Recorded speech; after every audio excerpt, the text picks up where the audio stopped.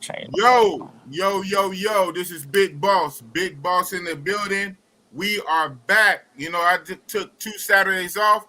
I was in Brazil having the time of my life. Oh shit. Hi, I'm on the what's the name? Okay. Uh-oh. Oh fuck. Live as shit. So you extra Oh, you know live. what? That's on my other computer. Hell no. That's embarrassing. No, it's all I'm good, extra man. live. You live. It ain't on my phone. Okay, we got some problems going on. That's what happened when you go early. It's all good, man. Hold on. This is why we're gonna do that. This is why we're gonna just turn this computer off. All right, that was weird. Hear myself in stereo. Anyway, without further ado, we here. So anyway, we got 4 whole people. Who we got? We got Jay Rich, JJ, and Love. Damn, half the people are my moderators. JJ and Love. Yo, what's up with y'all, man? So anyway, like I was saying before that weird shit happened, you know, I was just out there. That's why I met you. I met you in person for the first time. Where did I meet you at? Where did we meet? We met at the spot, man. Mavs, you already know. Oh, shit. The spot? That's the spot. We about to be That's lit. one of the spots. We about to be lit. Boss is on here with a youngster too. Man, so you bringing that young energy. Oh my goodness. You know what I'm saying? Yeah, man, I'm trying to. So we gonna get right into it, man. So all right, bet. Mr. Sir, how long have you had your passport? Shoot, not really. Real precious. How long have you had it, sir? Not even that long. I got my passport in April. What? I just been gone since then. This young man been lit since you just got it. Wow. Yeah, I just got it in 2021 during COVID. Yeah. I got it during COVID, man. I was hyped up about Colombia. Well, I was in the Army before, so when I was in Korea, I didn't really need no passport to go there. I was on orders. Okay. I was in Hawaii, but yeah, man, I started seeing videos about Colombia and all that. I was like, oh, where's going down like that out there? I got my passport. I was gone. You got your passport, so you know, in this interview we're gonna get in depth. So you start seeing videos about Colombia. You found out about the travel life about Colombia through YouTube. Who were some of your favorite YouTubers or your first YouTubers you started learning from? Shoot, I was watching my boy Aaron at BMT. Okay. I was watching his videos. Of course, Black Man. Shout out to Aaron, Black Man. Yeah, shout out Aaron.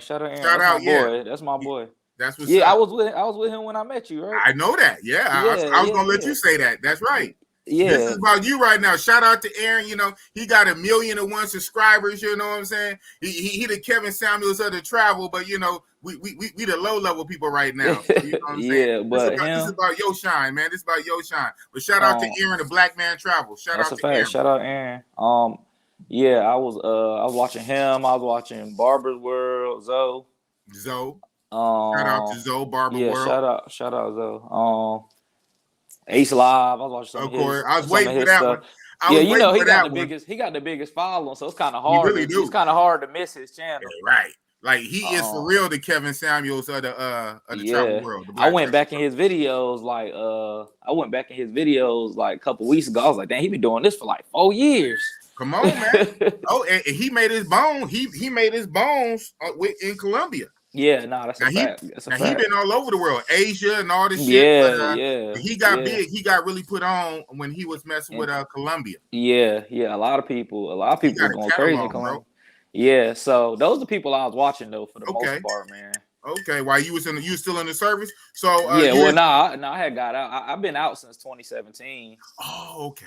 You've been but I was in grad school, and all that, so I was chilling. I won't really think about going nowhere like that. Mm-hmm. And then you saw all those YouTubers, Zoe Barber World, Ace Live, Black Man Travel. You saw all the travel shits. You start seeing Colombia. You said, man, let me get my passport. You got to go see for yourself, huh? I got to go. Yeah, I was like, I got to go. I ain't know it was going down like that. I was like, I would have never thought. So even when you went, so let me unpack this, right? We got to unpack this. Right. Okay. So even when you went, you saw the video because as you know, there's only so much that we can talk about on facts. YouTube. Facts. So even though I pushed the limit, goddamn it, I pushed the limit. But even me, it's only so much we can talk about. And and a lot of those YouTubers, are pretty clean with their shit anyway. And so that's the crazy. So even though what they were showing you that piqued your interest, you still didn't know what I didn't get into. Yeah, I didn't know. I was kind of just wow. I was kind of like I kind of knew they had to keep it PG. Right. For and now that I done met most of them, I know they was keeping it PG. Now they completely different people. I done met all of them too. The only one I didn't. But everybody cool. Everybody cool. It's just different. It's just they gotta keep it PG on. Hey man, they gotta keep YouTube. It. But Boss ain't gonna be PG though. Yeah, right. So but then I probably ain't gonna make it big. Yeah, the only one I haven't met in person is Ace Live. Now, me neither. I was in a group. Yeah, I was in a group with him at one point. I'll put that out there. We was in the same group and interacted like that, but the other ones I met like in real life. Well, everybody you named the good people, and I want to shout out Check and Effect too. Oh yeah. I met him. Yeah, I met him not that long, like a couple weeks ago too. Yes. He was in Rio. Yep. Shout out to Check and Effect. Yeah, we doing it, but you know what, man?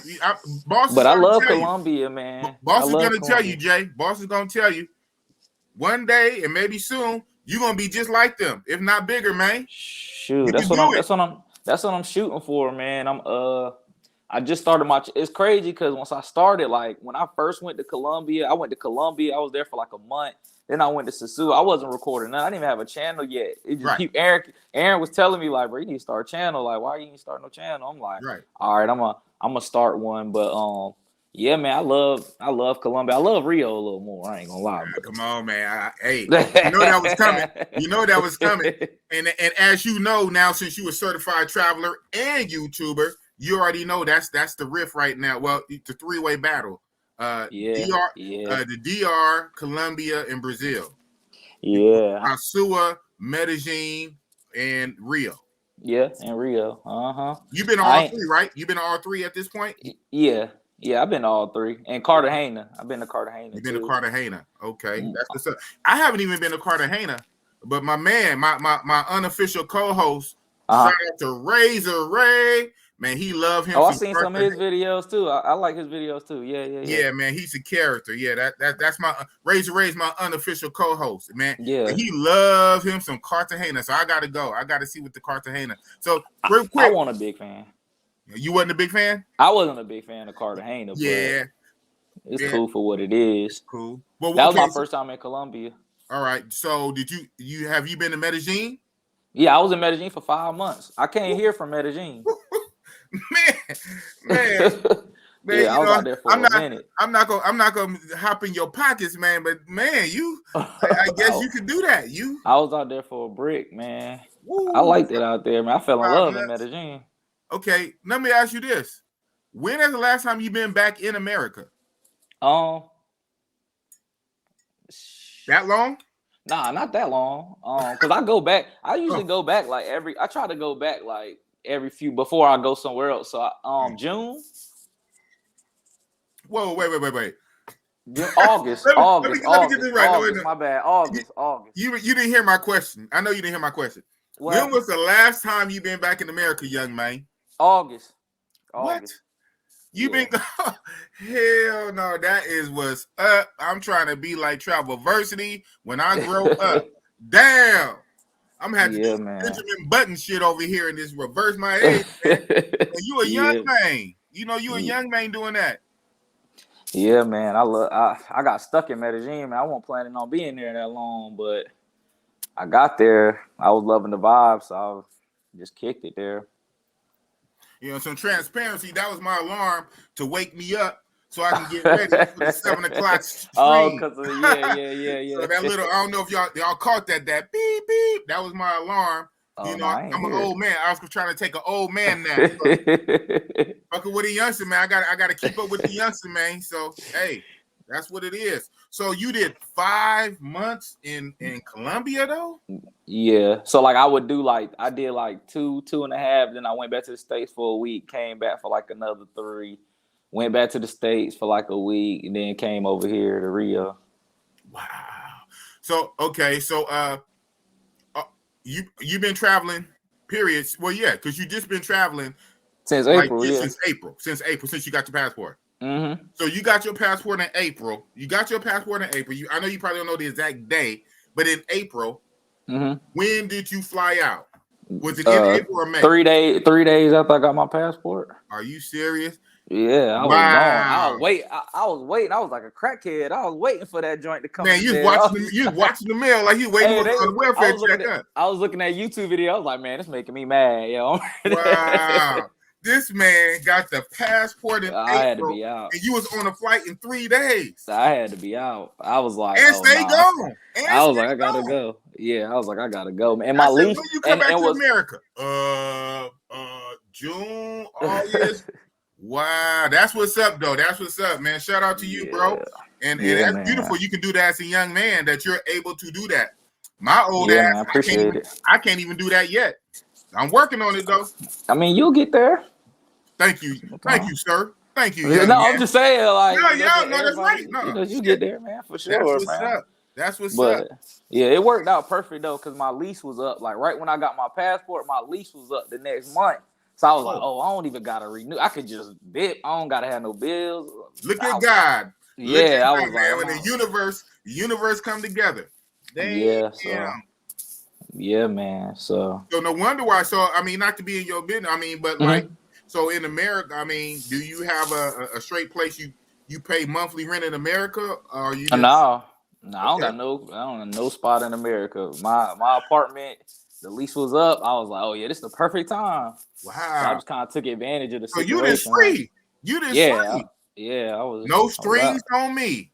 I am free. I was out of there, man. So it's a blessing for sure. Man, he making boss jealous, man. Hold on, we about to end this stream. I'm about to hate, man. Hey, Bossy bro, boss about to hate on the youngster, man. Hey, come back through, man. Hey, come back through. Come back through. They waiting for you. They waiting for you to come back, man. Hey, man, I left a lot on the table. Oh my goodness. Yeah. So I've been going to Brazil since 2020, and I did 4 trips since 2020. See, I can't be nowhere 5 months like some people. You know, I still have a job. Security I have to do. So mostly my trips are normally 10 days, man. But I tear up for 10 days. I turn up for 10 days though. How often? Man. How often you how many times you been out in Rio? I've been in Rio 4 times. I've been to Brazil 4 times, been to Rio 4 times. I've been to Sao Paulo 3 times. My very first trip in January 2020, I didn't go, I just skipped Sao Paulo. I did like 7 days Rio. My second trip, I did 1 day of Sao Paulo and about 7 or 8 days Rio. And so then after that, I started doing like 7 days Rio, 3 days Sao Paulo. So have you been to Sao Paulo yet? No, so that's what I was gonna say. I was planning on going to Sao Paulo last week, but I'm like, I'm about to leave. I'm about to go to Asia, so I'm like, I'm gonna just keep chilling Rio because my friends is here. Asia? A lot of my friends is here now. Yeah, I'm going to Thailand. This it's about to be crazy out there. Hold on, get the strap. I'm about to end this thing. This is going to be the shortest. This is the shortest Big Ball stream. What's it? We 14 minutes. I'm about to get the strap, man. I'm about to go crazy out there, man. I'm gonna have it set up for you though. When you touch down, I'm gonna have it set up. And this guy killing me with kindness. Y'all hear him, YouTube? And he's killing me with kindness. That's what's up. Coming to the airport. I got you. Man, you're gonna have a blast. I only been to Thailand once. How you like it? That one time was my best trip in my little 3 years of traveling. I've been to DR about 4 or 5 times, Brazil 4 times, Colombia 3 times, Thailand once. And that one And that was trip the best one? tops all that shit. That's what everybody tell me. Every time I talk to somebody, they say that they like none of this is messing with Thailand. I'm At like, all. see, At now all. I gotta go. At all. At all. Yeah. The only thing though, and I ain't gonna get into that in my channel because I already do too much. I pushed the limit already. Right. And I know it's certain things you two don't want to talk about, but I know you have to get the CV to go. So I guess you must be straight on that. Well, actually, you don't. You just got quarantine for 7 days. You can quarantine, but I'm going back to the States to get. I'm gonna get it. I mean, okay. So, but you don't have to get it to go. I know that, right? So without the CV, you have to quarantine for 10 days. Oh, okay. So yeah, most people don't want to do that. So, but that makes sense. But even with it, I'm sure you know because I know you did your research. So not even more so for you, but this is YouTube and I got people watching. Right. So I'm talking for everybody. So even when you do have the CV, you still have to quarantine for one night. Yeah. That's kind of crazy. Yeah, no, they trying to get some money. You know that. You got the whole ass shit already. You already got it, but they want you to quarantine for one good night. Whoa. And but I'm talking to the mass audience. And as you know, you have to even have the CV. Yes, you still got to take a test when you go, and you got to take a test when you land.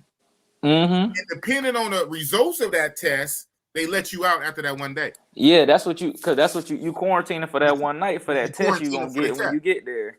But guess what? What if you take that test, and what if that test come back something that you don't want? You gonna be sick. That one night. What you got that COVID? Yeah, I mean, I'm gonna be out there for. I'm gonna be out there 5 months. Huh? How long? Yeah, I'll be out there like half the year, huh? What? Yeah, I'm gonna do Africa after that. That's what's up, man. YouTube, hey chat, man.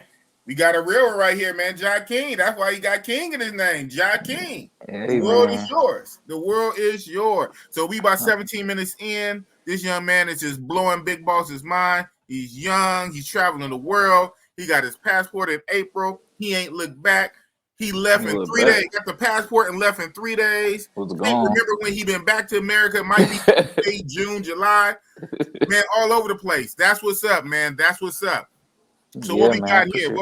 What we got here? We got Jay Rich, yes sir. Said we need that Thailand review. My new moderator, JJ. JJ was with me when I was out there in Brazil last week.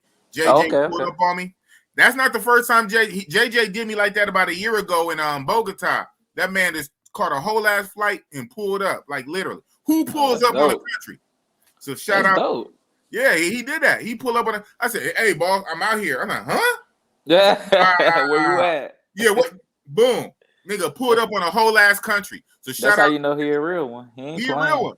Yeah, that's why he my newest moderator. So my other moderator, Love Entertainment in the house. That's what's up.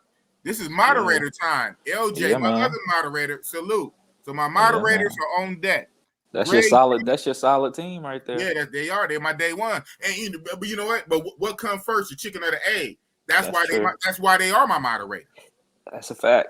That's why they are my moderators. What comes first, the chicken or the egg? You know what I'm saying? They day ones. So I had to. Greg G, what's good, peoples? Love and entertainment. Oh yeah, he doing what he's supposed to do. That's what it is. If you feel so inclined. Hey, you got a cash out, bro? Jah Luna. I don't really use it. Jah Luna. Okay, you got your phone. So, you want me to drop it in the joint? Yeah, just drop it and my moderators will throw it up there. You know what I'm saying? Support the young brother. He's out there for months on end. Mr. Freedom, respect family. Respect to you too, sir. J Love in the building. The man born in Colombia and raised in Oakland. That's crazy. Oh, that's dope. What's up, big boss? What's up? CJ4, yo, Citizen Edge. This is my boss, y'all. I said it before, you know what I'm saying? I don't hide nothing. This is my boss, my real ass boss on my real job. Oh, that's dope. Crazy as hell, huh? Yeah, that's dope. That's crazy. He watching you though, man. That's dope. And he's a YouTuber. Oh, okay. And that's his channel, Citizen Edge. He be talking about Second Amendment shit and security stuff.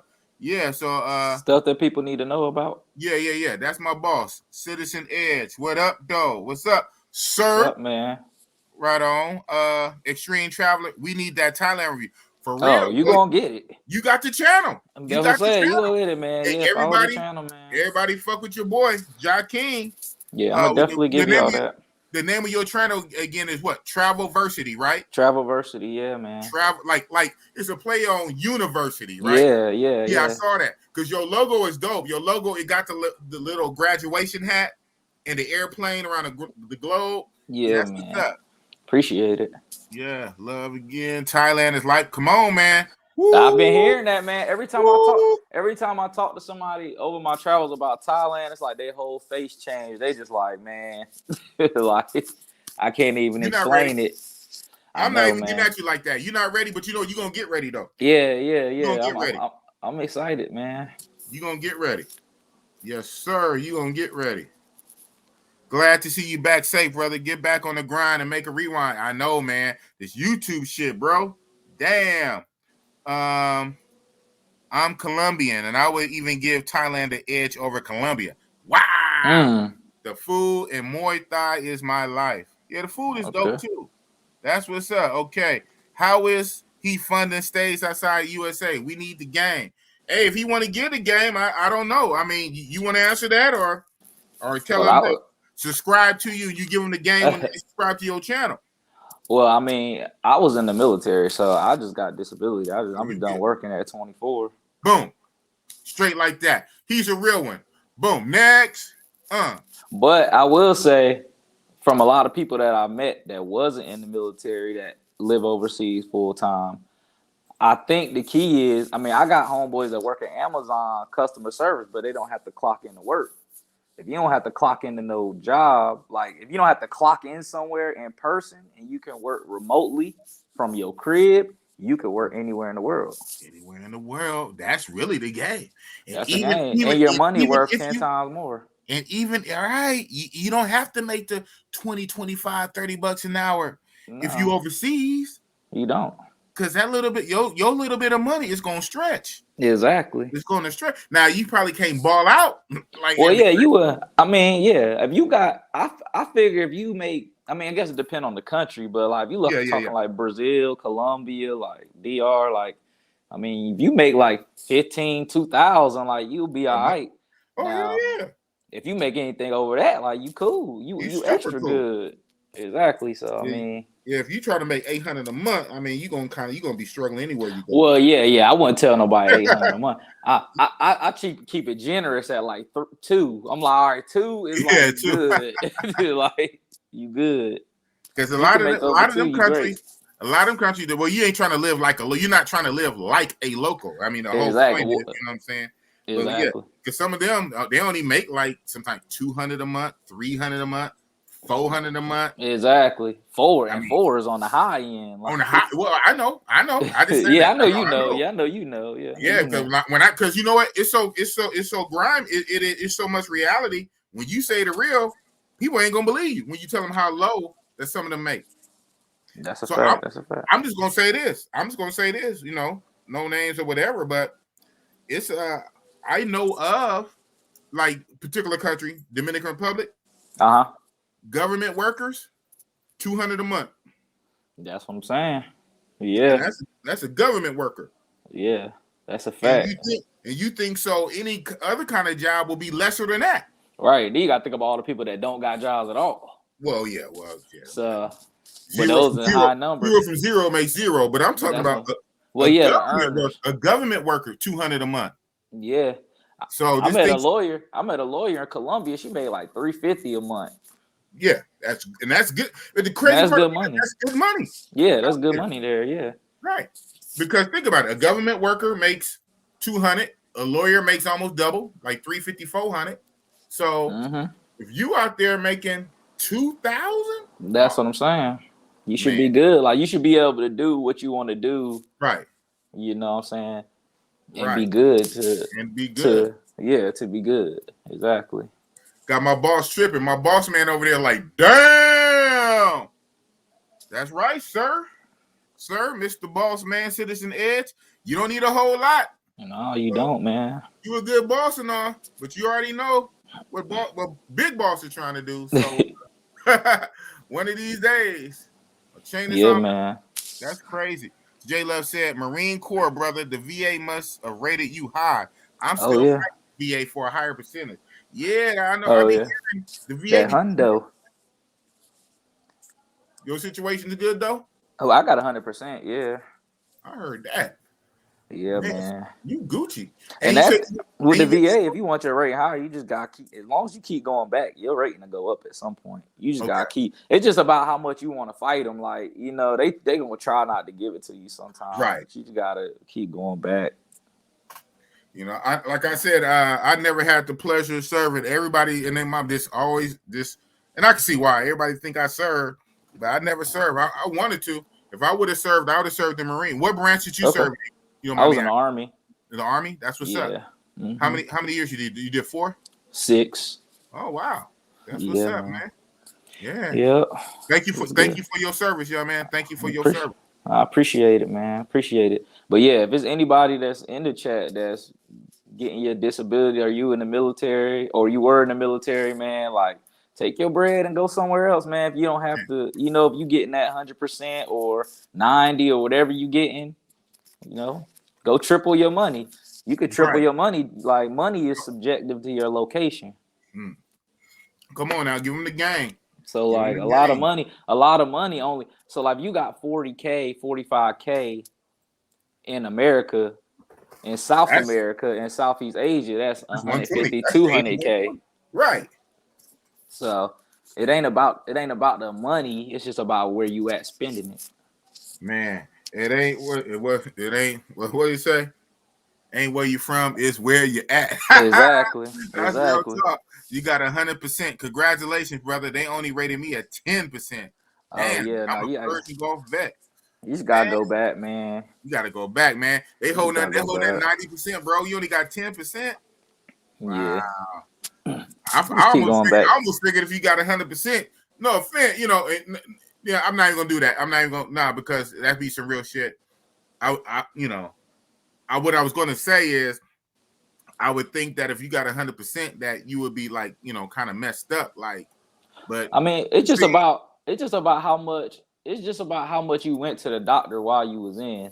So if you went to the doctor a good amount while you was in, just for anything, like I used to go to the doctor just because I didn't want to do duty. Like I'll be like, I'm going about to fake something, so I ain't gotta go. And all my BS, it really just added up in the end.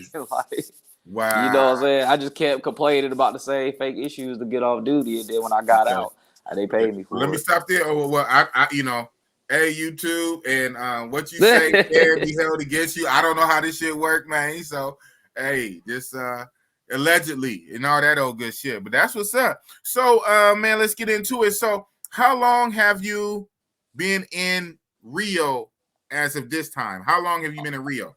So I know you said you did Colombia 5 months. Yeah. How long have you been in Rio? Like 2.5 months in Rio.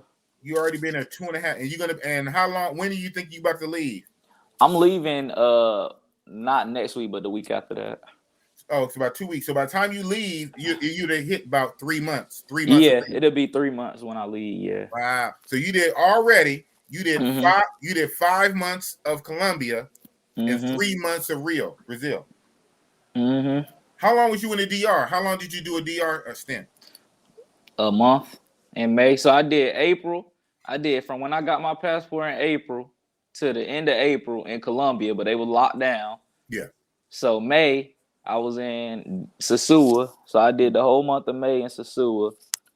And I did June to September in Medellin. So that combined 5 months with April and that. And then now I'm in Rio. So wow. You did more travel in this year than I did in 3 years so far. God, that's what's up, man. I'm hating and I'm glad at the same time, man. That's what's up, bro. Yeah, HC man, chilling. Yeah, I'm with HD chilling with them staring eyes. HD chilling got them eyes. That's good living, right? Damn, I want to be like him when I grow up. and I'm 50. I'm 50 Man, years old. man, I was sitting. I was sitting there. I was sitting there watching the videos. I'm like, man, I ain't doing nothing all day. Like, I'm about to go. I ain't got nothing else to do. Wow. And like you say, not if, but when you get the YouTube popping, you know, might be a few more months, a year, or whatever. You got time to stop. You will get paid from that. Yeah, exactly. And then when you and then another thing is when you in these countries and you saving so much money that you're not spending, you can invest in stocks and you can invest in all that and make other bread. Exactly. Because you saving so much money in these other spots, you could dump $1,000 in. But that's crypto. If you're saving, man, unless you just spending. Exactly. Yeah, spending it on the cat. You know what I'm saying? That's true. I mean, I don't do too. I don't. Yeah, you're young, man. You know, I know you get off mouthpiece, man. You get off. I mean, I dabble in both for sure. You know where we met. Real talk. This is real talk. We lit. I'm telling you, man. I'm about to this shit more lit than Joe Budden shit. We lit. Exactly. Yeah, but yeah, I definitely dabble in both of them. But I try not to spend too much, you know. Oh yeah, exactly. Like we be saying, that the weekend warriors or the 10-day killers like me, you know what I'm saying? We move different than like an expat. Like you down there, you are an expat, sort of, kind of. You a young expat. Yeah, basically. And so when you in country for like months on end, you know you do have to spend differently. I mean, exactly. That's the thing. You can't really, like, if you going somewhere for a week or two, like, you gonna ball out. You especially, you know, you been saving, you been working hard trying to save your money.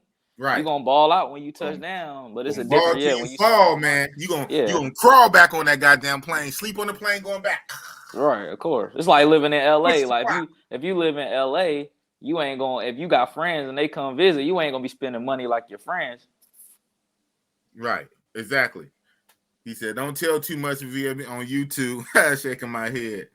They ain't gonna find my name on here. Right. Versus Travelversity. That's all they need. Exactly. Go Travelversity. Giving travel tips, man. That's what's up, bro. Damn, man. So you've been in Rio for 3 months. So far, you got 3 countries.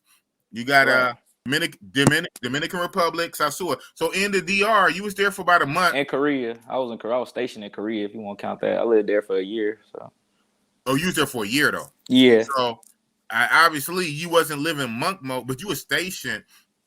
So you want to get off of that? So I'm gonna ask you, man.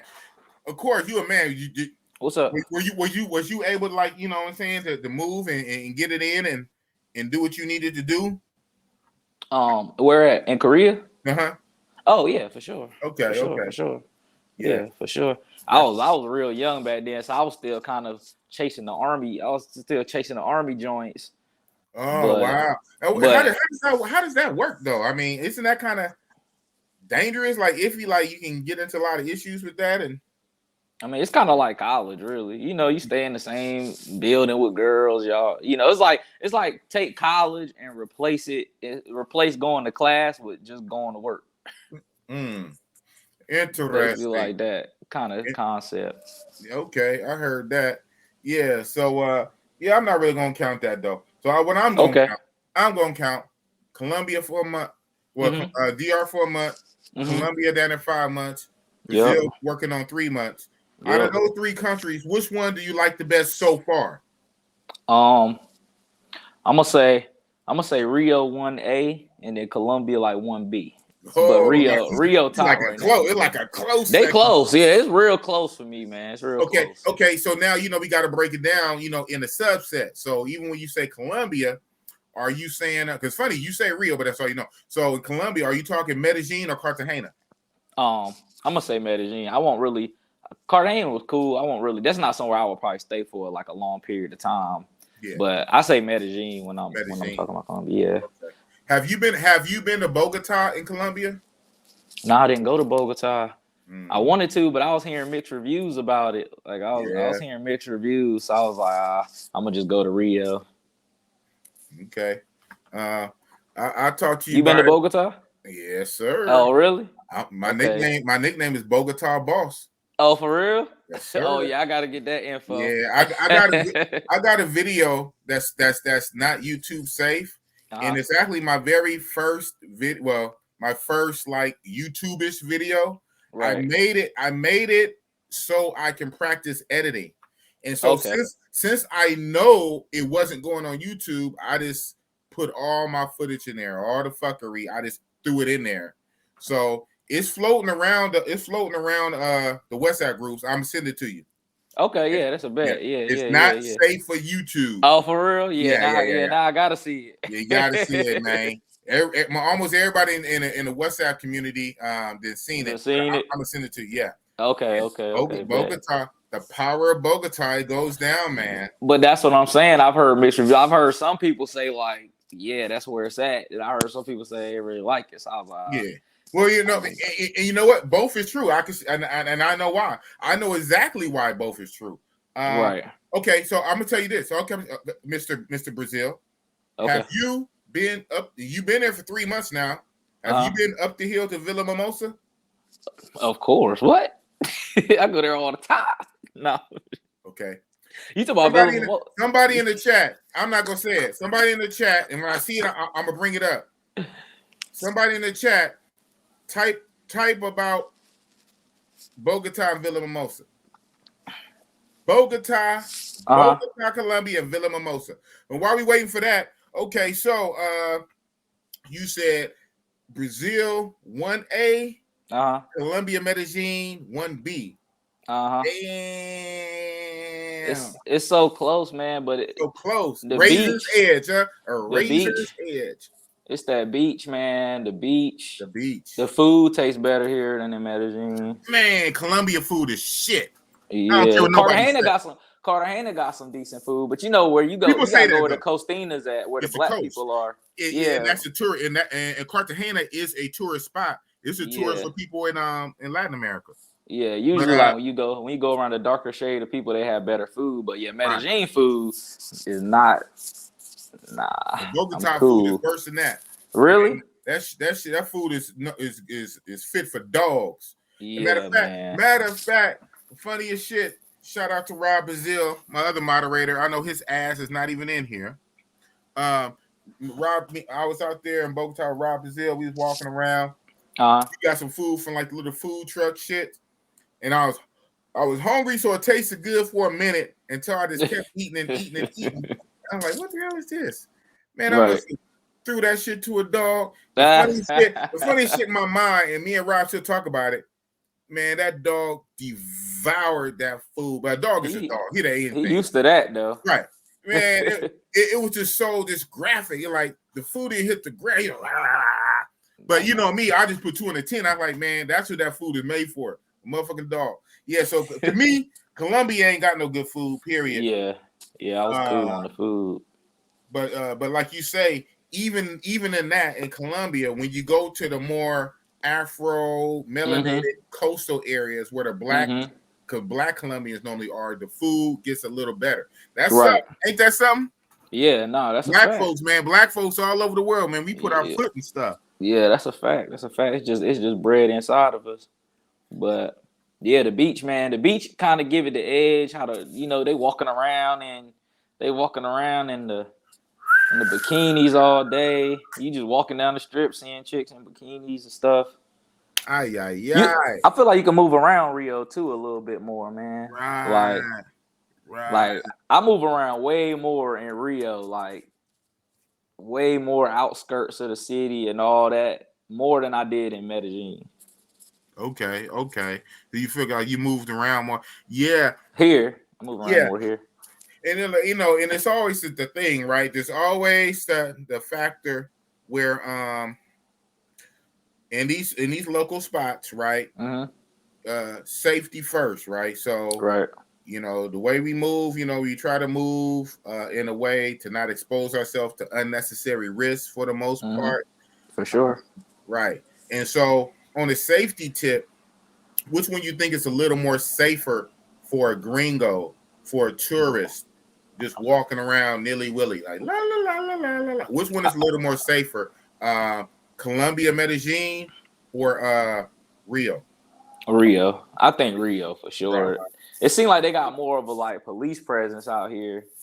And it seemed like they police kind of care a little more Right. than in Colombia. And it seemed, I feel like I kind of, like, I know we American at the end of the day, but I feel like I blend in a little bit more here. Like, I be in places and I feel like everybody around there look like me. So I'm like, all right, nobody even paying me no attention. So, I walk home, like, especially if you in Copacabana, like, no, you pretty much good. It's well lit. I walk home many a nights drunk and ain't feel unsafe at all. 5 a.m., 6 a.m. Right. So we as you know, right? Even though you're not in my group, and by the way, you can be. After I'll open it up. You can be in my group because I have a few other YouTubers in my group. Cool. Yeah, right on. But it's a WhatsApp group. Yeah, WhatsApp group. Okay. Yeah. And cool. Shit. And one thing we talk about, man, what is up with all the fucking druggings in Colombia? And if it ain't a drugging, and then it's just straight up jacking, getting robbed. You either get robbed or you getting drugged in Colombia, in Medellin, in Parkland Aires. That shit is not supposed to go down in a what? Tourist area. No, those are facts. If it's going to happen, and a lot of times it will, it's supposed to happen when you get froggy and you venture out into the hood. Because I want to see how the locals live. I want the real culture. I don't want to be with other Americans. So yeah, when you feel froggy and you venture off into the little hood areas, then you both get knocked on the head. Yeah. How you get knocked in the head in the middle of the park? That is crazy. Yeah, like it's crazy because I would meet people at like Sweet Georgia and stuff, and they'd be like, dudes that been there one night. Literally the next day after they got off the plane, I got robbed. I'm like that's crazy. I'm here every night. I was at the park a lot, 4-5 months, and I'm like, dudes coming out here in one night, and then you talk to. But a lot of times when you talk to guys, it's like I talk to a guy, he'll tell me the story of how he got robbed. Then it starts sounding crazy. Then it starts making sense. We say, that's why you got robbed. That's why you got robbed. Yeah, exactly. We talk about that too. But first of all, you know how to handle yourself, obviously. You was in the service, you was in the military, you was in the army, 5-6 years in the army, you know how to handle yourself. Obviously, you gained up, you got a good head on your shoulders. So it is largely about how you move and mitigating factors and not putting yourself in the middle of a fucked up situation. A lot of guys move real stupid and goofy. That's true. I mean, what I realize is, a lot of times though, man, dudes see them pretty faces and, all that body and they ain't ever really used to it. So they start to get a little loopy, you mix that with the liquor they drinking. And probably other stuff too, because everything's flowing out there, so they probably start taking, you know what I'm saying? And some of whatever and some of whatever. all types of stuff. Then you done took a girl home that you don't know from the club. You let her make you a drink without looking in Medellin, Colombia, where it's literally known for people to do that. You gonna let a chick that you met at the bar make you a drink? Cut it out. So it's like yelling at the TV like I'm watching a sports game, like you fool. Right. Man. Dudes wearing APs and Rolexes, like doing too much. Man, what is you doing? You might get robbed for that in the States in the wrong place. that part. So it's like I had to slowly wean myself off, and I'm still working on this. When I'm packing to go to not wear my Jordans, my J's, I'll be trying to wear Jordan. That's his shoe. I still be rocking the J's now. I was wearing my nice watches. I mean, I was doing silly shit too when I first started traveling, and until the OGs pull me aside like, yo, bro, don't be doing all that. Don't be wearing all this and that. No, you don't need to be dripping like that. You don't need all that kind of drip. But you listen though. Oh hell yeah. Some people don't. Believe it or not, I got a hard head, but I listen. Yeah, that shit crazy though. Like I say, man, rule number 1, protect your money, bro. I'm talking about for the country. Protect your money, man, because that's your money maker. Oh, yeah. A lot of these countries, that's a major source of income. Yeah, And tourism. tourism. You don't want that shit to freeze up and to dry up because every other week, and you got a trip like we all know, right? Everything is everything. Anything that happens, you know what I'm saying, that we hear about, right? Times it by 10. Because why you don't hear about everything for a lot of reasons. Because some people, and I can't blame them, some people probably be too ashamed to tell you that they got robbed. So they'll play it off like everything good. Knowing their ass got robbed. So so everyone that you hear, you probably can times it by 10 or at least triple it. No, it's ridiculous. I was meeting dudes. It was to the point in Medellin. I was meeting dudes probably like 2-3 times a week that got robbed. Like, I'm crazy. Like, this is crazy. Like, it was happening at high numbers. So with your one person self, how is you just randomly bumping into 2-3 people every week that got robbed? Sweet Georgia, right? Like, you go to so you start multiplying that. Yeah, when you going, because I used to go there and eat breakfast all the time. Yeah, so like, they got the American breakfast. So when you in there, you like me? You like American breakfast? Yeah. So when you in there every day, almost, you know what I'm saying, you starting to meet so many people. They telling you stories, you in conversation. So it's like, it was crazy, man. It started getting a little worse once I like right when I left or right before I was about to leave. It started like it had like a spike. No, it's like that now. They still going now. Yeah, that's what I heard. Yeah. I heard they going crazy. I heard they're going crazy out there, man. You heard the story that like last week, dude got and with the dragon's breath scopamine in Cartagena.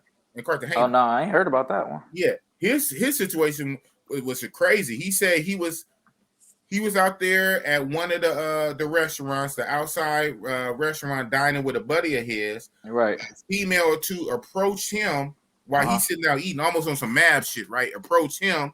And he exchanged information. So I guess he hooked up with her later that night, the next night or whatever. She come through to his hotel, but she didn't have no ID to get in. Right. So you gotta get rid of her early. So instead, he go out and they just go walking. They go walking the beach and all the shit right before sunset. They sit down, and the cool part about it, he said they ordered a drink from like one of the mobile stand, like somebody pushing like a little cart shit. Ordered a drink. And I guess either she must have knew the person making a drink or just that fast, whatever, she had to liquor shit. Bottom line, when he got the drink, they ordered drinks from the little mobile stand. He drinking his drink, he got woozy and doozy. The next thing he woke up in a taxi cab. So I guess the girl had put him in a taxi cab. He woke up in a taxi cab. The cab driver was yelling at him. He had to pay. He had no money. His wallet was gone. Everything was gone. With his phone, everything, but he had like a second phone in a room, like a burner, like a phone. So when he got to the room on the second phone, he opened up shit. Bank account was hit, gone. Yeah, gone. Hella shit. I'm like, wow, this is this is Cartagena, not even Medellin. Last week. Shoot, it's a video it's even on still on Aaron page on BFT. We caught a joint about to drug a dude in Medellin one night. No, for real? Yeah, it's up. I got it on my page talking about it too. Like it was like we was standing outside, and the only reason we called it is crazy because I was looking at Shorty like thinking about if I wanted her or not. So I'm just looking at her, and then dude started to take her. He having a conversation with us. He started talking to her. So as he's talking to her, you feel bad. Like, I guess he decides he's gonna take. Well, I'm in a group of people too, Aaron. There was a few people. We was all outside. Okay. And this is Colombia. This is in Medellin. Yeah, Park Lieres. Medellin, Park Lieres. Yeah, and I guess he decided he's gonna take Shorty with him. Mm-hmm. So he started walking off. Shorty comes back to her friends, and it's like they sneaking handed. So I'm just looking. I'm like, they handed. So you saw the handoff. I saw the handoff. So then I'm talking to my other boy. I'm like, I just seen her hand off something, but I don't know what it is. I'm like, that could be anything. Like, right. And he was basically like, I'm gonna feel bad if we don't say nothing. Like, if we see it, we'll say it off. But he was like, we can at least tell him, like, you know. So we walk up. He listen. If he don't, he don't.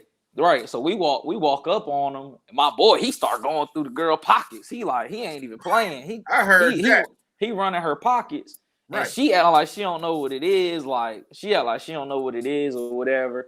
She like, oh no, it's something. She said it was Tootsie. And if you've been in Medellin, like you know what Tootsie look like. Yeah, if you've been there, yeah. powder. So Pink powder. It's pink. Yeah, so she like it's Tootsie. We like it's not no Tootsie or whatever. But we just told her, we like, look, we don't really know what she about to do, but she got this just in case. You know what I'm saying? So you'll know. You know what I'm saying? So he ended up leaving with her while they would walk away. She dropped it on the ground. She threw it down. Oh, okay. So we was like, why would she throw it down? Like if it was just, busted. She was busted. She threw it on the ground. We saw her throw it on the ground. She was busted, and I guess at that point she figured she might as well just make the real regular money. Right. He was aware at that zero point. because she was about to get zero. Right, and he was aware. So, but he still took Shorty with him. So I was like, she must have been bad. Nah, she I was don't know bad. if you be that bad.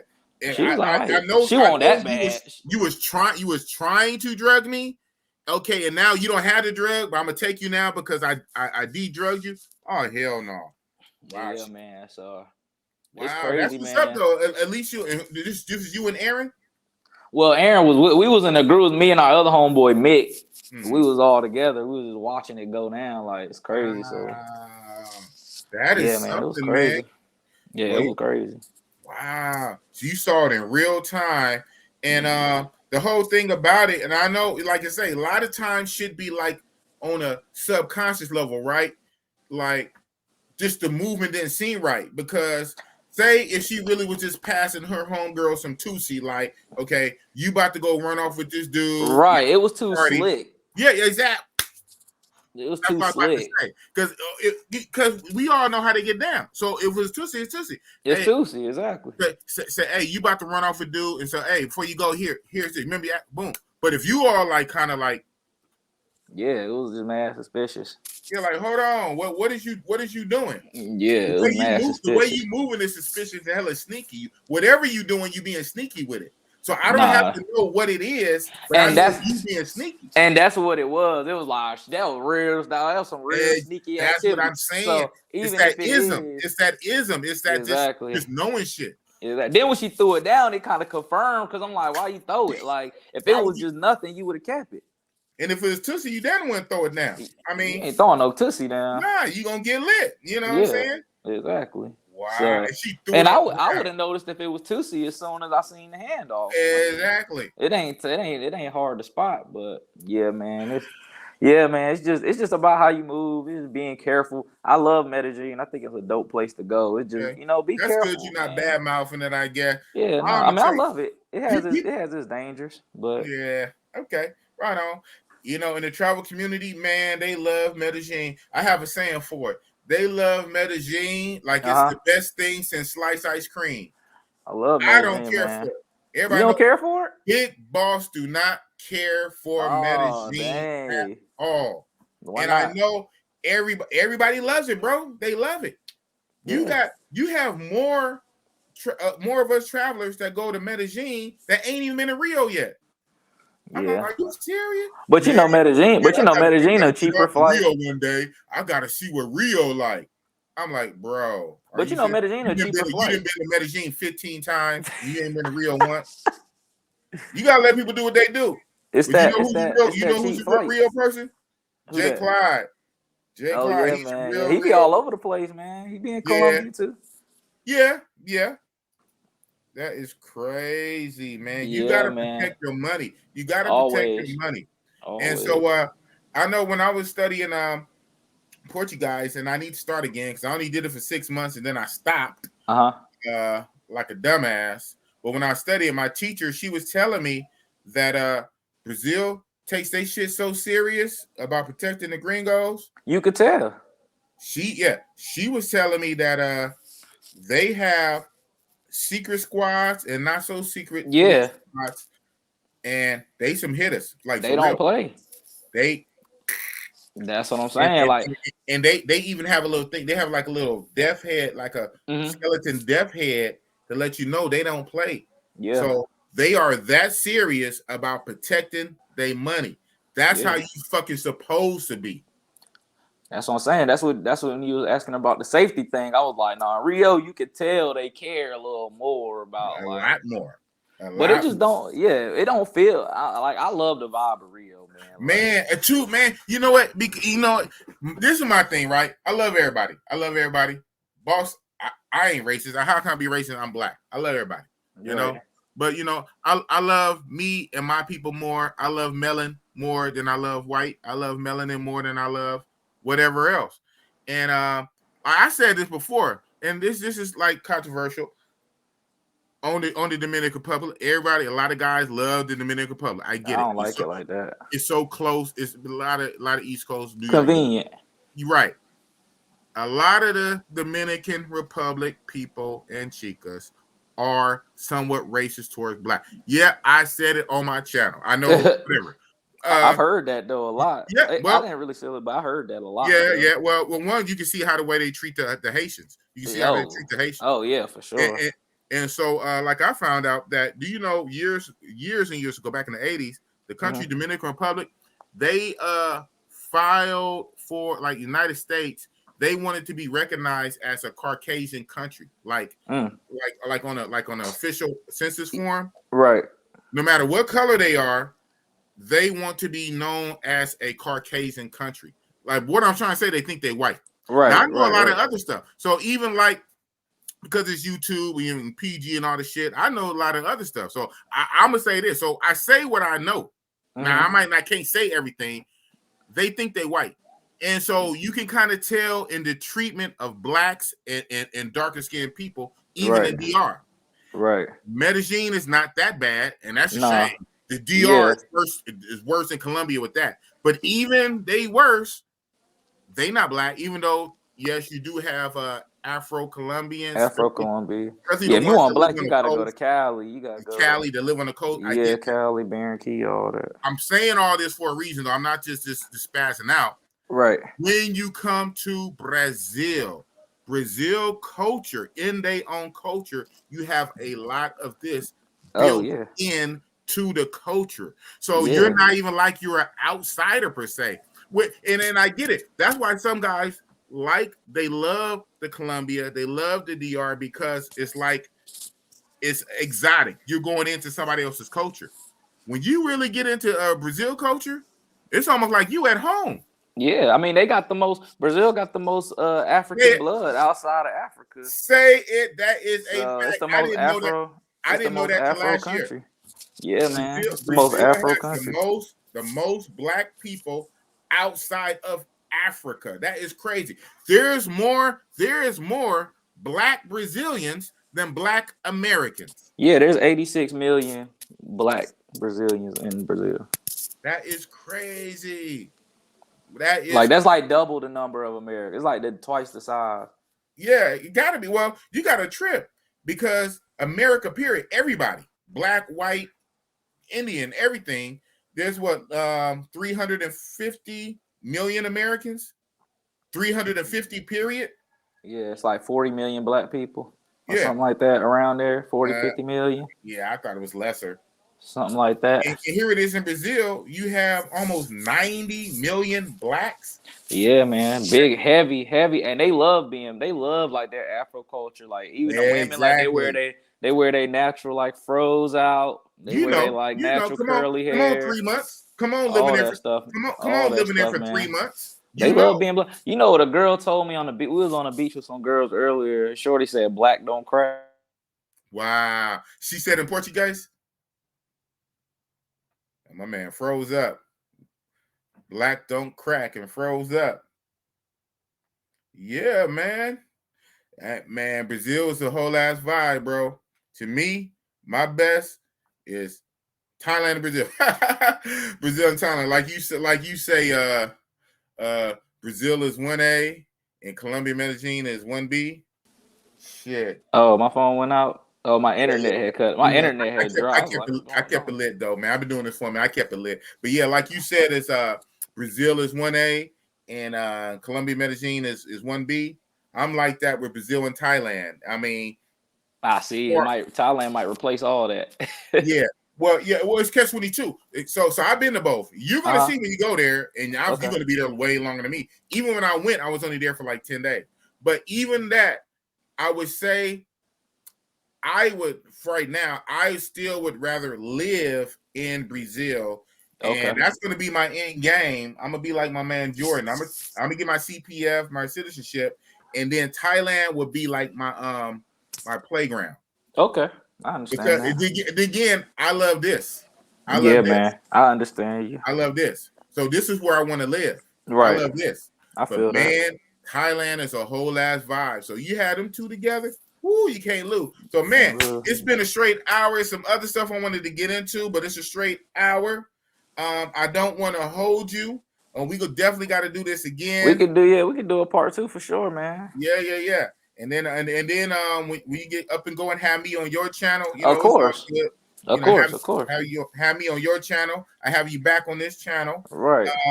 I'm gonna get at you. I'm gonna drop the link. I want to invite you to my WhatsApp group. Okay, cool. Real Talk with Big Boss. Okay, yeah, I'll grab it from the link. Yeah. That's what's up, man. So anything you want to say in closing, man? I'll let you go. I'll let you have it.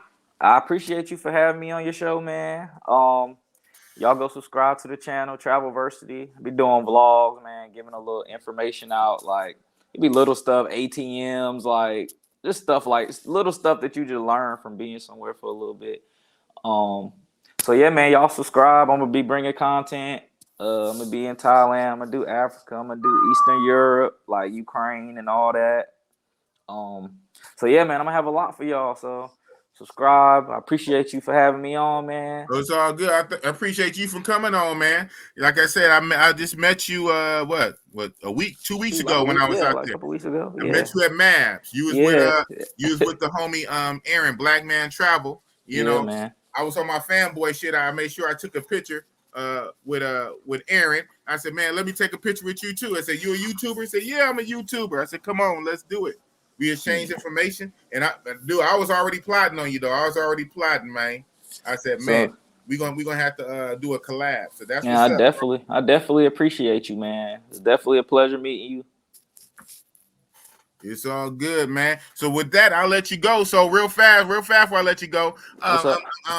You know, it's Saturday night. It's about midnight where you at, young man in Rio. Can you say what's some of the plans you have for tonight? What you about to get into? Shoot, well, we about to go probably go to Maz and drink.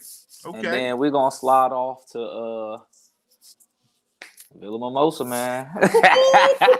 Well, we're gonna go to Mosaico. We're gonna go to Mosaico. Yeah, I'm about to say, okay, before you let you go, I know I keep saying I'm gonna let you go. Get your night started. Good. The thing is, because I was waiting for somebody to say it about Villa Mimosa and Bogota. So I'm gonna say it. Dude, Bogota is a city version of Villa Mimosa. Villa Mimosa and Bogota is like this. Oh yeah, I might gotta go visit that then. I was waiting for somebody to say it because there's a couple people in the chat. They know what's up. They know what's up. Especially this guy right here. This guy right here. Ed 3, that's Rob Brazil. Shout out to my moderator. He showed up finally. Yeah, that's also Rob Brazil. Thailand and Brazil for the win. He was with me when I was in Bogota. Yeah, so Bogota, Santa Fe. Now, Bogota, Santa Fe is basically Villa Mimosa, bro. And I'll tell you more later. So yeah. VM is a real live tender. He said Villa Mimosa is a real live tender. Yeah, you swipe right, swipe left, man. And it's great on the pocket. So I'm gonna let you go, bro. I'm gonna let you go. Thanks for coming on. We're gonna holler. Have fun, be safe, bro. Have fun, be safe. That's what's up. So yeah. He okay. Yeah. So my man, that's what it is. Santa Fe and Villa Mimosa. They basically one of the same, bro. Boop. Again, shout out to my guest, Mr. Jah King. Go check out his channel. It's Travelversity, all one word. Travelversity. It's a riff on like university. Travelversity. The man's going to teach you and game you up a lot of things about travel. To recap, the young man said he just got his passport this year, 2021, April. 3 days after getting a passport, he was out. ain't looked back since. That's what's up. Did about a month and he did a month in the DR, 5 months combined in Colombia, and 3 months in Rio by the time he leave. And he says he's gonna do Thailand. He's going to do Thailand for a couple months, then Africa. Damn. So definitely go to his channel, subscribe to his channel, because I'm sure he's gonna be bringing that heat. That's what's up. And you're gonna see him on this channel. And yeah, we're gonna do more collabs, most definitely. And that's his channel right there, Travelversity. My internet went out, my bad. Appreciate y'all having me. Hey man, appreciate you. And I'm gonna leave this up here for a while so people can kind of just see the name, Travelversity. Make sure you go over there and subscribe. Travelversity. That's what's up. That's what is up. Yeah, so we still going. So it's a trip. Now, now we can get started. Not like that, but now it's 7 o'clock Cali time. It looked like it's 7:05 p.m. What, Pacific Coast Cali time? That means what? It's 10 o'clock New York time. Now it's the start, my regular start time. And shit, I didn't even anticipate, I didn't even trip about the what's the name? About the daylight saving time. The daylight saving time went back for an hour. That shit kicked in like the same day I came back. The same day I came back last week. I just got back. So it ain't been a week yet. It's about to be a week because I was in Brazil. Again, a recap. I got to Brazil. I went for Halloween for my birthday. As y'all know, Halloween is Bossy Boss' birthday. I just turned the big 50. Boss is 50. That's right. Born in 1971. So 21, I turned the big 50. So normally, since I got my passport, I've been going to the DR for the last 3 years for Halloween and Super Bowl. But because the DR been on some fuck shit, in my opinion, I said, you know what? I'm not doing DR for Halloween. I'm not saying I would never go back to DR, but God damn it, DR needs a break from the boss because they doing too goddamn much. So I said, you know, I'm going to go since I can't go to Thailand. Now, if Thailand was open, man, or open for as not no long as quarantine, boss would have been in Thailand for Halloween. So I went to the next best place, Brazil. So I just went to Brazil for Halloween last month, and I got back last week Sunday. But the night I got back, the time changed. The time went back. And I didn't even trip when I reached out to the young man behind the scenes, Jah King, that time frame turned a 4-hour difference into a 5-hour difference. And as the young man said, you know, he had shit to do. So we pushed the live stream up an hour.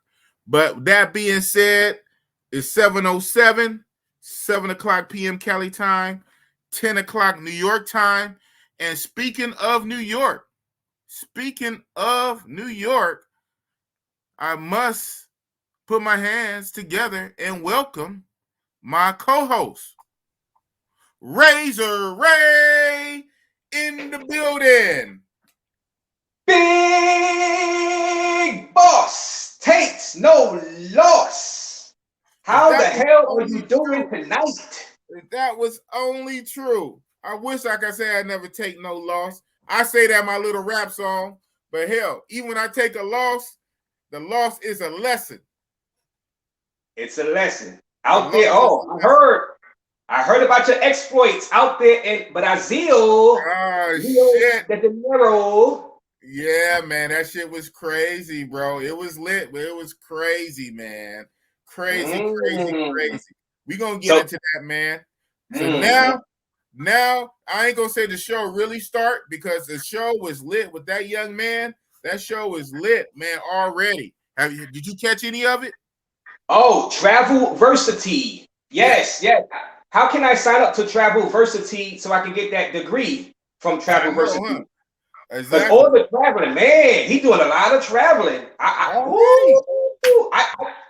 thought he hit Lotto or something. I thought he hit the Mega Millions. I thought, man, he travel like that. Woo! He say he don't even got a spot in the States to call his home, his own. Well, shit, that's what's up. What I see, he don't need one. He not coming back to the States. Man, I tell you, man, that's what's up, man. So, like I said, I can't even disrespect and say now the chat the stream starts, but I can say the stream we gonna hit another level. We about to switch gears though.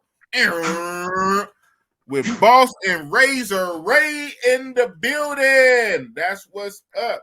And matter of fact, let me see what's up with the homie Richie Rich.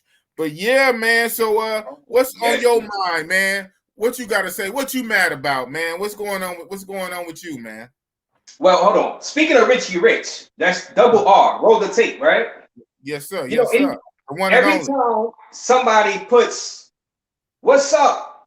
RR inside the chat, right? And I'm inside the chat, and roll the tape is on. Roll the tape is on, right? He's on in the show, so I'm in the chat too. We all typing, and they say, "Yo, what's up, RR? What's up, double R?" Because you know my name, Razor Rave. So I'm thinking they talking about me. So I'm like, oh, all these guys, they know me, they like me. So I'm like, oh, what's up, yo? What's up? I'm saying what's up to everybody. You know, I'm like, yo, I'm thinking they talking about me. Right. But they really talking to Roll the Tape, Richie Rich. Wow. So I'm like, oh, man. Oh, no respect. No respect. Like Rodney Dangerfield, man. They drive you to drink. They drive you to drink light beers. No respect. Yeah. Damn.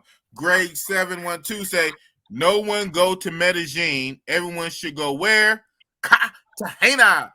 Look at that. He said it in the Razor Ray voice. Cartagena. Cartagena. Can't nobody say Cartagena like Razor Rays. I don't care what you talking about. Hey, what's up? Salute to you, Greg. That's what's up. Bobby Johnson. OG Bobby Johnson. OG Bobby. He says, hey, Boss and Razor OG Bobby Johnson in the house. Holla at your boy. Cali Coast in the house. You know what it is, man. West Coast is the best coast, man. You know what I'm saying? No disrespect. No disrespect. You know what I'm saying? None taken. You know what I'm saying? We not going back to the 90s with the East Coast, West Coast, man. We're not gonna recreate that. It only ends in one way, huh? It only ends in one way. It only ends in one way, man. That's what's up. But I'm gonna say this though, Mr. Cartagena. What's up with your country, your adoptive country, and all the damn robins and druggins and scopamine and dragon's breakfast? What's up with all that, man?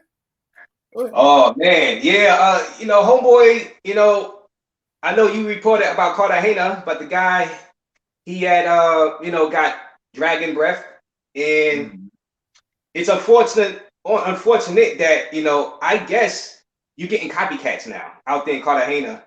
They see they see the girls getting away with it in Medellin, so they decide, hey, we can do this over here also in Cartagena.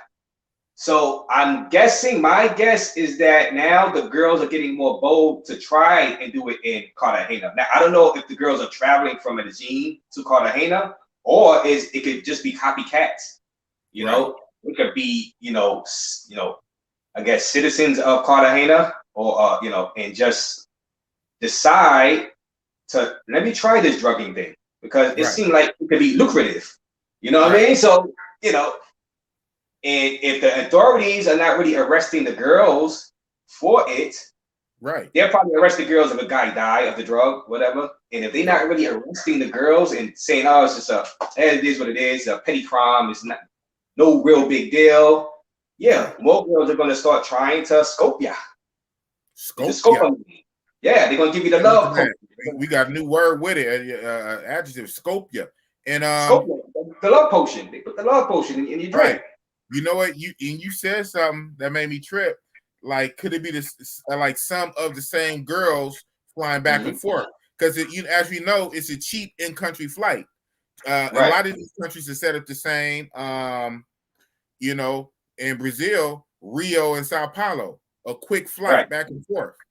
You know, in Colombia, you have Medellin, Cartagena, a quick flight. Even in Thailand, even though they don't really fly on like that, but Bangkok and Pattaya, a bus ride or a private taxi ride, back and forth. So I wonder if, you know, these girls make some money, and especially if they hit a lick.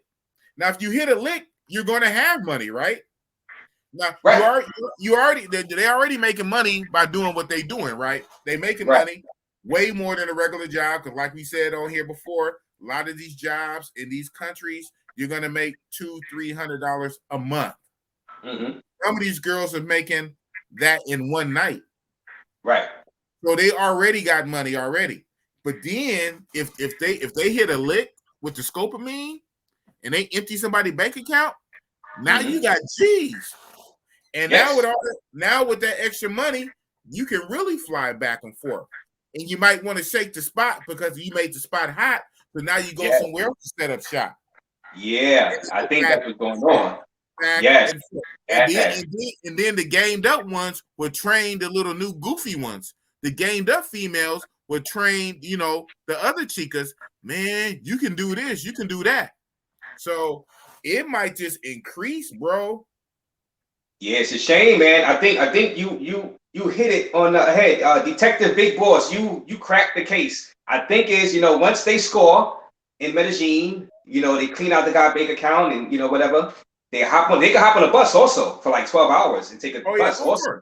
Or plane. Because that's what they used to. I mean, we be flying, but you know, they'll hop on a bus or a taxi. Yeah, right. Yeah, and they could get out of Dodge because they don't want to stay in Medellin, you know what I mean, after they do the robbery because they made it hot. They made the spot hot. So they get on. Go to the next spot. The next spot where there's tourists and guys, you know what I mean, that, you know, showing off their money with the gold chains or whatever, throwing the money in the air. That spot looks like a spot with guys that got money. Let's go over there now. You know, what a disaster! What a freaking disaster, Big Boss. Right before you go. Right before you go. Exactly. Right before I go. But like I said, I'm still going to go. But like I said, I haven't had nothing bad happen to me, so I'm going to go. Right. And I'm going to enjoy myself, but I'm going to not leave my cups in front of any woman alone because I'm sad to say I like them, but I just don't trust them. So I'm gonna take my cup with me to the baño. I'm gonna pretty much be telling the girl I don't really trust you. You know what I'm saying? By you doing that, by you taking the cup away from the girl, she's looking like, he don't trust me around his cup. Nope, I don't. You know, I don't have to say it. My actions speak. So now I'm putting her on notice that I'm suspicious of her. Even though she didn't do anything for me to be suspicious of, she won't try me because she know that I'm kind of paranoid now. You know what I'm saying? Yeah. You're so nice. You're such a nice gentleman, man. You're going to live a long time. But you know, Bossy Boss. I'll do it like this. I'll be like, you know what? Wow. That's crazy about all these druggings. What you think about that? Isn't that such a bad thing? Why do these bad, evil women, why do they drug guys? Because I know you wouldn't do that. Why do they drug guys?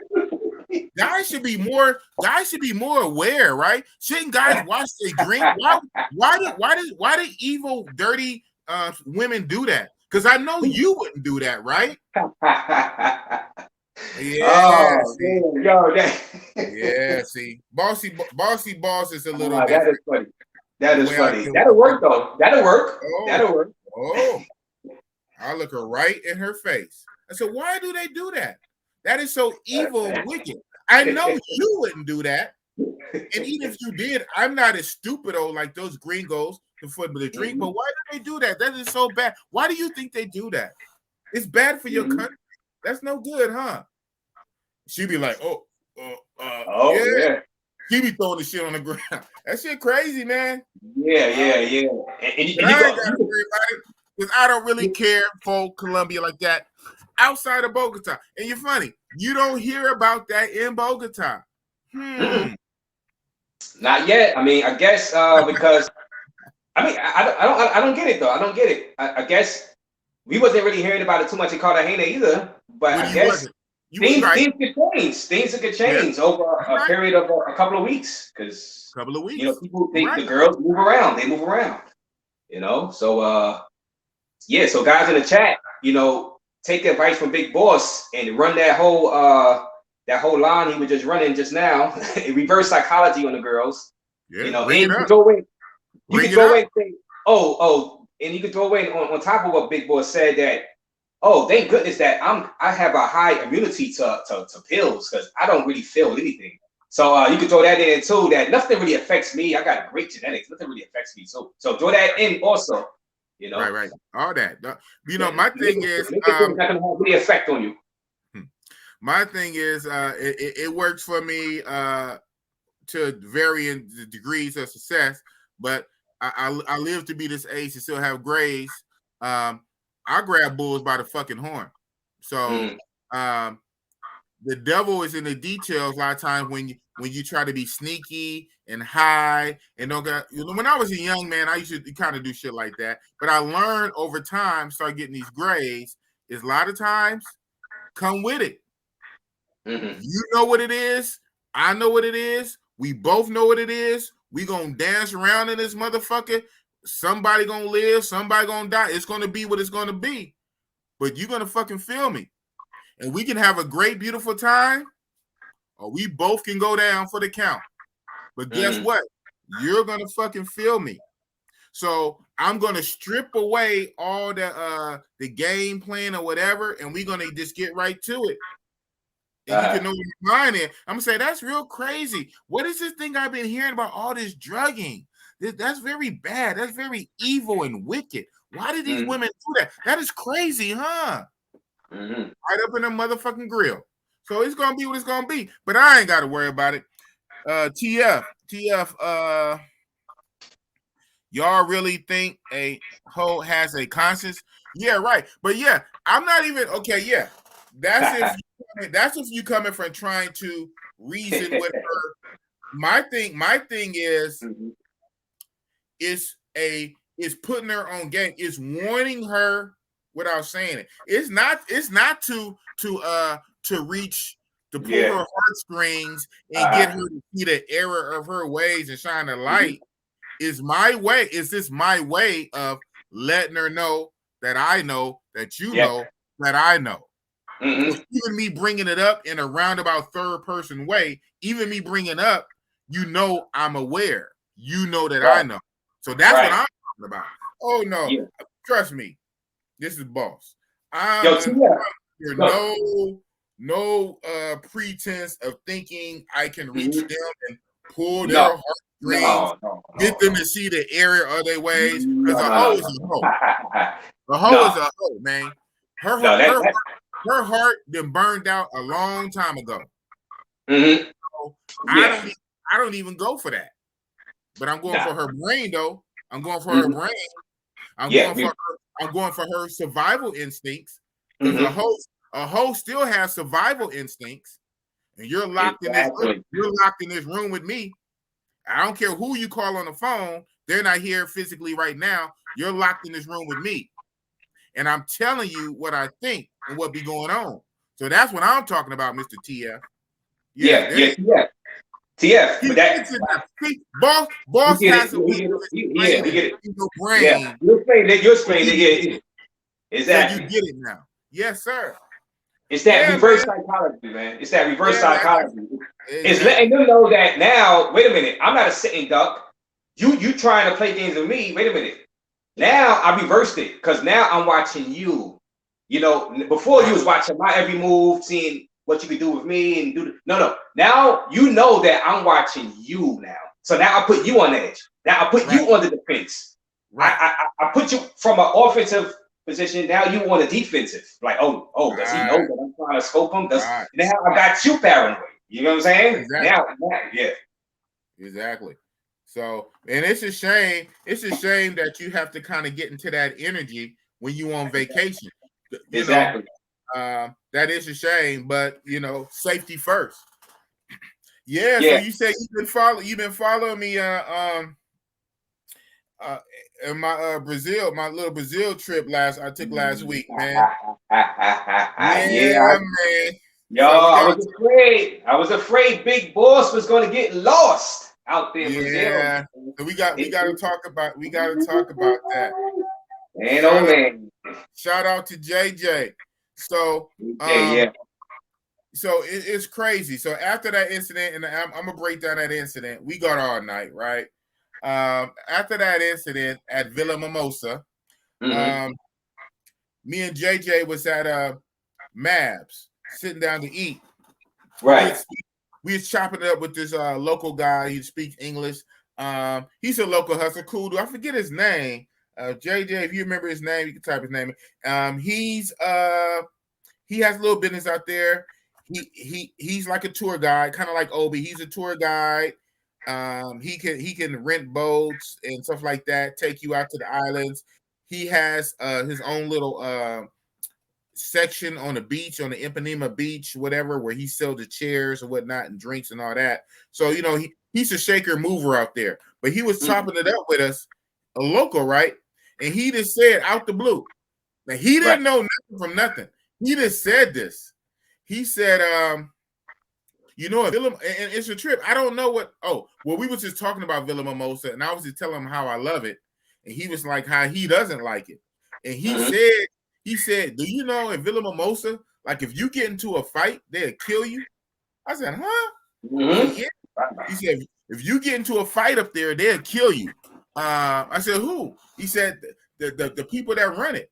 You know what I'm saying? Like the little gangs, cartel, or whatever you want to call them. But whatever. The powers that run it, they'll kill you. They don't want no problems or issues up there. And that was very interesting because the night before, I was up there. You know, I had my altercation up there at the Villa Mimosa. Yeah, I heard. Yeah. I heard, man. I thought it was going down, man. I thought it was going down. And like I said, I thought Big Boss almost got lost out there. I said, Big Boss, like he just standing his ground. You know what I mean? Big Boss is standing his ground. Big Boss is not trying to take a loss or any type of amount of money out there. You know, he you know, they owe you $10, they owe you $20 American. You getting your $20 back by any means. Big Boss don't care. So the only thing, you know me, I'm very transparent. Most of all the groups know, you know, because basically with Big Boss Real Talk YouTube channel is mostly an extension of my WhatsApp group and the other WhatsApp groups. But unfortunately, there's only so much we can say and show on YouTube because YouTube is a public platform. Right. Even then, I don't care about that. I would still say it and show it, public or not. But even if I wanted to show it to the public, the YouTube algorithm only allows certain things, so it won't get out. But yeah, so I don't even know how to. I was thinking about it. I don't even know how to explain the story, you know, YouTube friendly. Yeah, I can explain it for them YouTube friendly. Big Boss.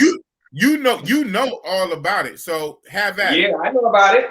You know, I know about it, and I can try to explain to the masses about how Big Boss almost took a loss. You know what I mean? Because Big Boss was out there in Brazil or Rio de Janeiro. You know, getting his freaky on, let's just say, and he ran into a little issue. He ran into a little issue inside Villa Mimosa. You know, let's just say with a friend. You know, let's just say with a friend, and that friend did not, let's just say, provide the service that was expected, and Mr. Biggie Boss did not want to take a loss, so he decided that he needed his money back in his hand from the manager, in his hand, but the manager, unfortunately, she was not giving it back. So that set Big Boss off into a big rage. So he was in Villa Mimosa in a rage, posted up like this, posted up like, I'm not leaving until I have my money in my hand. So, man, oh man. So when I was hearing this, I'm like, oh boy, something's about to go down big out there. I might have a story to tell on my YouTube channel. Big Boss got lost in the deal. I'm gonna have a good story. I'm gonna get a lot of views on this one. So you know, so R.I.P. Big Boss. Yeah. So I was like, man. So, but then Big JJ stepped in. You know, he did what he had to do to, you know, calm the situation down before the goons came after you, Big Boss. So I was like, oh boy, I think the goons is going to come after you, Big Boss, out there. So, but Big JJ, like you said, he's the moderator here, and he came and he calmed the situation down because Big Boss is about to be doing some Captain America moves on a bunch of goons out there in Rio. So that was about that came, you know, horribly close to becoming a huge YouTube news story for at least a whole month.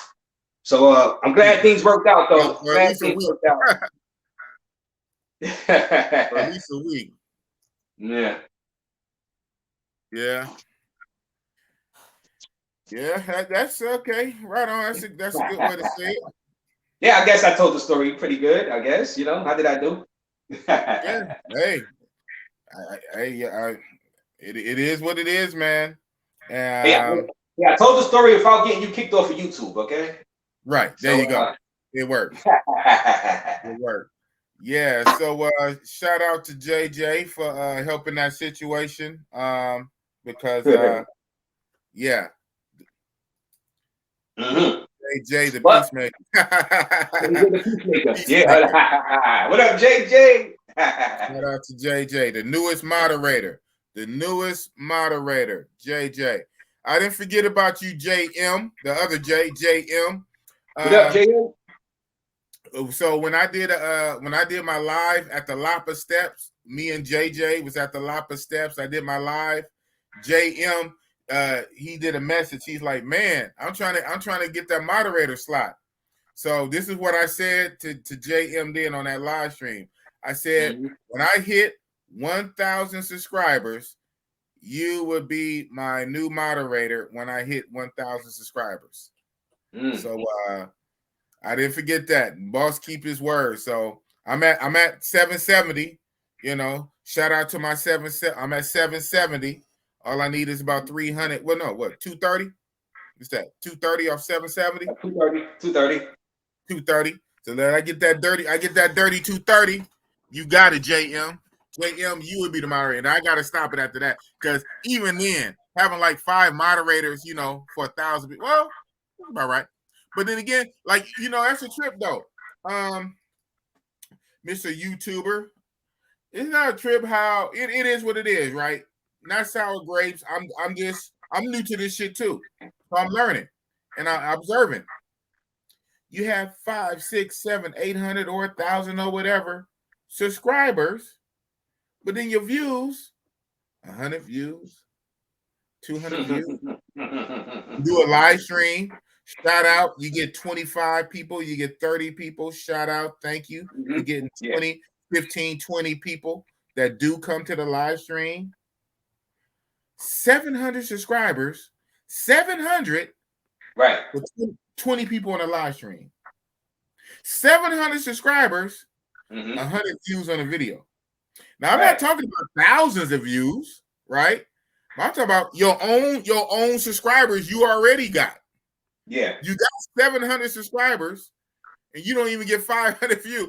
What's up with that? It's like, I was watching some, and they said like a lot of time people subscribe to you because they like you, and nowadays to subscribe is like a super like button.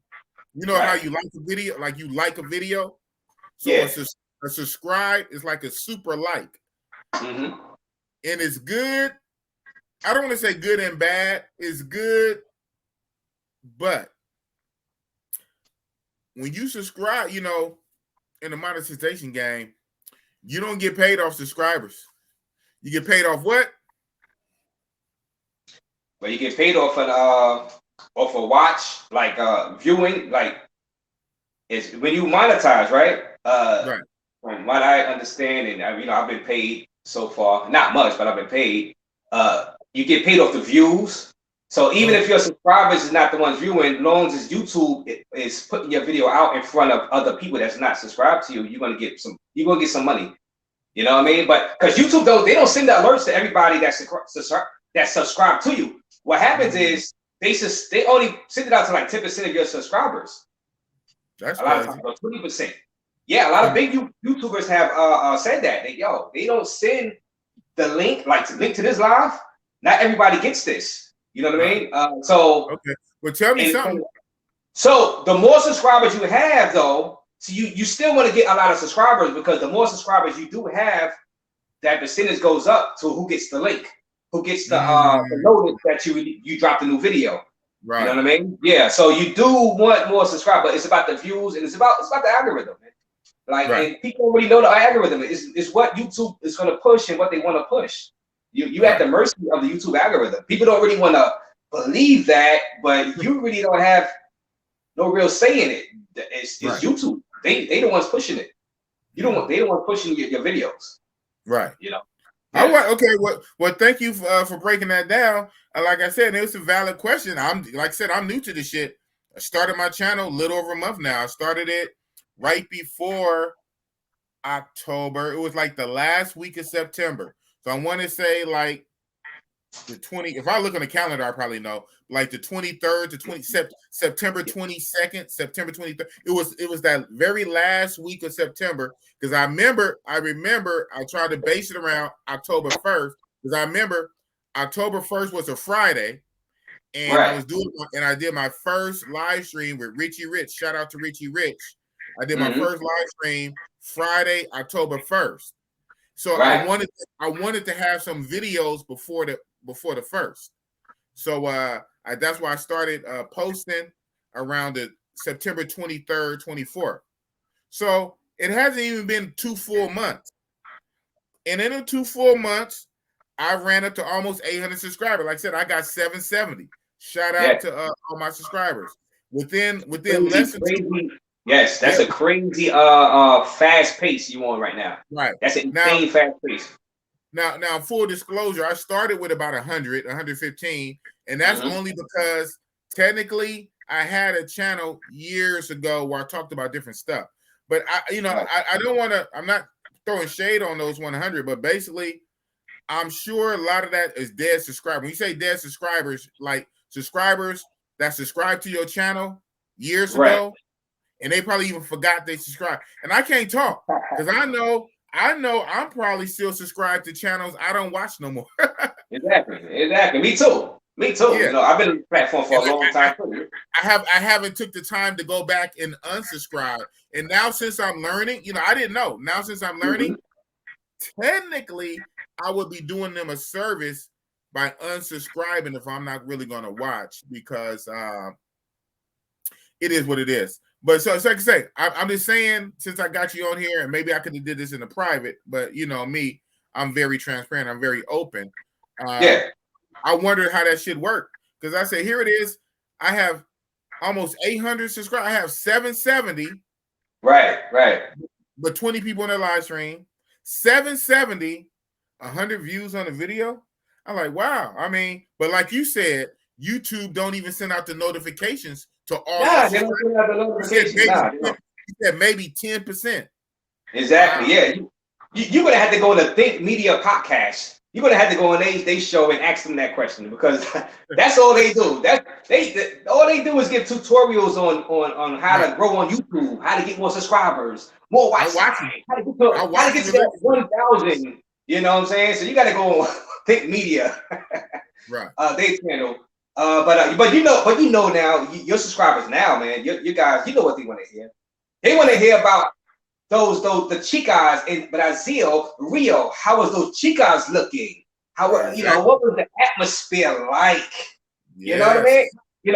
In comparison to a Cartagena, which I've been hearing some guys have been saying Brazil is the holy grail over Colombia.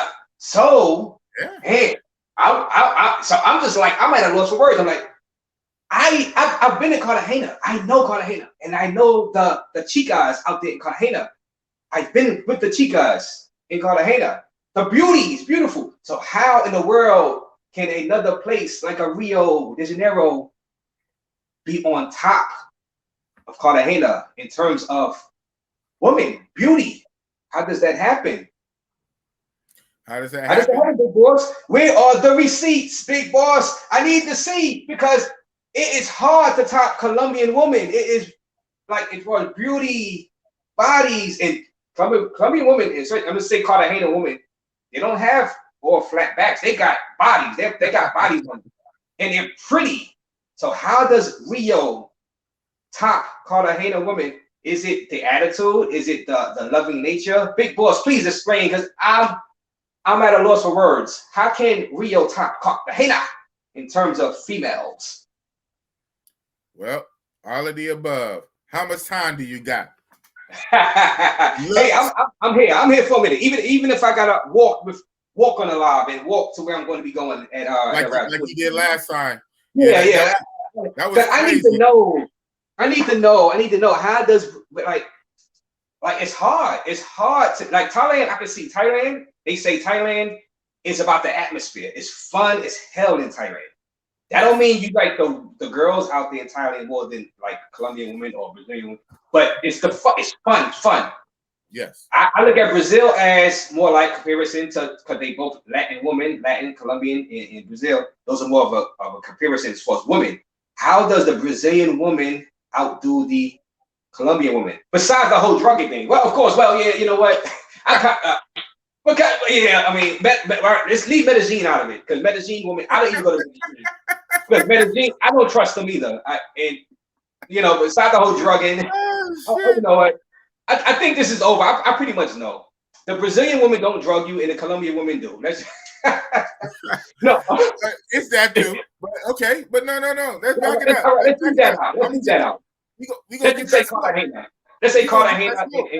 Let's say Cartagena, because Cartagena don't really have the druggings on that scale as Medellin. Cartagena women in Rio, yeah. That's it. Now, obviously, right? So the elephant in the room, obviously, the doy moment. Beauty is subjective. Right. So somebody might like white women or Latin women. Some people might prefer dark skin or whatever, tall, thick. Like, shout out to our fellow WhatsApp member, Jah King, who likes the real slimmer chicks. Okay, so beauty is subjective. We get it. So that's why if I try to only just hammer that away, that don't really mean much, because it's subjective. But I do have to approach that situation. So the women in Brazil are beautiful, man. They have a workout culture. Nothing else. They have a workout culture. Now to the point, some even overdo it. Some overdo it. The woman can be pretty as shit in the face and almost have like a little svelte, like, won't have an Incredible Hulk body, right? But might damn near have a Captain America body. I'm like, whoa, you too svelte. Like, too much muscles. Right. Got you. Not feminine. You can have a Wonder Woman body. Mm-hmm. You should have a Black Widow body or a Wonder Woman body. I like the Black Widow. You damn near got a Captain America body. What's going on here? So but with that being said, that lets you know how the level of fitness that they're just almost like cult. It's like a cult like. Okay. So their fitness is on point. Their bodies is on point. Now we talk about the beauty in the face. Okay, like I said again, beauty in the face is subjective. Body wise, what you like in the body, like do you like a girl with a big butt, big hip, big breast, thicker bone women or real slender women or whatever, short, tall. You like brunettes, you like blondes, all this whole other kind of stuff. You get, I believe, a more variety. Colombia has a variety, basically from your Afro-Colombians that live in Cali and Barranquilla, Cartagena, or melanated Afro-Colombians in the coast versus your more whitish Spanish Euro-looking Colombians. But even with that, in Brazil, you have more of a spectrum. It's not binary where you have your Afro-Colombians and your white Colombians. In Brazil, you almost have every flavor in between individually. The spectrum is out. Again, like shout out to Travelversity said in one of his university courses, he just dropped the fun fact that Brazil has 86 million black people. Black. Yeah, I heard him say that. Yeah. Yeah, 86 million. The Brazil has the most black people outside of Africa. Okay, right. So I'm saying with 80 plus million blacks and those Brazilians from Portugal and Spain intermixing, right? Everybody is mixing up with everybody.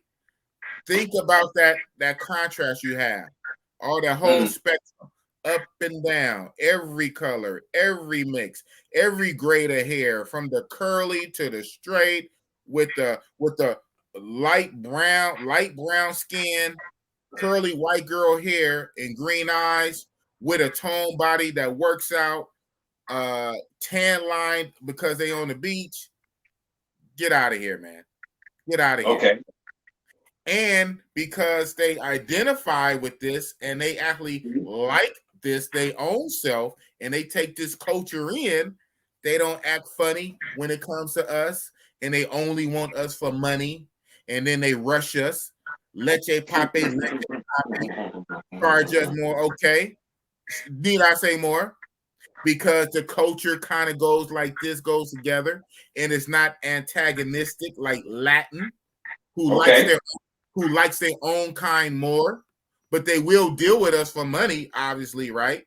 They will deal with us for money, but they prefer their own kind more. But the kind where they actually like this, okay? Okay. So I can go on and on and on.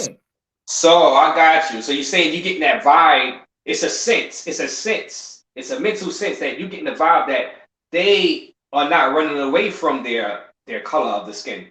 They are embracing it. It's everyday thing. It's a part of them. It's a part of the culture. They're not ashamed of their skin color. It's right. And they feel more accepting to you. They don't give you off vibes of I'm just with you because I need that money. And you know, leche. Yeah, one and done, and I wash up and I get right back out there. One and done, leche. No, got you. I got you. So it's more it's a feeling, it's a mental feeling. Because as far as the looks, Cartagena, which I know you haven't been there yet, they get different women from all around Colombia because they travel there. It's a tourist spot. Yeah. Yes, you're gonna get all types of shades and colors out there. You're gonna get the white skin, dark skin. Okay. Just like you said. So that's covered. That's covered for you. That's probably like Rio then. That will remind me more of Rio, which is touristy, which exactly. Okay. Right. So you got that covered because you can pick what you want, as far as color, shade of the woman. As far as the feelings you get, now it's gonna depend on the woman you actually pick, or if she picks you, you gotta get lucky on that one. So I can't guarantee you that you would get that same feeling like you saying you get in Rio and Cartagena, but if you pick the right one, you will. If you pick the right one, probably not on a huge scale, not on that scale as Rio. Pick the right one. Yeah, if you pick the right one. Now some probably be a little more cold towards you. It just depends. But you will, like me. One of my favorite female friends out in Cartagena was from Cali, a Cali girl. Because they say the Cali curves. She was, dark skinned, Cali curves, pretty, and she was very kind and very nice. And she's one of my favorite female friends out there. And another one, another female friend, same complexion, little curves, little smaller, and one of my favorite female friends out there in Cartagena. So I've experienced it, but you can get some that are more quick and cold and just like want to just boom, boom, boom, in and out, in and out, in and out. You know, so boom. Yeah. Boom, but boom. Yeah. But if you go into more of the local area, you would see more genuine, females that are just dark still, and you'll meet, you know what I mean? But on a smaller scale, because that's just a smaller town. If you talk about Rio is bigger, you know what I'm saying? So I can kind of see if I'm putting myself in your shoes, I can kind of see exactly kind of where you're coming from as far as the cultural, acceptance of the skin color. But Cartagena specifically, they do have dark skinned women there. They really do. And they are very friendly, and I think you'll be pleasantly surprised when you go to Cartagena. Yeah, I plan to go. While you were talking, I left this up, and the comments are still going. I left this one up because I want to come back to this. I left this comment up while you was finishing what you're saying, because this is actually real too at the same time. So I actually want to speak on this and unpack this. Travelversity, salute. Yeah. Shout out to Travelversity. I wanted to unpack this. I knew about this for a while, and over my last 2 trips, this one in particular, I'm starting to see this more and more. This is also a true statement too. Now, what are we talking about? So again, I'm talking about when I interact with everybody's different, right? I'm talking about when I interact with my own kind. I like this. Right. I know, I get it. Guys like snow bunny. A lot of people like opposite attract, right? Opposite attract. Because you grow up with your own kind a lot here in the States. If I'm gonna pay this money, I'm gonna fly overseas. I want something else. I want something different. I get it. Yeah. I normally don't go for snow bunnies and gray bunnies and all that. I like this. I just don't like the mind. I don't like the mindset of the Matrix women. I don't like their mindset. I don't like the feminist mindset. I don't like the Matrix. That's a whole other story. So when I go to Brazil, when I go to other places, that's why when I go to DR, I don't have a problem getting with the Haitians. When I go to DR, I get with the Haitians in DR. When I go to Brazil, I like this. Now I'm color struck. I like light skin. I like red bones, right? But they still black. All these Beckys and snow bunnies, whatever. Right. So what I said still stands. I'm talking about this. They represent our culture. They like our culture. Now, outside of this, yes, a lot of the what I say, I can't say a lot, but some of the white-ish Brazilians, they can be somewhat racist, and I've been noticing that more and more on my last few trips. Wait a minute! Wow, That's why I left this comment up here. I still haven't moved from it. Travelversity says, man, Brazil is actually one of the most racist countries in South America. Wow! How Travelversity? Let us know why you say that. But Big Boss just said he feels it's getting a little more that way from his experience. But I'm trying to see how, like, why, like. Well, one thing is, I do know. I would want to probably say that Argentina. Well, you said one of the most, not the most. I think Argentina might be worse.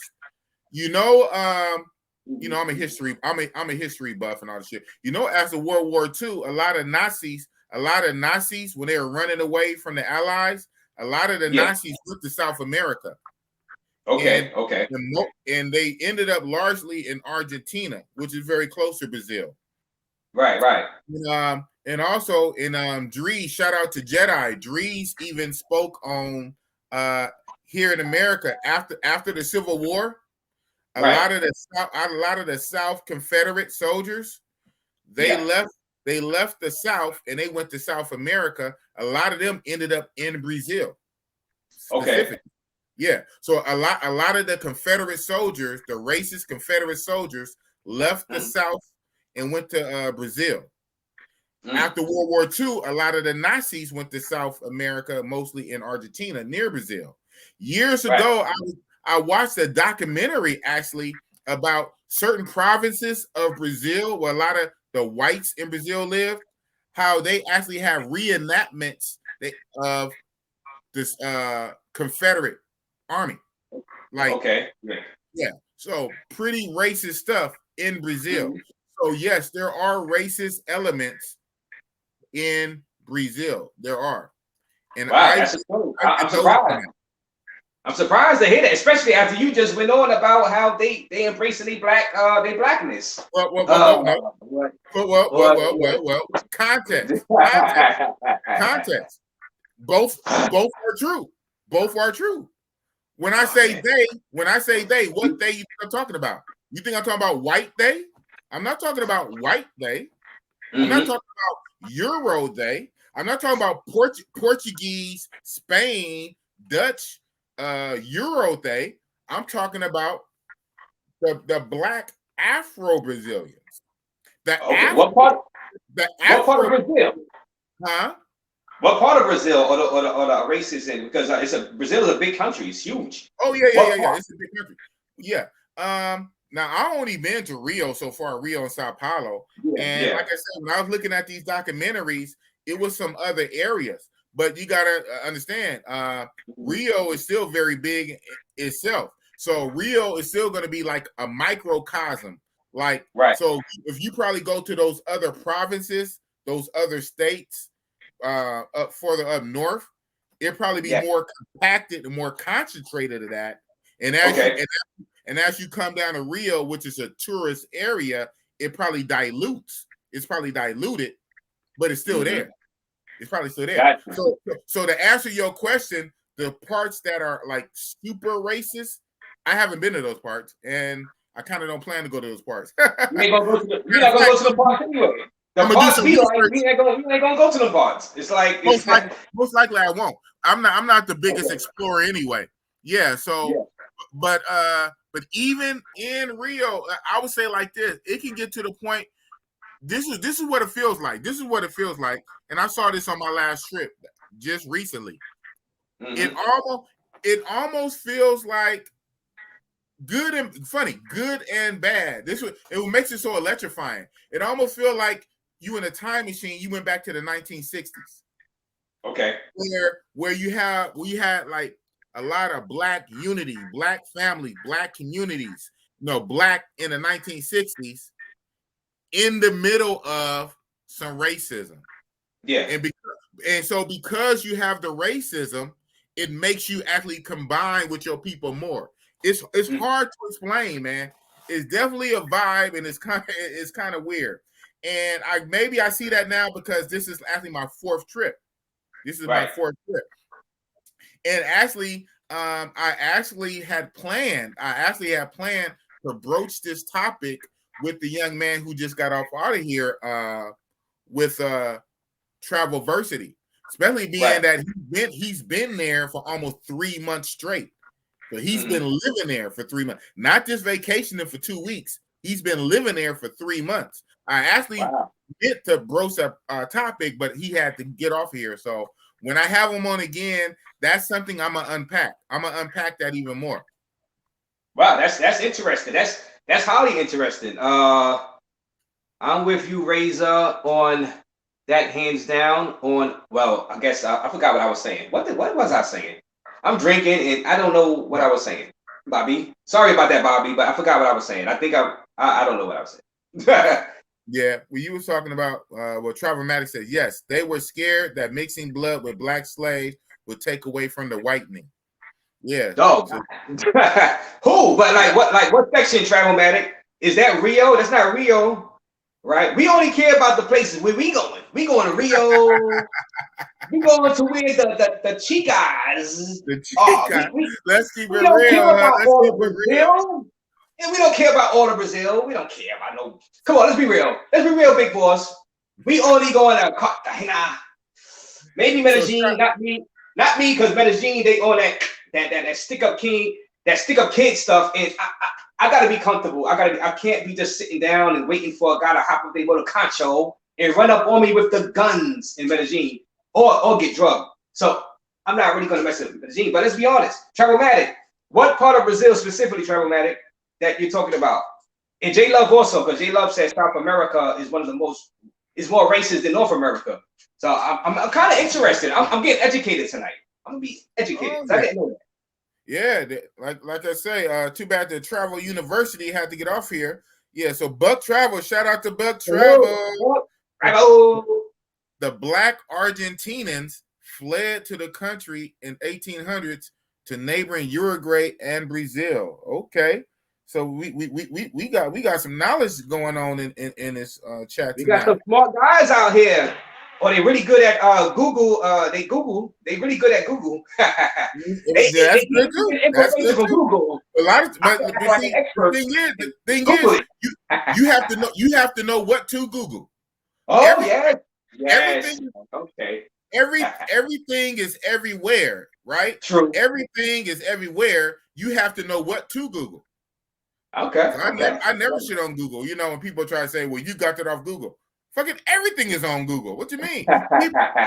People get whole ass college degrees online. Have you ever heard of online universities? Uh-huh. Okay? People get whole ass degrees online. So it kills me when people try to shit on people for getting information off the internet. Mm-hmm. You know, J Love, who was born in Colombia, say the southern parts of Brazil are coincidentally the more racist.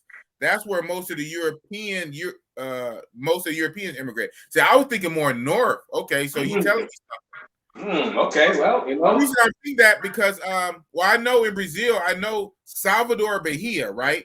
Salvador Bahia is where a lot of black Afro-Brazilians live, similar to your Barranquilla and Cali in Colombia. And that's south.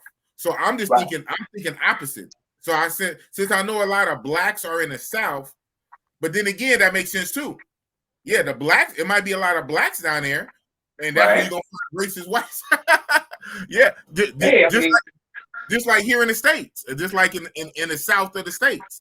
There's a lot of blacks in the South in the state. A lot of blacks in the South, and a lot of racists. Yeah, so it is, you know. Yeah. Can we all just get along? Can we all just get along? Well, you know, racism is a trip because it's all over the world. I mean, even now, I mean, what do you think? You know, this is real talk, and we're gonna get back to Brazil and these other travel. But what do you think is going on with this Kyle Rittenhouse? Okay, Kyle Rittenhouse. Now, I've seen the video. Like, I haven't been following the story. But I've seen a video of, they said he shot 3 people, right? So I'm like, okay, man, he must have been a madman going around just shooting 3 people. Like, I've seen videos of that. Like, I don't know why I be watching that stuff on the internet, but I do. So I've seen the video, and it looked like the guys were like kind of chasing him. Right. Like, I know he's running. I'm like, well, why are you chasing the guy with a gun? If you chase the guy with a gun, you most likely gonna be shot. You know, like I wouldn't be chasing with a big gun. I'm not doing that. You know, I don't know what they were thinking. Yeah, that's kind of crazy. I mean, it is what it is. I mean, so his whole thing is self-defense. You know, and one dude actually had a gun and shot at him. That's kind of crazy. I didn't know that. Yeah, so the 3 people that he shot, 2 dead, 1 is alive. The one that's alive had a gun and shot a gun at him. You sure he shot at him? Yeah. You sure that guy shot at him? He said his own self. Yeah. I don't know what's the case. Right. Why is it crowding? I mean, I don't understand. Like, if those guys are chasing him, a guy shot at him, and he's running away. I saw him running away. But the whole thing is they saying he started. They saying he started the whole. But that's just one. That's just one person, and the other 2 people are still dead. And okay. So you know, it gets to the point whereas the defense are trying to say the whole thing is self-defense, right? But then other people are trying to say, like, why did you put yourself in that situation? Why would you go there with a long ass AR-15 gun? You're a 17-year-old punk kid. You're not even old enough to buy the gun yourself. You borrowed the gun from your buddy. You borrow his gun. You go to a potentially violent protest where people are hyped up and mad at police. They're protesting a police murder, a police killing. So a volatile, hyped up situation, and you go there. So my thing is like this. I should be able to go to a Ku Klux Klan rally with my pistol. And then if one of them white boys jump on me, then I can defend myself. Why would I as a black man? That's good. That's a good analogy. You know, why would I willingly put myself and go to a Ku Klux Klan rally and just go there and be there? And I go there armed, ready, and you better not touch me. You know, I mean, it's a catch-22. I mean, personally, I don't really care about the case because, like I said, so many people dying around me here where I live at, like every single hour, it seems like. But if you know, I'll bite for the sake of big boss. Real talk. I say, the idiot shouldn't have went to the rally, to the riots to begin with, unless he was protecting his property, unless he was protecting his loved ones. You know what I'm saying? Unless he had a financial interest in protecting what he was. I don't know what he was there doing. But I don't know what he was expecting. When you'll get some mob of people high and drunk and doing whatever they're doing. I think he went there to help to render aid because he had like a little medic bag on him. So he went there. He had a medic bag on him and he had an AR-15 and he was there to help. It's the big thing. The AR-15. That's the most important part. Right. Yeah, but people are naive. A lot of people are naive. They think they're doing something. They think that they're gonna change the world if they show up and just, dude, you're gonna end up dead in jail. I mean, I am here now. I'm gonna change. Yeah, that's why I say I'm 17 years old, and I'm gonna come out here in the middle of this mob, this mostly black mob who's mad at white police. And my white self is gonna come out here with a machine gun. And, wow! But big boss, he didn't even shoot. He didn't even kill black. It was two white guys, and another white guy got shot. That's right. That's the ironic part. So it's like, I'm like, what am I gonna say? But you can't. He decided to go out there. Yeah, he decided to go out there with the gun. See, if you know you got to carry a gun to a place, maybe you shouldn't be out there. If it doesn't involve your assets, your house, your loved ones, all it's going to do is get you. You might have to shoot somebody and kill them because they attack you. It's self-defense. Yeah, I agree. But now you in a court case. You wasted money. Even if you get off, you wasted money. You know, people are against you. People are, you know what I'm saying? Why go to? Why? What's the point? I look at it like this. Look at the Haitian people that got kidnapped in Haiti. Right? What they call them? Those people that went out there to help Haiti, and they all got kidnapped. The missionaries. It's something like that. I can't be a missionary, and I don't care what anybody say tonight. Raise, you don't have a heart raiser. Raise, you don't want to go help. Nope. I'm not going to Haiti to help nothing because I'm not trying to get kidnapped and held for ransom. And my family don't got millions of dollars, so they're gonna kill me. So, because my family ain't paying to get me back because they don't got the money. So, hey, it is what it is. I'm sticking with Cartagena. Okay, I risk the drugging from the girls. I rather risk that. You know what I mean? If I had the option, I'm not trying to be no missionary.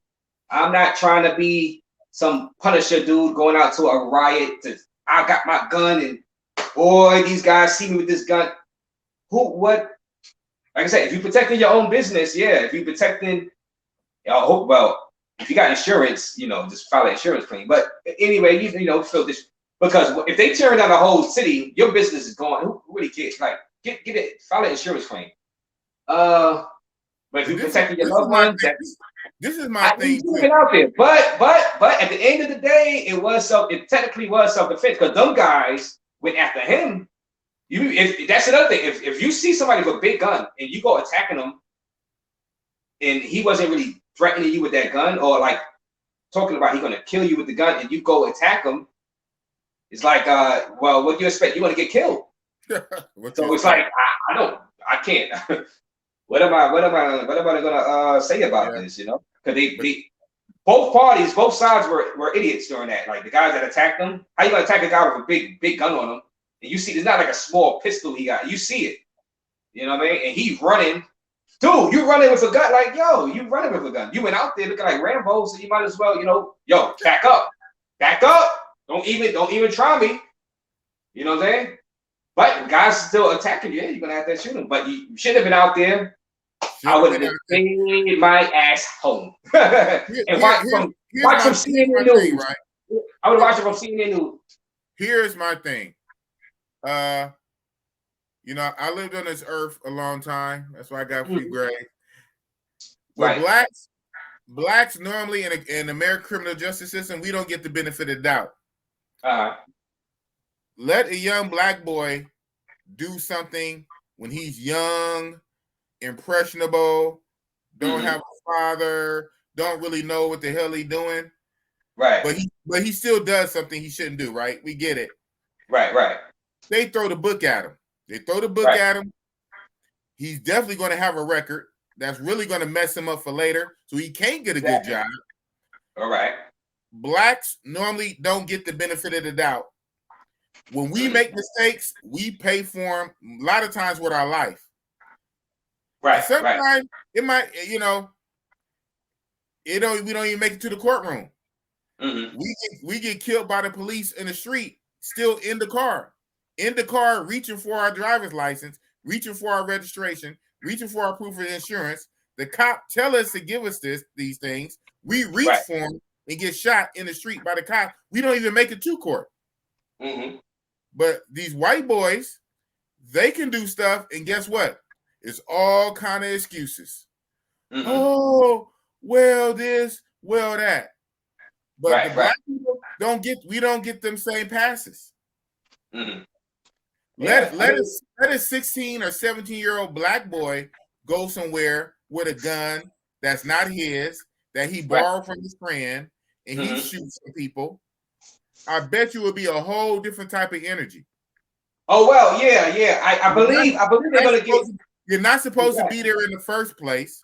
You're not even old enough to have the gun. You shouldn't have the gun. You don't need to be there. You willingly put yourself in that situation. People are dead. Nothing else. People are dead behind your decision, even if that wasn't your intention. Your action inadvertently caused two people to be dead behind your action. Let a black person do that. It'll be a whole different kind of energy. Wait up. I'm gonna give you my answer right to that right quick. Let me take 30 seconds. Right. I had too many beers. I gotta go to the baño, which means bathroom. 30 seconds. Right.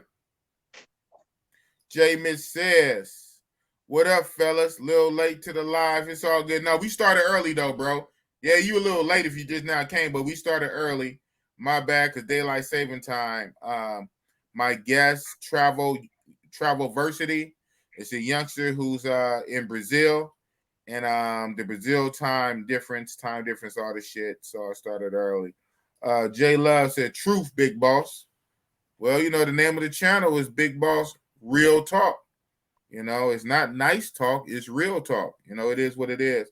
But Travel, one of the guys he killed was calling him N-word. Oh, wow. I didn't know that part. That's kind of crazy.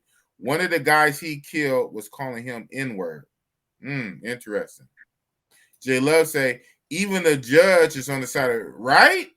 We seen that. The crazy thing, I think it was like a week or two ago, the judge said that So the people that Rittenhouse killed, the 2 people that's dead that he killed, the judge said you can't even refer to them as victims. But they dead though. But you can't call them victims. But you can call them rioters, you can call them protesters, but you can't call them victims, even though he killed them. That's wild, bro. The judge has thrown out a lot of key evidence that could easily prosecute him. Yeah, I watched the video today. Somebody was talking about how certain things that the judge outright just wouldn't even let be allowed. That is crazy. Black activists be mysteriously losing their lives in Colombia. Racism is universal. Okay, we back to the list. Oh God! Black activists. Wow. And remember, J Love is Colombia. He was born in Colombia. Right. J Love was born in Colombia. And he's saying black activists mysteriously lose their lives in Colombia. Racism is universal. Well, not just black activists. Not the. I mean, I do the news stories on Colombia, so I read a lot of stories. And, yeah, I know. In Santander and parts of Medellin, other parts I don't report on because my audience they never gonna care about that stuff. And I see a lot of hits and assassinations on people that grow do the coffee beans. Okay. I see hits on people like that's being extorted. I see hits on people that do the extortion, like that go around extorting businesses and extorting, and they get killed. I see so many hits that I don't report on that because does the American audience really care about that? So I just report on the stuff that happens. You gotta love Colombia, huh? Colombia. Colombia. But you guys love it like it's the best thing since sliced ice cream. Bobby Johnson say, Razor, I see you in Cartagena in May or 1st of June. We must hang out and get together, bro. We will have each other back for sure. That's what's up, man. You gotta buddy up. Hell yeah, salute to you. I like to hear that. I like that spirit, Bobby. Right. I like that spirit. We would have each other's back, real. They really Cartagena. Only thing you really got to worry about is the begging. I mean, them guys beg. Welcome to Cartagena. Those Cartagena rappers and all them little badass kids. Yeah, they start begging. Badass kids. Like, it's crazy. You know what I'm saying? It's yeah. The Capricorn way. I heard one of the guys was a pedo who was killed. Why niggas defending that? Okay, now I know we kind of jumped over the place, so yeah, I heard about that too. But let me answer. I had to go take a piss.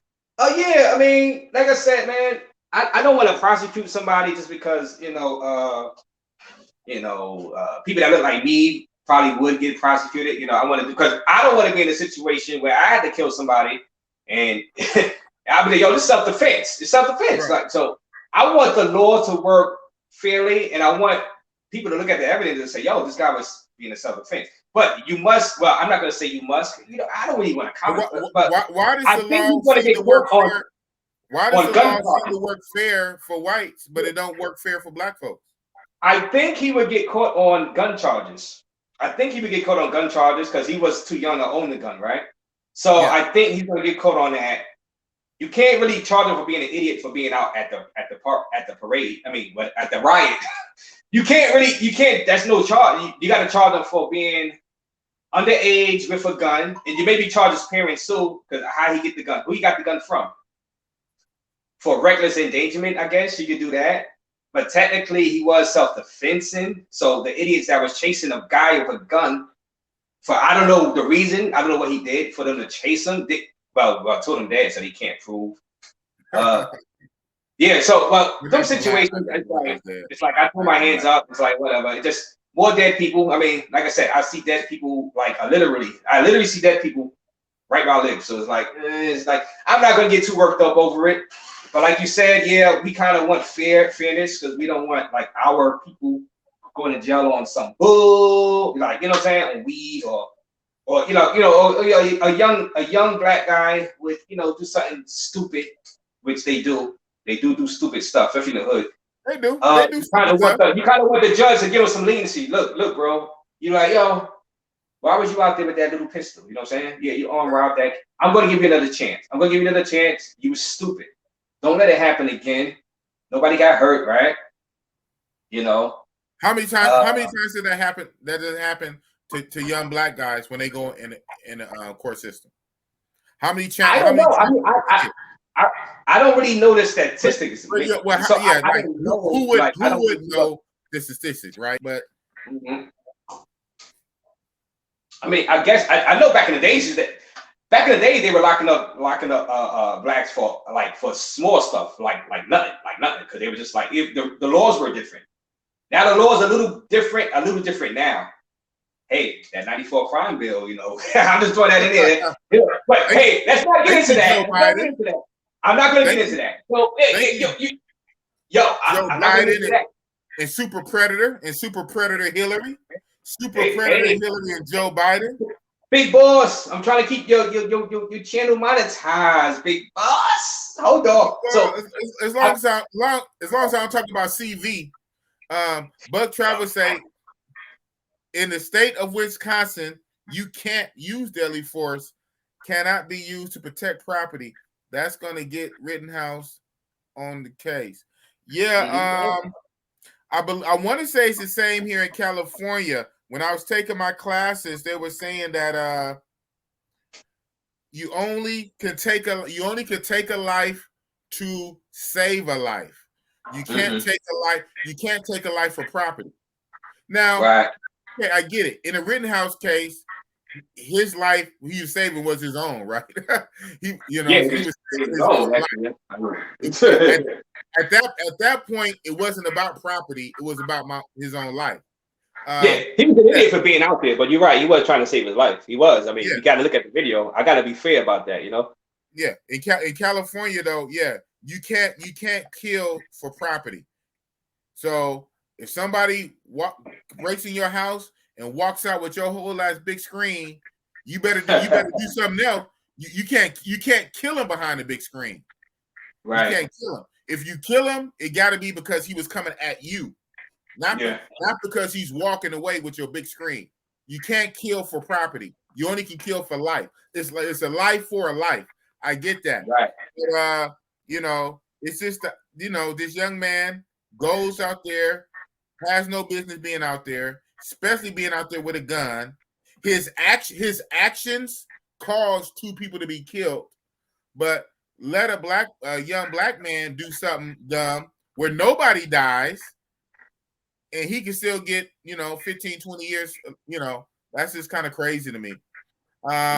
It is what it is. So that's one case. Now, what about the other one? The Arbery case. Now that case, I can't speak on it. I have no idea. I have zero idea about that case, so I can't. I heard about Arbery, the Arbery case. All I keep hearing, Arbery case. I'm like, I didn't even click on the article because there's so many things I'm doing right now about this move, the Cartagena, and this and that, and all these other topics that comes up. So I can't immerse myself in these things. You know what I'm saying? Because I ain't gonna be around anyway. So like I said, when I go to Cartagena and when I fly out to different countries, I'm not gonna be listening to a Matrix. All this Matrix news bringing you down, huh? I'm not gonna be listening lowering to your vibration. Like, I know, right? I'm not getting involved. I'm not getting involved in this. I'm trying to make myself happy, Right. So But I understand it's entertaining. It's entertaining to talk about though. So analyze the case and stuff like that. But I'm like, man, it's so many cases to analyze. There's so many things to. I'm trying to make sure nobody puts me in front of a subway train. You know what I'm saying? Like, I'm trying to, make sure no idiot like just hit me in the back of the head with a baseball bat for no reason out here in New York City, because these people are just like they like Walking Dead zombies out here. They just like, man, they just attack you for no reason. I'm like, dude, what did I do to you? But go ahead. I'm sorry. Go ahead. But the Aubrey case here. I'm sorry. I can't really talk to you about the Aubrey case. I had no idea. You can ask the people in the chat about that. J Love. But yeah, shout out to J Love. He said, when you're a part of the mayonnaise, being white, the mayonnaise nation, they will rewrite laws to help them get off. It's very interesting. Like I say, man, many times the blacks are not afforded. The blacks are not afforded the same. What they say? We have a 2-tier justice system. Mm-hmm. It seems like the law don't work the same depending on your skin color, when you walk in that court, you get a whole different outcome for the same stuff or lesser. Yeah, let's just say lesser crime, more time if you got the wrong complexion. Yeah, you better just lesser crime, more time. You can all out, literally, I'm not making this, you can all out kill somebody or kill two people and walk if you're the right color. Let's just be honest. Certain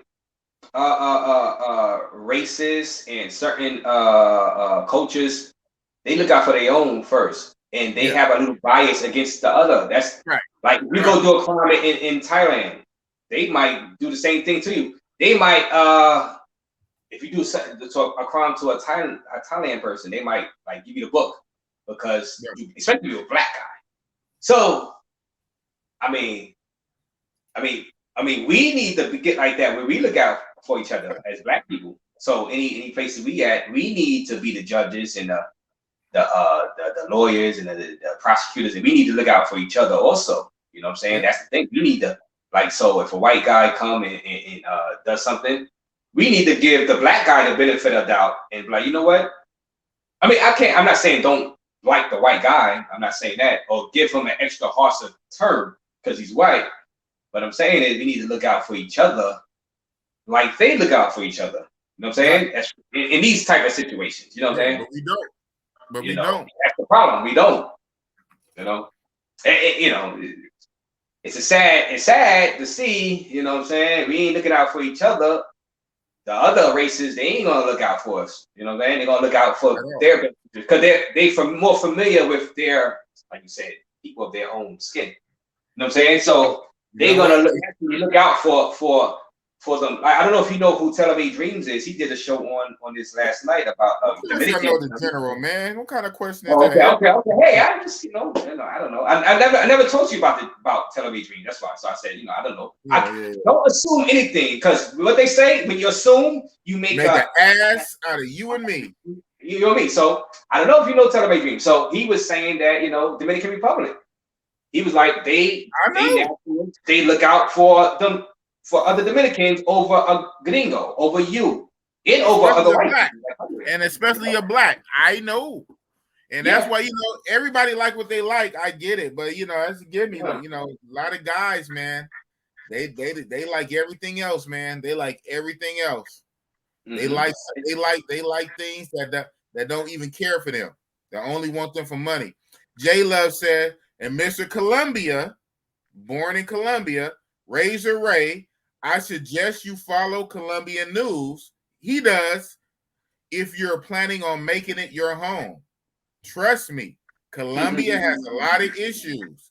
J Love is re-elected president. Yeah, J Love, you spoke on that before in another live stream. Yeah.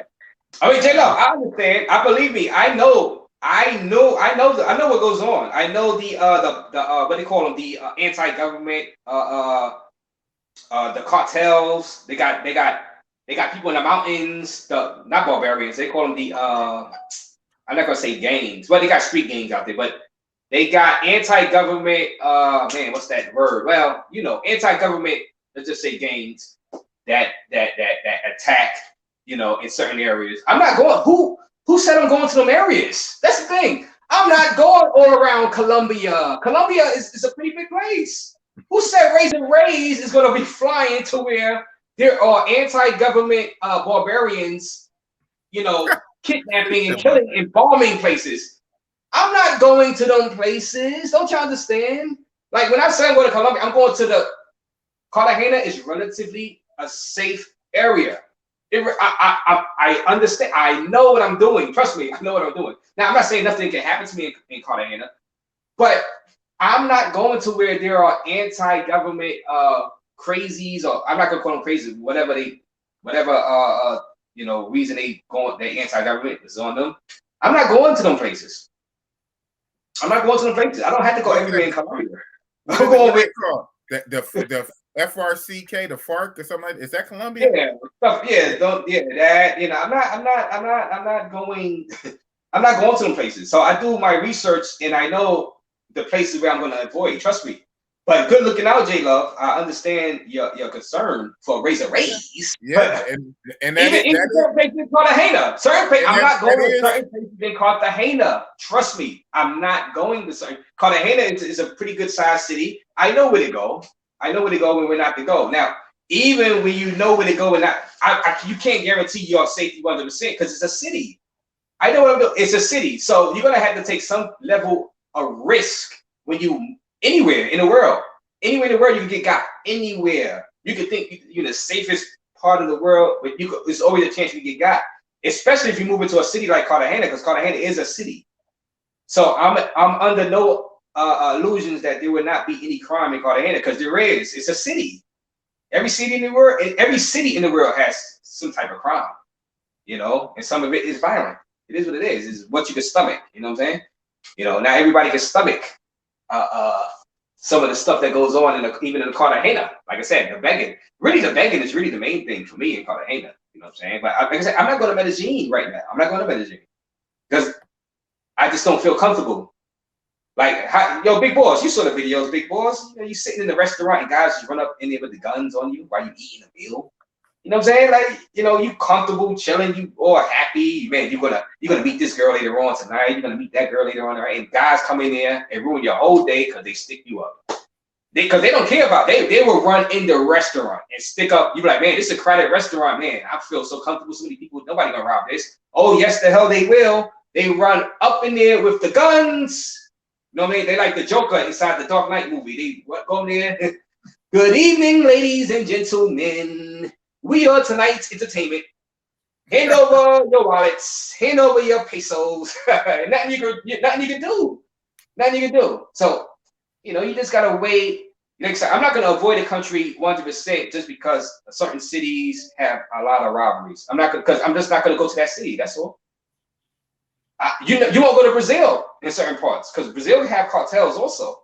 I've seen Brazil. I've seen executions online from Brazil cartels executing people. You know what I'm saying? You just won't go. Just don't go to the area. That's all. That's still good general advice. Even though, of course, you, Razor Ray, do a lot of research and nothing else. Even before you decided to go, you're a YouTuber first. So, of course, you do research for your videos. So you specifically research for YouTube. So for you, yes. But that is still good general advice for anybody. Before you move anywhere overseas, before you move anywhere overseas, do your due diligence and research the area. Research before you make that move. So that's good advice. That's good advice across the board. It's kind of wasted on you, but that's still good advice. I'm just giving my observation of it. So it is good. Well, you know what, J Love, yeah, it is good advice, what you just said.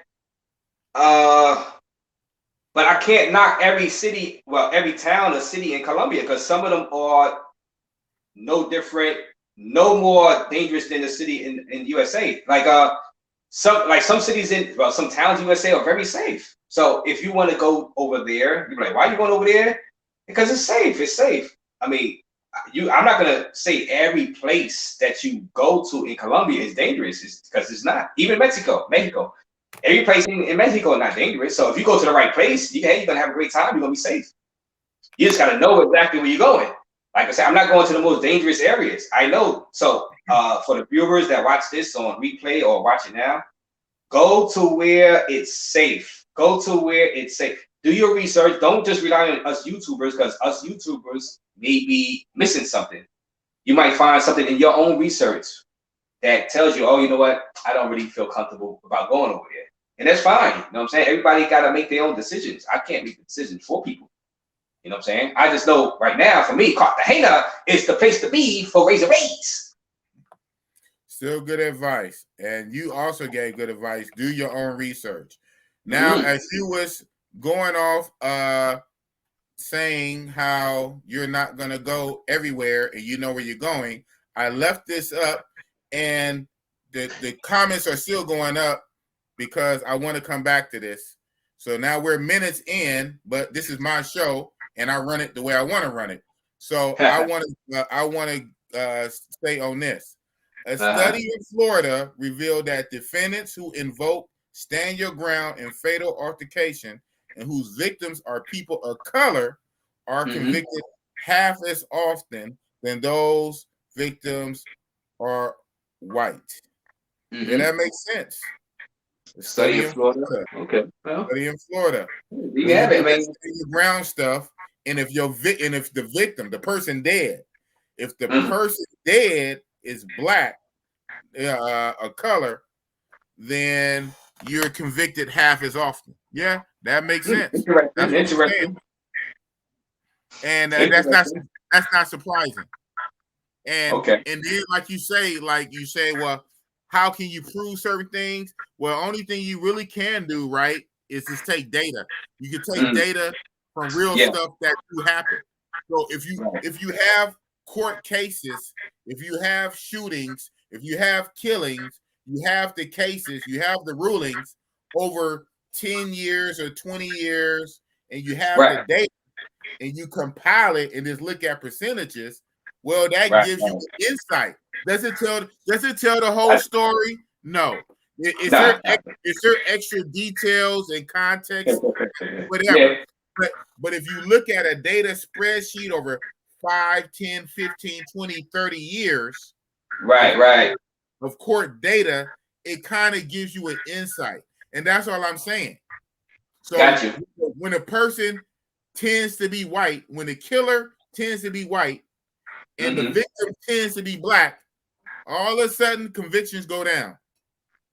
Okay. But when the killer is black, and no matter what the victim is, then the convictions seem to go up, and that's very interesting and not surprising in the United States of America.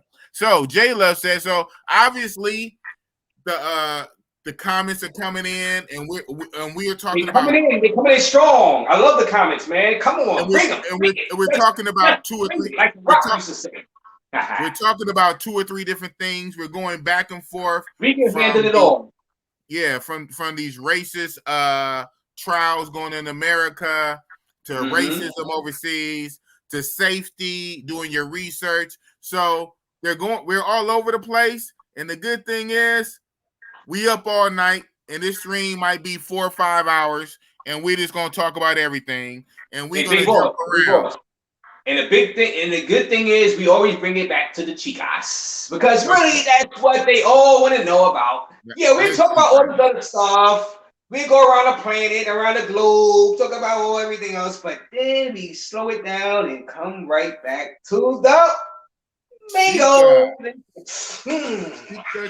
Yes, because that's what everybody really wants. That's what everybody really hear. But we can't just talk about chicas all day, guys. You know, that's we gotta talk about some other stuff, guys. We gotta mix it up. Gotta be well-rounded, huh? Well-rounded. J Love say, but importantly to go have fun, like you said, it's important to go have fun and enjoy life in Cartagena. Right. And he's talking about me. You're talking about FRC. The fault, that fought a war against Colombia government 50 years. Yeah, that's what I was talking about. I don't know if that was the same. No, that's they still out there. That's why I don't really get into that stuff, because like I said, I'm saying that. Well, I said they attacked into that stuff, J Love. I know they blew up. I know they blew up some buses. They blew up some buses that civilians was on. Yeah. I'm not getting into that. I'm talking about some chicas and having fun and avoiding getting scoped, avoiding getting pickpocketed, and you know that, like, because that other stuff is not like, if that stuff is going on in Cartagena, like the FARC and that stuff, I wouldn't go. I just would avoid it. You know what I'm saying? Yeah. So nah. I'm not into that. I'm not broadcasting that. I'm not getting into that, because nah. I'm trying to get my boys to have a good time, my fellow black guys out of the Matrix, aka USFA. I'm trying to lead them to certain places where they can have a good time. That's why I broadcast the stuff that happens in Medellin. People think I pick on Medellin. I have to, because I don't want to give people a false sense of safety in Medellin, because it's not. You know, now some people don't have nothing happen to them. You know what I'm saying? But I gotta report it, and if people still want to go, that's on them. At least I reported it. They are. Cartagena. What happened in Cartagena? I reported. I reported the robbery in Cartagena. It ain't gonna happen to me. I reported that. It ain't gonna happen to me. I know how to move. All this. Exactly. They are. Yeah. So it's the next best thing since sliced ice cream. The guy's gonna keep going. God bless him. Buck Travel says, look up the case of Trevor Dooley, a black man who shot a white man. The white man attacked him and almost killed him. Dooley shot and killed him. Florida put him on trial and sentenced him. Wow. Well, we had to search that. I can't really make a comment on that. Well, I gotta search that. He did say that. He did say that. I gotta Google it. Oh yeah. Buck Travel, you're right. We gotta Google, and we come up with our own thing. You know what I'm saying? But like I said, man, when I travel, man, I'm not looking at USA News. Right. For multiple reasons. So it's like I'm in a whole other country. Right. I'm like, wow, I can't believe I'm in Colombia. First time I was in Colombia, I'm like, wow, I cannot believe I am in Colombia. First time I was in DR, I'm like, wow, I'm in a whole other country. Wow. Like it's surreal. I can be a traveler. I don't, I'm moving around. I'm a traveler now. So it's like nothing really sticks to me no more. Like this news y'all talking about. Well, we talking about because it is interesting news. So people want to hear about our opinions on stuff and stuff. So I get it. So I'll talk about it. I can talk about a lot of things. But me personally, I rather fly. You have a good spirit. You're a happy-go-lucky guy, which is good because a big strong guy like you needs to be happy-go-lucky and positive. And I noticed nature normally is like that. It's the little guys are normally mean, and the big guys are nice. And I guess it's good that it's like that. That you got a good heart. You're a good dude. That's good. J Love says Medellin has a problem with street gangs. The Venezuelans and Colombians be battling in Bello after dark. Some people say Colombia will be better to visit after Christmas. After Christmas? After Santa Claus comes and give everybody gifts. Right. After Santa Claus comes, then the Medellin will be a lot happier. I hear what you're saying, Ray. You say J Love. What? No, he just said Medellin. So in the first word is Medellin, and then at the bottom he just says Colombia.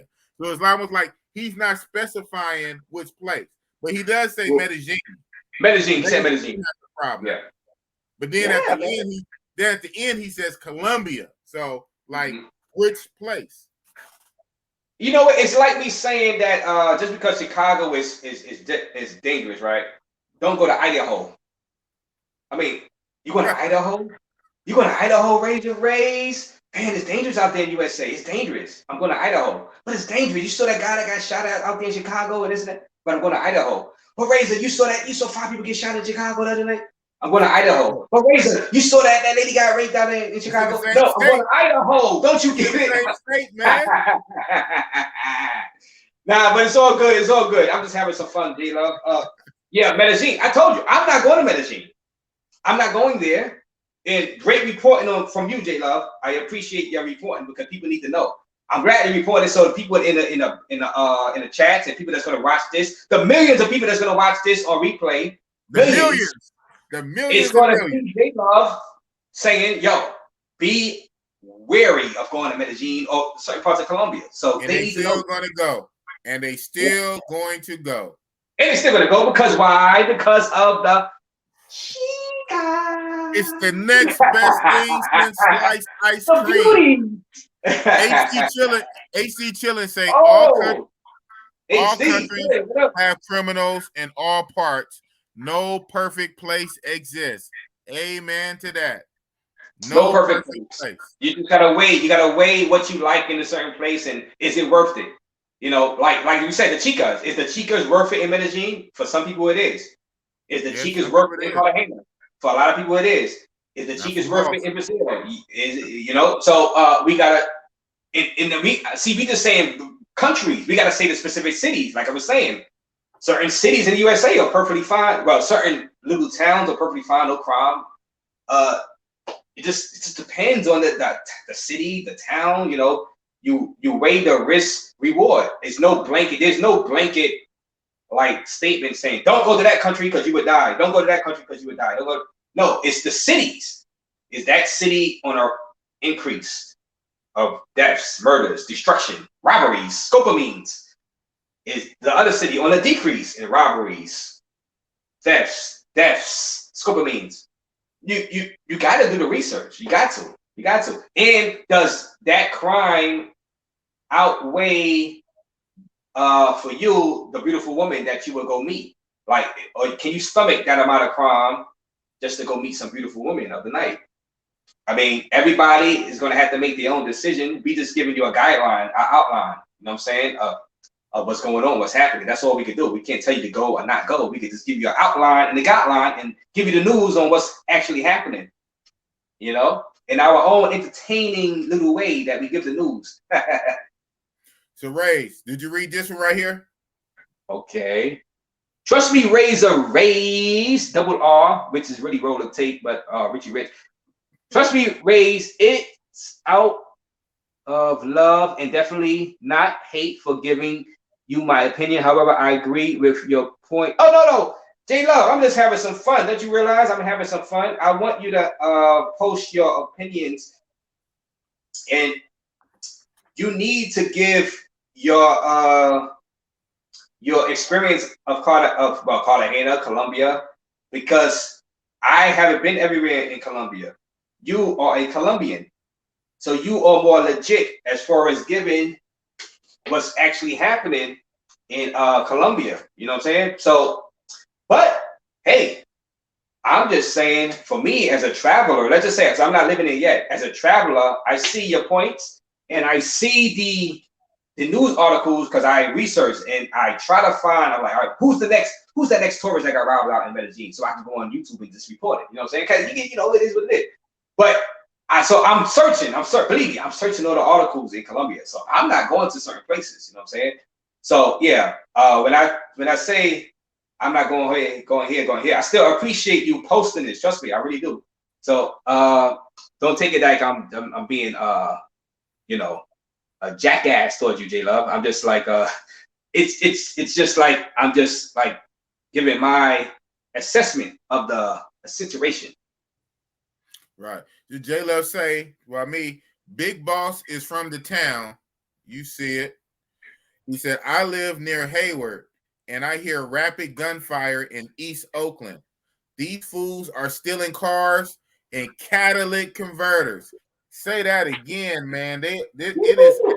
It's a pandemic of people stealing catalytic converters from up under cars.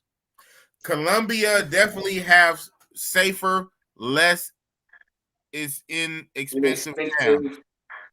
Have safe Colombia. Safer, that's a double right? Town.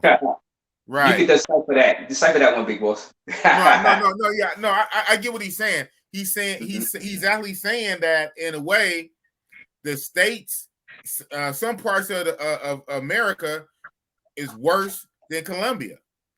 Some of the more gangsterism inner cities places, and he was spitting facts on the catalytic converters. The guys out here are stealing catalytic converters like it's going out of style, man. I had mine stolen about a year ago from my Honda. They stole my catalytic. I get in my car. I left my car all day at the BART station because I was working in Frisco. So I parked my car at the BART station to get on the BART. That's our subway. To get on the BART to go across the water to Frisco. My car's at the BART all day. I come back, get in my car, start it up. Man, my car sounds like a lawnmower. I said, why is this lawnmower? Am I tripping? And immediately, I get my car running. I get out the car. I look up under the car where you can visually see it. They didn't cut my muffler open. They cut the muffler open and they took the catalytic converter out of it. So it's a big empty space. It was holding the air. I said, wow. That was a year ago. But even now, they're still going around stealing everybody's catalytic converters. That's the craziest shit in the world. Yeah, man. Can't win from losing. So J Love also say, I'm considering going back to live in Colombia. To be honest, I feel a lot more comfortable in Colombia than I do in the States. It's getting crazier here in the States. So, all right. Yeah. What city though? What city in Colombia do you want to go? Yeah, that's what I want to know. What city? Like I said, I sort of narrowing stuff down when I say this place is dangerous, that place. I say the city because there are a lot of dangerous cities in Colombia. Because there are a lot of, like I said, cartels, whatever. There are a lot of dangerous places you don't really want to go for a long period of time. So we have to ask ourselves, we do this YouTube, right? And we know where people want to go. We know where our community, quote unquote community, we know the areas. So we update people on these areas that we don't really update on a whole country. So J Love, you know Colombia. What city will you be willing to live in Colombia? Where you can feel relatively safe, you know what I'm saying? Let the people know exactly what area that you are planning on going back to. Because some places I'm not going. I'm not going to Medellin. I'm not going. And Medellin fans, raise, why you not going to Medellin? Because I got Cartagena. See, I'm good.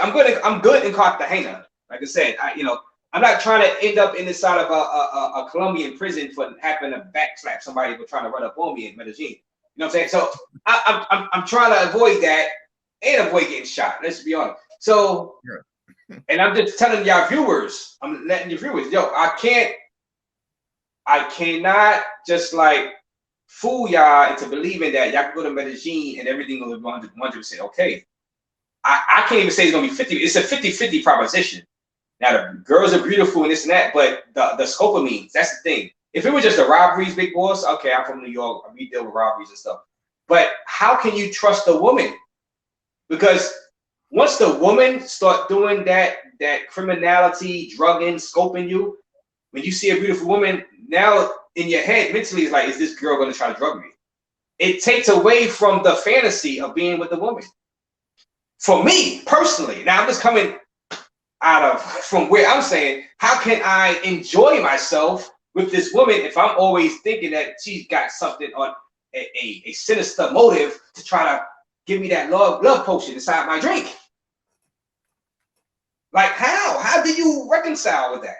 When there's other places in Colombia where you could go, get the same fantasy, get the same happiness without really having to deal with all of that on that higher scale. Now you still gotta be a little careful, but on that scale, you get what I'm saying? You gotta weigh it. It's a weight thing, you know? Weight thing. Yeah, it's just weight. But like you're saying, I want to focus on this getting crazier in the States. And that's one reason why I brought up the Rittenhouse and the Arbery, because we have many things that we have to worry about in the States. And one of them still is the police. And like Buck Travel say, in Florida, you got to strap up. There's a bunch of George Zimmerman copycats. So like the Arbery thing, those not even polices. Those are like regular citizens, but they white. Mm-hmm. So again, we see that white is right. So you can be a white citizen, not even a police, not even a cop, just a regular citizen. A white citizen can almost have the same power as a cop, kill a black person, and that white person, that white citizen, will get Zimmerman, will walk. So there's a lot of things we have to deal with in the States. And so that's why moving overseas just might be a better option. For people that really are going through what Buck Travel just said. I know Buck Travel is about to start his YouTube channel. He's about to be in Peru. I don't know if it's Lima, Peru, or certain part of Peru. So he's gonna bring some footage out of there from Peru. He's doing the right thing. If he feels a certain way, all I can say, if you feel a certain way about the Matrix, I have my own issues with the Matrix, aka USFA, but my issues may be different from a Buck Travel issue. My issue may be different from Big Boss's issues. My problems may be way different. You're like, what? Yeah, my problems are way different. So everybody's gonna have to find a country where they can move to remedy their problems that they have inside the USA. I mean, it is what it is. Like I said, his problems might be different from my problems. Your problems might be different from my problems. But we all going to come to the final conclusion that it's time to move away, book that flight, and get away from the Matrix, aka USFA, no matter what the problems we may be having. Some people have female problems. Some people have financial problems. Some people are retired and just had a pretty good life inside USA, but they can't afford to live on a pension or for their retirement. So they got to move away. Right. So if they move away, they have a better life in the Philippines. The dollar go longer. Exactly. Yeah. So everybody is not going to have the same beefs with USA. We all we're not a monolith. One person actually said we are a monolith, trying to hint at I'm not going to get into that. Some politician said we all think alike, all black people think alike. No, we don't. Your problem might be different on the West Coast than my problem on the East Coast with the USA. You know what I'm saying? My problem might be different from yours. Or people that live down south in the USA. Yes. Our experience is different. So we might have different reasons why we want to get out of the USA. We don't, just because you're getting out of the USA for a certain reason, but travel is getting out of the USA, that might not be my experience. My experience might be totally different. You know what I'm saying? But it all ends up to the same result. We all leaving the USA, which is great. If you have a problem somewhere, then leave. No one is holding you there. Make it a point and make it a duty and do whatever you got to do. Like the Avengers say, you got the Thanos snap, whatever it takes. Like the Avengers said, whatever it takes, we're going to get everybody back on that snap. Whatever it takes, we're going to get out of here and make our life better. You got to try, because we just stay there and complain. You just stay here and complain about everything and stay for the next 20 years, then that's on you. You're a grown man. You're a grown man. Like, the world is smaller now with the internet. You gotta pull yourself up, man. You really do, and change your surroundings. It's there.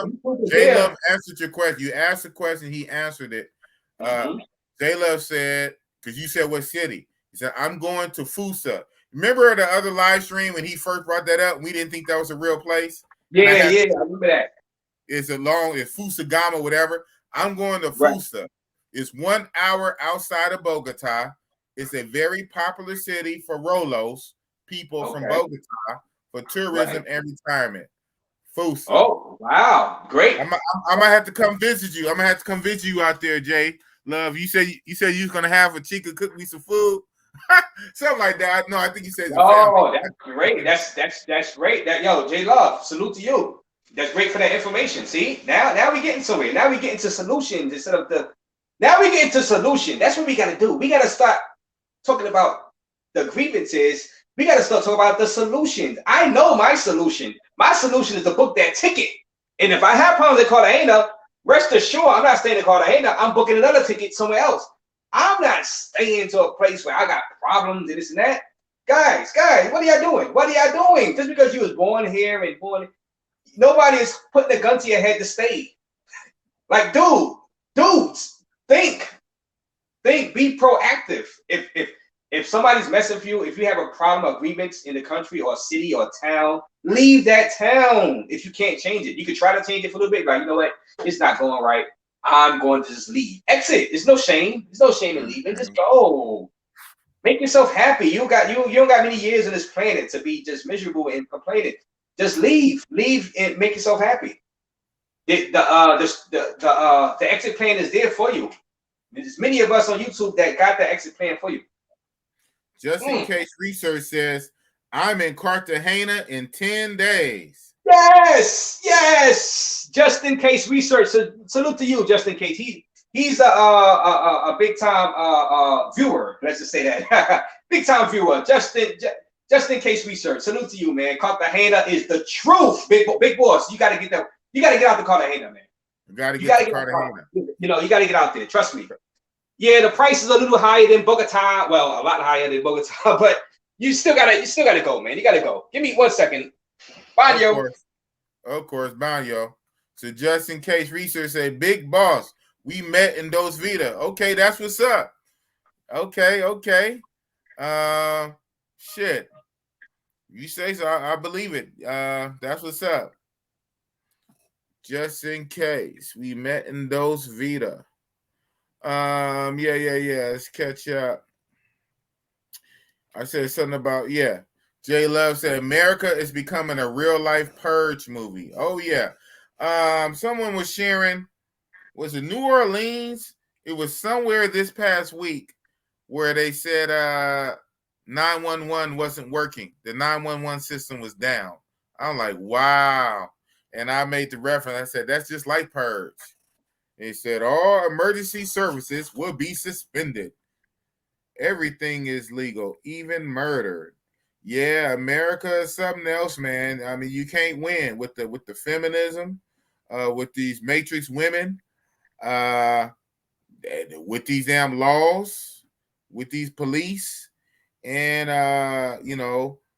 armed citizens that take the law in their own hand. And if you got the right complexion, they can kill you and get off. There's a lot of stuff going on in America, man. That's why we should look for ways to move away. J Love also say, you got a Honda? Low, me too. And they stole my Cali converter. My car sounded like a souped-up Stang or Camaro. Yeah, facts, man. Yeah, I still got that Honda out there. I mostly drive my Lexus, but I got a Honda and a Lexus, and they got me, man.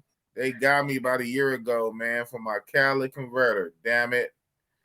Yeah. Just in case, he said, just in case research. Also, he thanks you, Ray. He said, Razor Ray, thanks for the Cartagena advice today. So I guess you must have gave him some advice earlier today.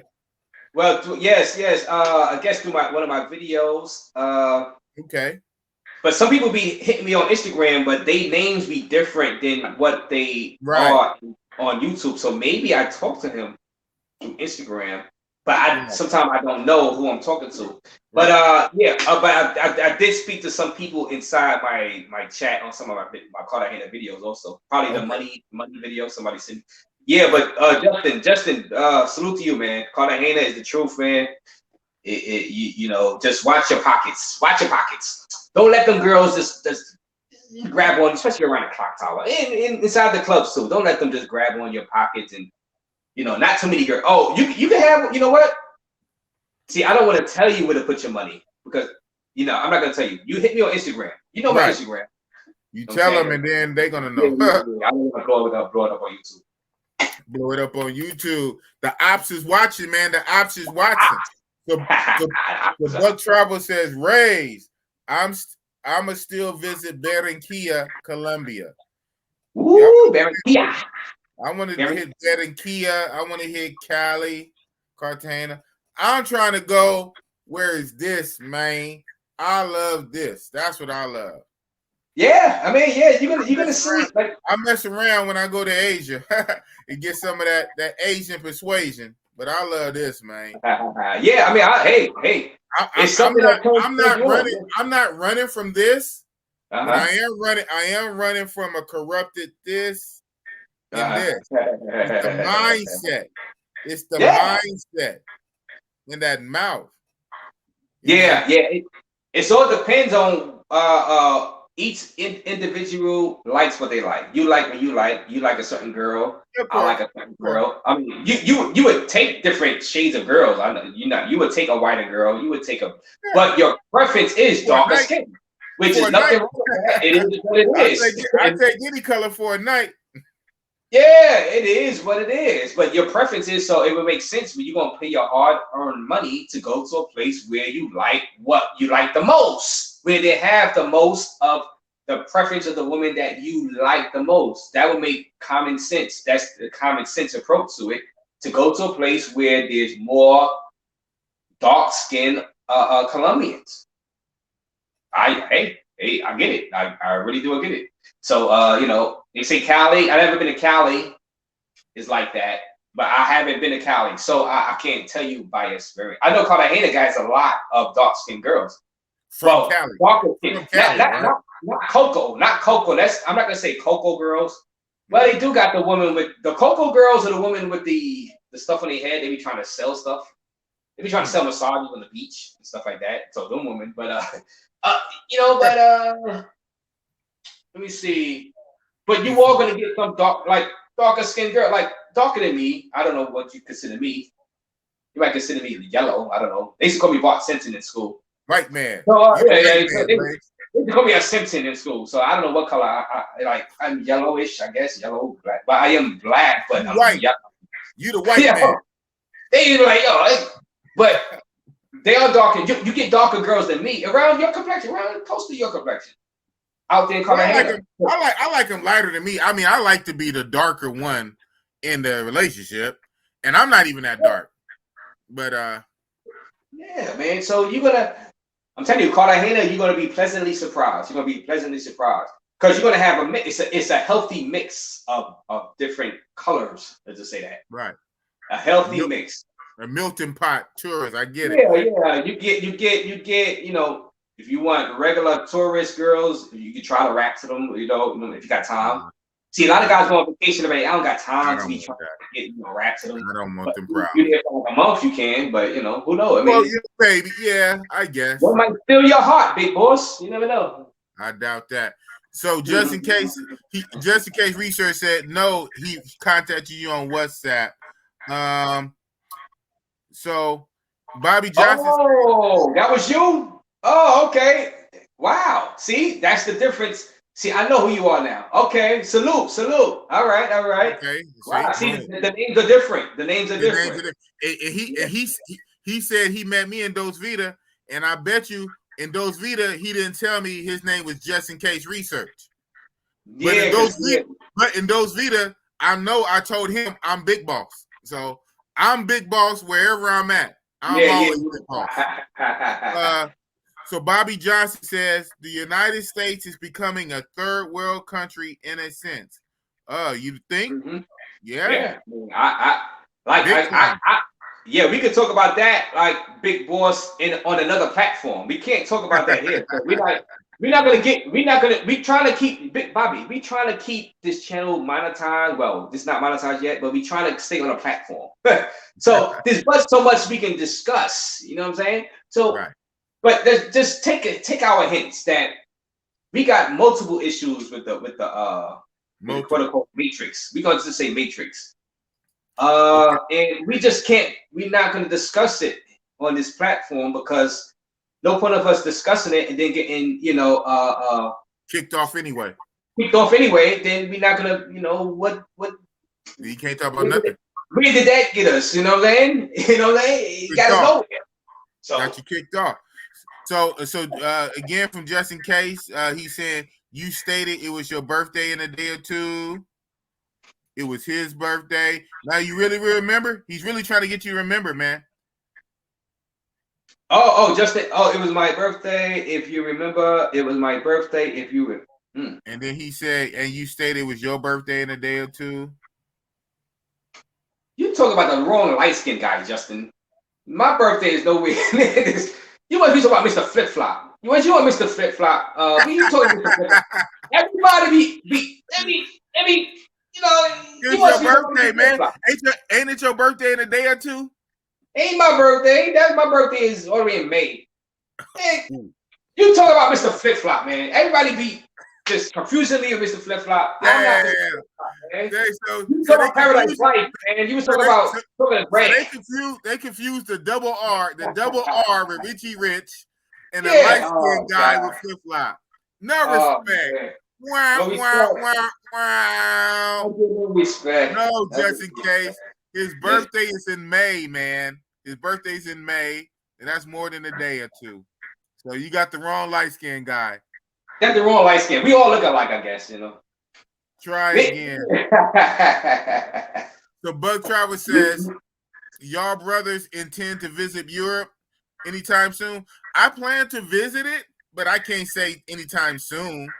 As in 22. Maybe in 23. Maybe in 23. In 22, I do plan to hit up Africa. I plan to hit up Africa next year in 2022. So I but can say travel, to answer your question, no, I have no plans on hitting up Europe. I have zero desire to hit up Europe. Zero. Like, what I'm gonna do in Europe? Like, I have zero. I got 2 other places to go. In limited funds. It's not like I have $1 in it. But you know what? That would come with YouTube monetization and I'm making bank on YouTube. Then I can go anywhere. Yeah, but I still never really cared about Europe at all. I don't care about the Eiffel Tower. I don't care about that stuff. Nah. If I wanted to go, I would go on a sightseeing to see the former what's they call them, the castles where King George III and King George V, to see history. Yeah. All right, I would take that type of trip. I don't know if y'all would be interested though, like you people on YouTube. Not really. You know, yeah, it's not really a thing for me. But if I wanted to go, I can watch that on the geography on one of them damn PBS channels. I can watch that. Yeah, it's not really a thing for me. I'm not gonna lie. You know, some YouTubers like, yeah, I'm going there. I'm gonna go there one day. And I'm not thinking about going to no goddamn Europe. I got so many other places before. I'm not going there. If money and time wasn't an issue, I would. Because you know what, I want to hit up some Yugoslavian, Romanian, Russian type joints, man. Yeah, I'm trying to give me a Melania Trump, and I didn't say that I don't be going after snow bunnies, right? Oh, Melania. If I'm gonna go after a snow bunny, I'm going after a snow bunny. The Russian winter. Well, why don't you go to Russia? Just go to Russia, straight up Russia. Well, I might. Die, comrade. You know what I'm saying? I ain't gonna just be chasing something just cause whatever. If I want a snow bunny, I'm going to the snow. You might have a good time in Russia, to be honest with you. Now that I think about it, it's cold. I be hearing stuff. I be hearing stuff. So just in case said, yes, I did, big boss, in all caps. Oh, he yelling. He said, just in case. Okay, well, hey, boss is old, man. I'm an old man. See these grays? So sometimes boss forget, maybe you did. Just in case research. Okay. Yes, sir. Say it with your channel. Do you got a channel? I mean, everybody has a channel. If you have YouTube on your phone, technically that is a channel. It's a channel with no videos. But I'm saying, are you a content producer? Are you making videos on your channel? Okay. So he says, big boss. He's in all caps. He's still yelling. I pointed you out in Dos Vita. I spotted you. You said you had just come from Villa Mimosa. Yeah, I did. Yeah, he knows all the stuff, man. He said he right about that. You just came from Villa Mimosa after almost getting lost in Villa Mimosa in the back. Yeah, almost pointed it out. Just in case research. Wow, you part of history because Big Boss. Okay. I remember. I think I remember. Yeah. He said something about he recognized. No, not my voice, my face. Yeah, we was at Dos Vita. We was at Dos. No. We was at Yeah, I pointed you out Dos Vita. Dos Vita. Yeah, that's the club though. That's not Mavs. Yeah, we was in Dos Vita. Yeah. I remember you, bro. I remember you. Oh, all right. So you do remember. I remember. Yes, sir. In Dos Vita. Yeah, I remember. No, I'm talking to Big Boss. And yes, Greg was in Dos. Oh, so the birth. Yeah, okay. So, the birthday in a day or two was talking about me and Dos Vita because at Dos Vita, that was Friday night. And my birthday was or Saturday. My birthday was Sunday. So he's talking about me. He said my birthday was in a day. Oh, you okay? You all right? I'm like, man, yeah, He met me a day or two before my birthday in Dos Vita. Okay, now I get it. Okay. Greg was there. Mr. Flip-Flop was there. He was there out there in Brazil while y'all was there. You was in South Greg Powell. was in Dos Lita. Oh, you know what? It's funny. I didn't even see Greg that night. Greg, I think he was in the VIP section, and I was in the regular dance floor. You know, I didn't even see Greg that night. I guess all right. He was in the club at the same time. I didn't see him. He said, "Big boss, I'm talking about you." See, it's a good thing. I'm not like other YouTubers. It take me a long time, and that's why these streams be so damn long. But I make it a point to go through each and every comment, even if it's minutes late and we done moved on talking about something else, and then get pulled back into it. But guess what? We got our night. Yeah, he's talking about me. So J Love says, J Love says, I still have to adjust to Colombian living, especially when it comes for music. Los Tigres del Norte Habana band out of Mexico is popular amongst Black Colombians. They love Mexican banda music. Okay, I remember that. Mexican banda music. So when I'm out there, I'm trying to mac on the Black Colombian women.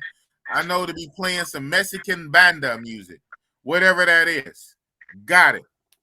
Whatever that is, I still have them play 50 Cent when I'm in Cartagena. Hey, I'm paying money. I got the money. They play what I tell them to play. God damn it, you know what I'm saying? No, but when they come back to your room though, you better play what they want to hear. They gonna listen to I got the money. They listen to what I'm in the mood for. I hope I'm in a good mood, but they hear your music. I put up the TV that you control the remote control. You can play what you want to play if I'm in that mood. Okay. It's her job. It's her job to put you in that mood, huh? You want this remote control? You're gonna have to earn it. Yeah, I gotta be in a certain mood. If I'm in the hip hop mood, I'm in the hip hop mood, and I'm gonna continue to be in the hip hop mood. You're gonna have to adjust to my music. God damn it. New York. I love New York. Doom, doom, doom, doom. I get money. I get money. I heard that. Greg G said Europe is popping.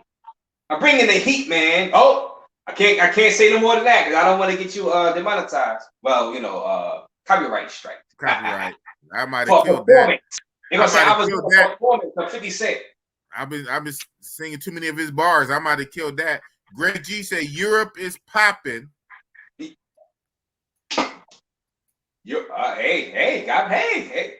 But there's so many other places I want to go. I can't go everywhere on the planet. I'm not even gonna lie to people. I'm not going everywhere. I would never go to everywhere on the planet. I'm just not gonna make it everywhere on the planet because I have too much fun. That's a compliment to certain places because I like what I like, and if I like a certain place, I'm gonna go visit that place over and over again, and I'll try something else over and over again. I'm not gonna have enough time to go everywhere on the planet. You know what I'm saying? So, yeah, you will. It is. Well, if I make it a point to go, if I said I'm gonna go visit every, let's say, country first on the planet, I could do that, but I'm not. I ain't. I'm going where I like. You go on what you like. And I'm gonna explore, but I can't explore every place on the planet. I'm going to the hot spots that I know that I will most likely like. I never had an urge to go to Europe. I've never ever. Ever. Right. Yeah. Well, it's way down. It's like on the back of the bucket list, but it's there. But my thing, like I say, by the time I do that, the money would have to be right. I mean, I would have to be in a different situation. If it comes to me going to Thailand 20 times, right? I'll probably have to go to Thailand 20 times before I go to Europe once. It's like you got time off. You got money. On the 21st time, then I'll probably go to Europe. You know what I'm saying? So yeah. Jay Lewis says. He says, "I never been to DR." I thought everybody went to DR. Wow. That's like the training. That's the training wheels. Everybody started with DR, and I thought about hitting it up, but my folks at NYC said it's been too corrupted. hood rattery. Well, they telling you right. So rattery. You kind of missed it. You kind of missed the glory days. Well, it depends on what. Once again, it depends on where you go. Help mess it up. Yeah, no, well, NYT. Yeah, well, all right. Hey, Atlanta. But it depends on where you're going. It depends on the area. You talk about Sasua specific. Let's be honest. You talk about Sasua. Yeah. Cities, huh? It's more than a country. Yeah, it's a whole country. And I bet you go to Sasua, you ain't really gonna even notice the YouTubers that be, you're not gonna notice them. Trust me, you're not. You're gonna notice the prices. You're gonna notice the price hikes, but you're not gonna really notice the drama of the YouTubers. You're not gonna notice that. But you gotta try DR. You got to try DR. I would, you got to, because it's just cool. DR's cool. You're not, the woman, they changing, they evolving. You know how evolution happens in life. Evolution, and the Dominican women are evolving as they're really smaller because of YouTube, because of internet, and they chat between each other. But I mean, you can't go bad by going to DR. You know what I mean? DR is a nice place. They got some nice people there, and it's pretty safe in certain places. No, I say North Coast, because Santo Domingo, you're gonna have more crime. Santiago, you're gonna have more crime. Those are cities around the world. All kind of, it's a lot more populated. You get that element of gangs. You get the element of crime. It is what it is. You can't take that away. Even Cartagena, you can't take that away. So you're gonna have to weigh. No place is gonna be 100% safe. No place. Just don't go to the most dangerous places like an idiot. Don't go to the places where you obviously 50-50 chance you're gonna get jacked coming out the airport. Don't do that. He said 50-50. Yeah. The HD, he asked me, yeah, it's a trip. I read my comments in my videos. I actually answered this, AC. You asked me this on my Sao Paulo video. I answered it, but I'll go ahead and answer it here.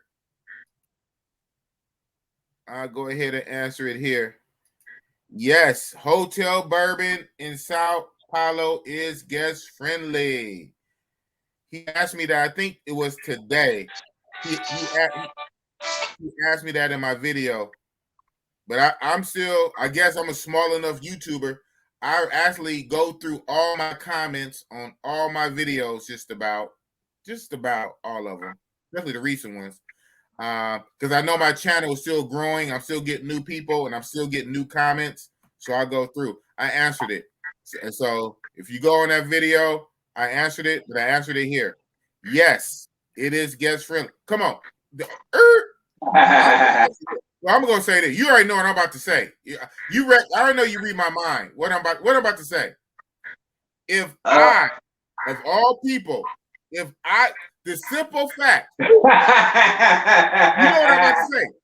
The simple fact, if Big Boss, a robot monger, if Big Boss stay there, that fact alone, okay, we're gonna stop.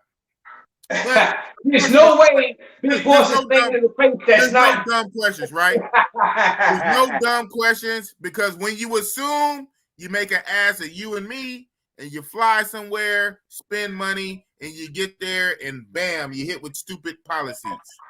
But yeah, going forward, from here on out, that question not being stupid or nothing, if Big Boss stay there, hey man, I don't play. I don't go to play. Well, I do go to play. I guess how you look at it.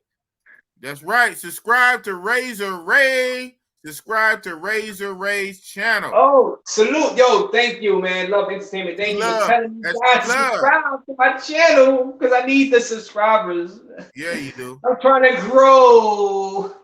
You trying to get them O'Shea Duke Jackson numbers, man. Yeah. He pushing almost 200K subscribers. I'm trying to be like Mr. Beast. Y'all know Mr. Beast. He's on the other side of YouTube. Yeah, he's the white side. He had. I know he more than 1 million. He's at what?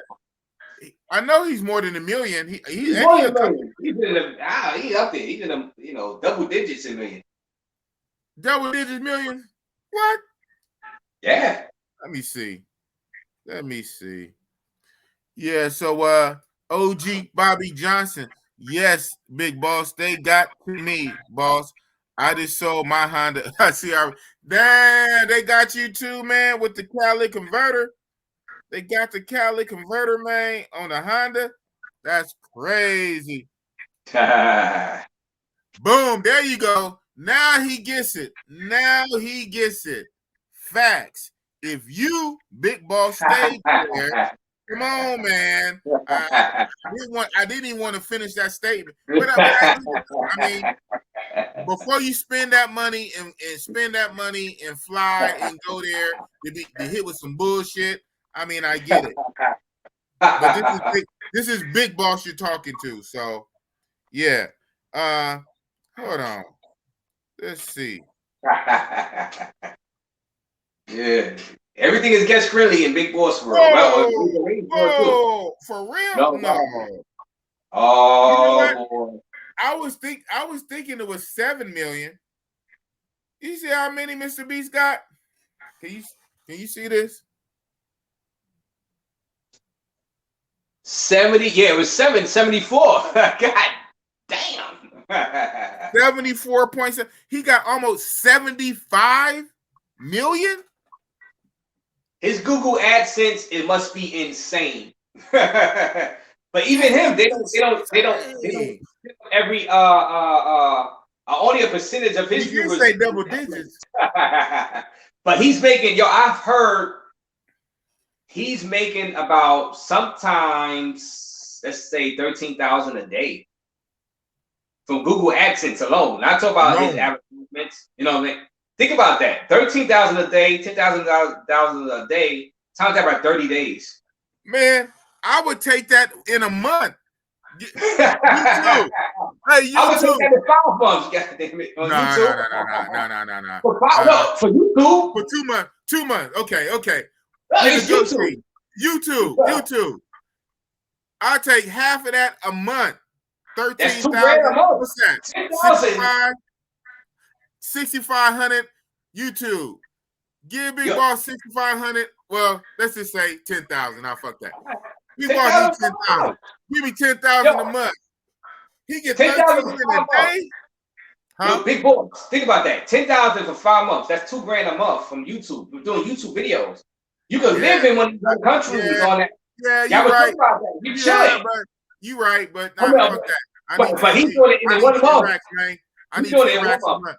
Okay, 8 racks. 8 racks a month. 2,000 a week. You know what I'm saying? I do a lot of editing for free right now. Yeah, fuck that. Yeah. It takes a lot of my time. You know, like I share with you that one dude today, man. I wasn't hating and being salty, but I was just analyzing this dude, white boy out of Russia. Just started his YouTube channel in September. Right. Already has 9,000 subs and monetized. Hella videos, and 90% of his videos are other people's TikToks. Yeah. How does that work? They said that it can work. Not even his own TikToks. Other people's TikToks. Other people. Yes. He uploads on his channel, and he has 9,000 subscribers. Yeah. Wow. He gained this. That gained the system. He took advantage of the system. The system said you could do that. You could upload TikTok videos, and if it hit, like I said, you at the mercy of the algorithm. But other people though, not his. Other people TikTok. Yeah. Take this shit and upload it on your channel. And it works. Wow. Now it take 2-3 hours to edit one little 10-minute video and get 100 likes. Wow, the game is cold, man. The game is cold. But hey, big boss. You gotta think about it though. Think about it deeply. Or will he get repeat viewers? See, right now, at your stage right now, you're building a community. Now, community might sound lame. It's not lame. These people will watch your videos. My community, man. You get in a hardcore base over time, which is going to continue to watch your videos over time as you get bigger. Bobby Johnson, like J Love, like HC Chillin'. Yes, like guys that hot shot it like like all that. the real ones. Yes, guys that hot shot like that. Case research. You keep asking sometimes, questions. Yeah. When you hot shot like that, sometimes it's hard to keep those viewers coming back to your videos because they saw that random TikTok video, and they're, oh, this guy cool, he puts up but he's not giving them the personality of him. So they're not really there for him. They're there for the videos he's releasing, yes, but it's not for him. So when he stopped releasing those TikTok videos, which he may never stop, but what if YouTube says no more TikTok videos? Then what so you are building like me. You are building a dedicated fan base. You know what I'm saying? Woo. So just in case, research says Beast makes $2 to $3 million per month. What? Damn. You sure? Well, god damn. Well, hey, if you do that, I was way over my numbers, but hey, I can see he probably made a certain amount, like $1 million a month, like for a couple of months. I can't see every single month. I was hearing Kevin Samuels make about $4 million a year. Yeah. Now we talk about AdSense. I was talking about AdSense, Google AdSense, the ads. Right. Now everything else is different. AdSense. Yeah. Of AdSense, yeah. Like added, like he's probably saying $2 to $3 million per month, maybe through promotions, through everything, like affiliate marketing, whatever at promotion. It's an ungodly amount of money. Let's just say that. Shout out to Mr. Beast. I don't know if you know this. He owns he has a hamburger restaurant here in Oakland. Oh yeah, okay, all right. My son told me about it a while ago before I knew who Mr. Beast was. And then later, when I found out who Mr. Beast was, I said, "Wait a minute, that's the YouTuber, Mr. Beast?" He said, "Yeah." I'm like, "Wow, Mr. Beast has a hamburger joint here in Oakland.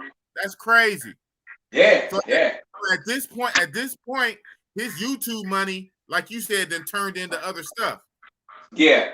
So that's making it crazy. Mr. Beast has a hamburger joint in Oakland. Yeah. Like YouTube money, man.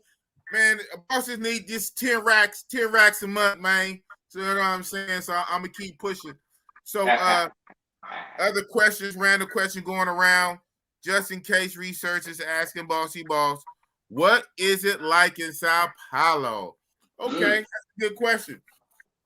It's different than Rio, where Rio has the big tour. One good so just in case, you've been to Colombia, you did the whole Medellin, Cartagena, or maybe Bogota. So if you have, this would make more sense. So Rio and Sao Paulo in Brazil is like Cartagena and Medellin in Colombia.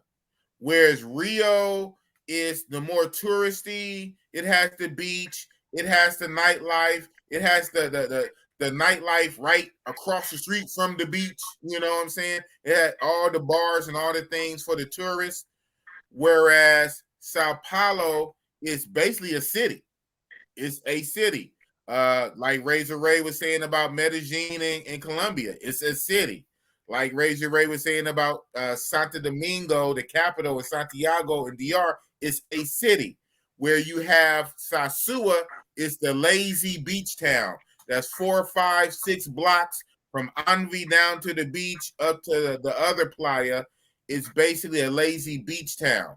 Sao Paulo is a big city. It's 3 times populous than New York. 3 times.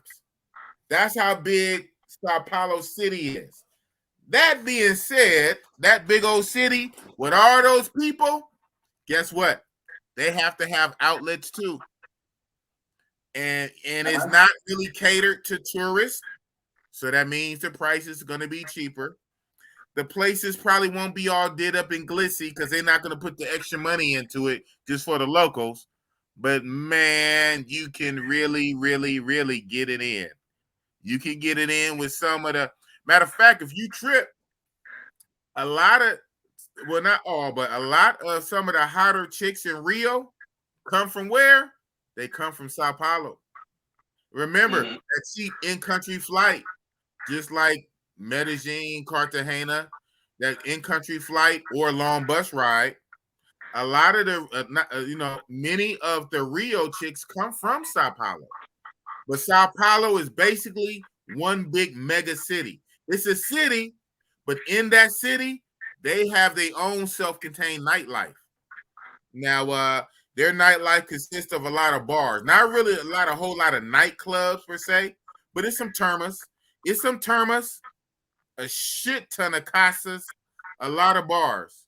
And you can definitely get it in. So that's really the thing.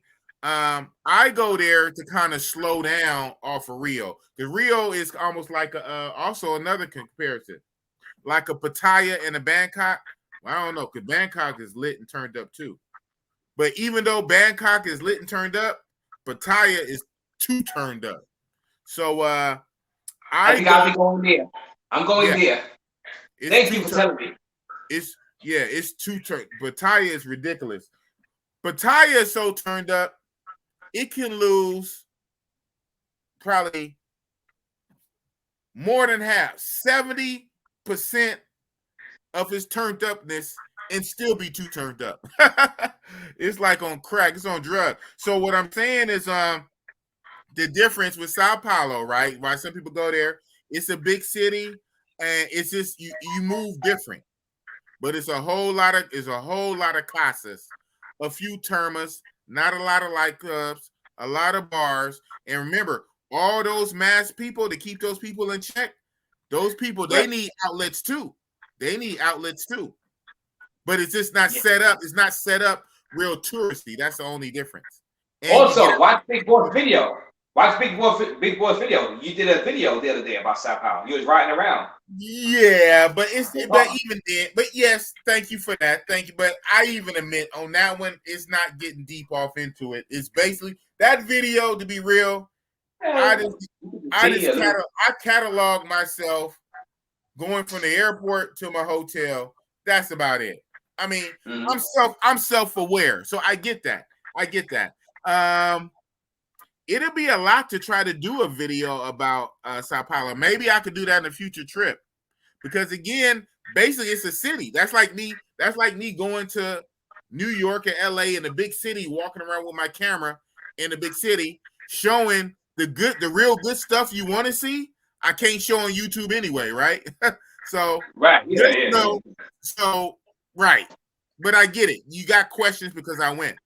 So just know Sao Paulo is just a big mega city, and that big mega city has a few termas, a shit ton of casas, a lot of bars, not a few clubs, and it's less touristy, and you can get it in because you're more on the local vibe. Everything's going to be cheaper. It's going to be cheaper on a local vibe.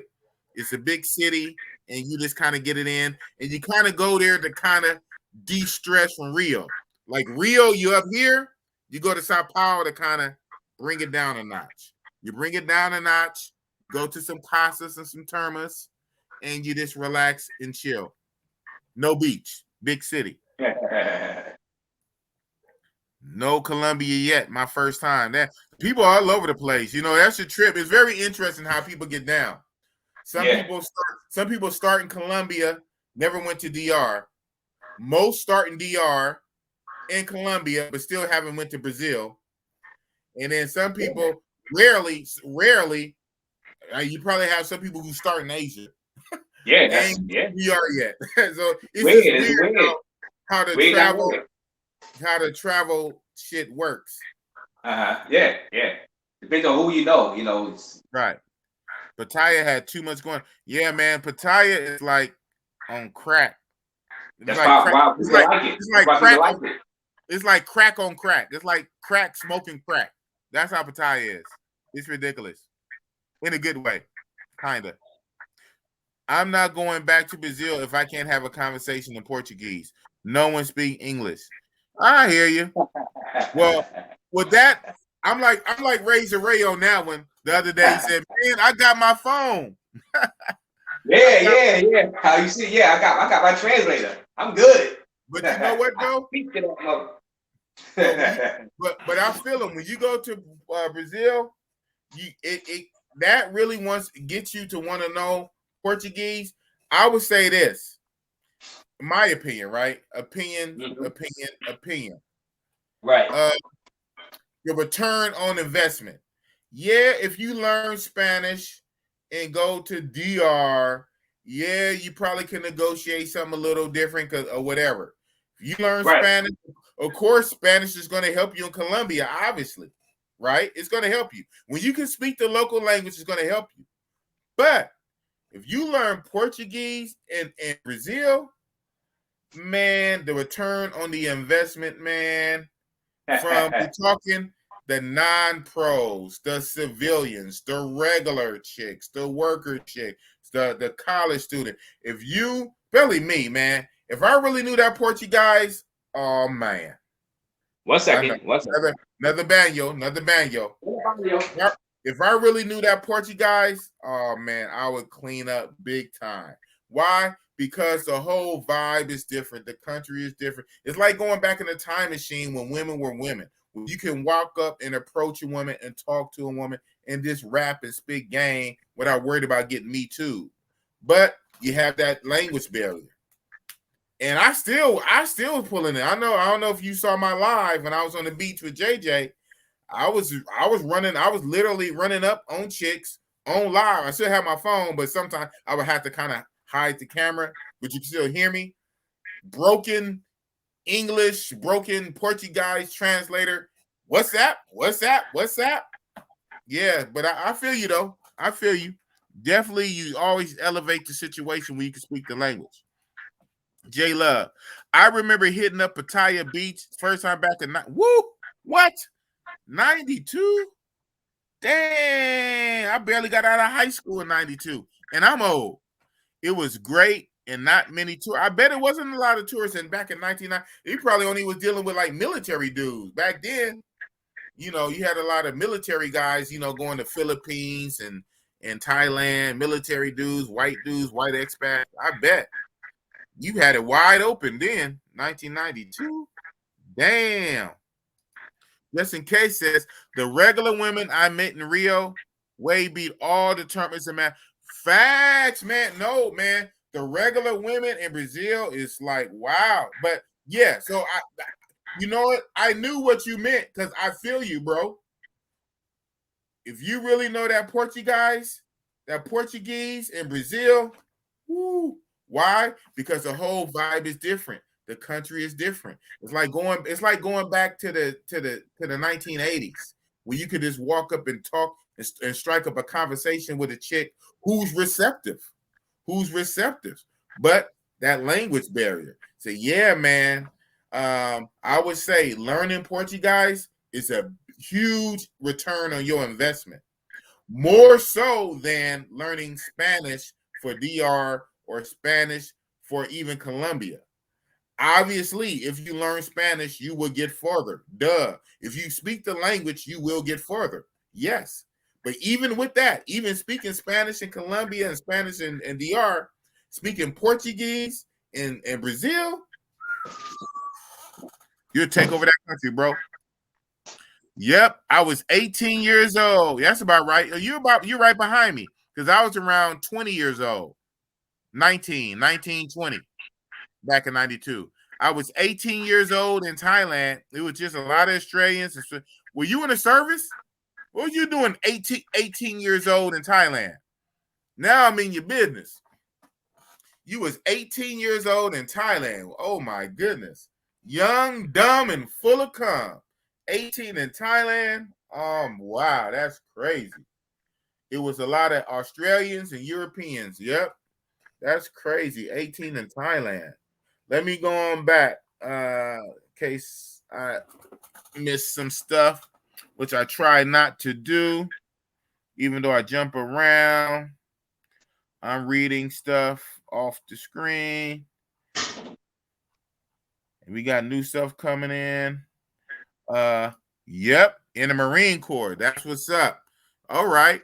You was 18 Marine in the Marine Corps. That's what's up, man. Thank you for your service.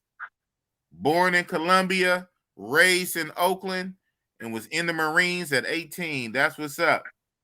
And that's the branch I was going to go to. If Big Boss was to go to the service, I wanted to really join the Marine. I wanted to be a Marine, but I didn't. So whatever. JJ says, I'm supposed to go to Casa Black Rio, but didn't make it. Yeah, man, I wanted to hit up Casa Black Rio too. I think that was near the Lapa area, that Casa Black. We didn't make it, man. It's so much stuff, though. It's so much stuff to do. So much stuff. If you're on a short trip, you got to something to look forward to, though. You got to hit it every day. You know, some people can't be somewhere for 3 months and 5 months and 6 months. Some people have 7 to 10 days, and you have to hit it every day if the weather permits and not raining and all kind of bullshit going on. And getting sick because of the travel. You're traveling different climates, the air on the plane, the air conditioned or non-air conditioned in your hotel room, and this and that, and the weather changed, and now you sick. You sick for 3 days, but you're only there for 7 days. So half your trip, you're sick, and it's raining, and there's a lot of stuff going on. It be like that, man. Right. Like, I get it. Ray, you save it. You save it for the next trip. Did by chance notice all the street meat around the neighborhood outside of Willem? Of course, man. That's why it go. Villa Mimosa is off the chain with the street meat. They got literally street meat, like yeah, street rat. J-Love, you didn't miss anything, Big Boss. Trust me. The Marines was a cool experience, but the racism was thick. Yeah, I heard that. I still wanted to do it, man. I don't care. I think I could have handled it. I wanted to do it.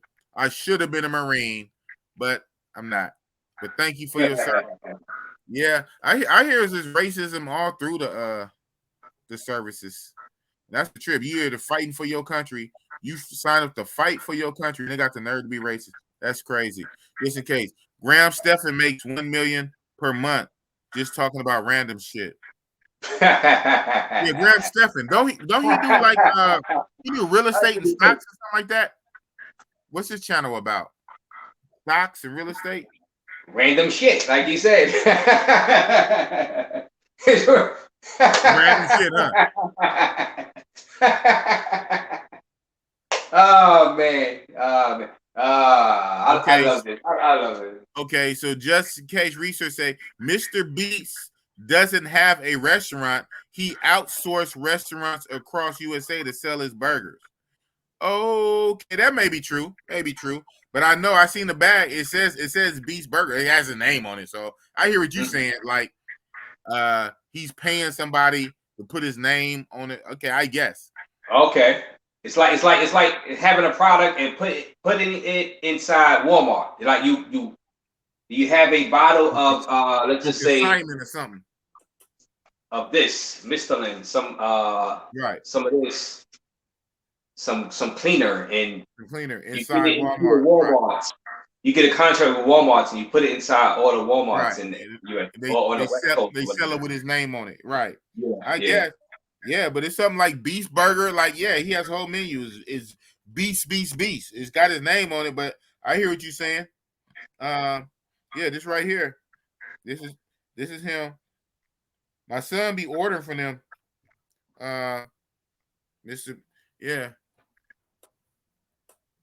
Mr. Beast Burger.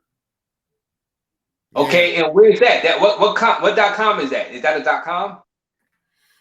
This right here. Oh, yeah. This is Yelp. It used to be free at one point. Oh wow! Because you know, on people ask, it says, "Is Mr. Beast Burger still free?" I didn't even know that was. What the hell? I can give a free sample. They're like, "Wait a minute, I gotta taste." While Jimmy is no stranger, it says, "While Jimmy is no stranger to giving out gifts and money to his subscribers, you do have to pay when you order Mr. Beast burger. Yeah, it's Jim. It's just YouTube. I mean, I guess I don't know. You saying he outsourced? I guess it's almost the same thing. I guess, but I hear you. Outsource. He can use TikTok as long as he comments on it or expose the content. Fair use allows the usage. Yeah. Okay. Going back to like I say, when I was talking about and he's not the only YouTuber I've seen do that either. A lot of people do that now. Yeah. There's this one dude who I follow. I'm actually subscribed to the dude. His whole channel is literally TikTok. I mean, this guy I'm talking about now is worse than the first dude I talked about. His whole channel is that. I'm like, wow. I said, these guys are finessing the game. How much work? They take it a minute. You put them in, they take a mile. Yeah, how much work goes into that? Must be nice. Hey, I might have to start doing that. Just right? What the hell is Razor uploading? I'm uploading all types of stuff. I'm upload just guys just inside of McDonald's doing on their head, just like doing twirls on their head from TikTok. But other people's shit though. That would give me other people's other people's shit. Yeah, I'm just uploading every single thing I see that's interesting from TikTok. They're like, what is this? This don't have nothing to do with Cartagena, Razor. Hey, man, random shit, man. I got 9,000 subscribers in a month. What do you want me to do? No, but one thing I will say, like what these guys do, is not super random per se. It'd be like on topic, like whatever they talking about. Like both of these guys I'm talking about are red pill dudes. So they have red pill content about female behavior and modern women, but it's just other people's shit, and it's just other people's TikToks they just put on their YouTube page, and their whole page is that. And so is the TikTok stuff they talk about red pill too? The TikTok stuff? Yes. Okay. It's not random. It's not random. It's staying to the topic. Okay. So I'll be putting like some Coney Island stuff from TikTok. People doing like hanging off the roller coaster while they riding on the roller coaster. I'll put that up there. If it's gonna get me views and subscribers, they're like, "What is this?" Hey, entertainment. Right. That's what it is. Subscribe. That's what it is. They say pick a niche and stick with it, man. Pick a niche. So JJ say women walking naked at night in Villa. Damn, man, Villa Mimosa is off the hook. Villa Mimosa is off the Richter. Inside, right? In Villa, inside Villa Mimosa, inside. On the streets, bro. On the street. Oh man, I gotta book my flight tomorrow. You didn't tell me that. You didn't tell me that. It's only a tiny bit of cap because they basically are naked. The only difference it might be a pair of panties, bro. That's it. Panties, not even bra, just panties. So now I see why when y'all say Brazil is number one over Cartagena. Like, now I understand. I seen it. Yeah. I seen it. It's number one. If you got that going on out there, I'm telling you, it'd be a point where lots of women are walking, and the only thing they would wear is a pair of panties. That's it. Okay. Panties mostly panties and or bikini. I get it. A beach bikini bottom, which is basically like panties, or G-string. Sometimes, many times, no sandals, dirty feet, or with the sandals on, maybe pair of panties, and they might have a bra and probably don't, and they have a phone in their hand and they walking and talking crazy. Now I get it. Now I get the Brazil rating. I understand y'all rating Brazil. But that's one part. But then again, Brazil's so big. That's one part. That's just the Villa Mimosa, though. That's the Villa Mimosa. And a lot of guys, and believe it or not, a lot of guys still don't like Villa Mimosa because the area is sketchy. The area is sketchy. Yeah, they get you. Well, yeah, they get you. Yeah. So. But some guys don't. You got girls in panties. Hey, guys that take that risk. This guy will. But I get it. Some guys like, oh no, clutch my pearls. Okay, well, you clutch your pearls. I'm gonna get her pearls. Just in case research say Boca Depot in Oakland sells burgers for Mr. Beast. They have the bags and everything. They got it in Florida, all over now. Okay, I hear you. The just in case research. Hey, that he got the name. Research. Just in case research. He say they sell burgers for Mr. Beast. They have the bags and everything. They got it in Florida. Yeah, I get it. That makes sense. I mean, you know what I'm saying? He pays them to basically. That's like still like promotion, because they got the bags with his logo on it. Beast Burger. Right. So he's basically paying them. He's paying them to do that. That makes sense. I hear you, man. Outsourcing. You ain't lying. They don't look the best. You said they don't look the best. Yeah, there's a lot of times the quality. He's talking about the Villa Mimosa. The Villa Mimosa ones, and especially the ones that walk around ratchet like that. Sometimes, you know, those are not 9s and 9s. A lot of those be 7s. But they don't be 6s. Oh, God. Some 8. But then again, like I say, a lot of guys don't like it. Yeah, a lot of guys shit on it. And I can see why. Just like Bogota Santa Fe.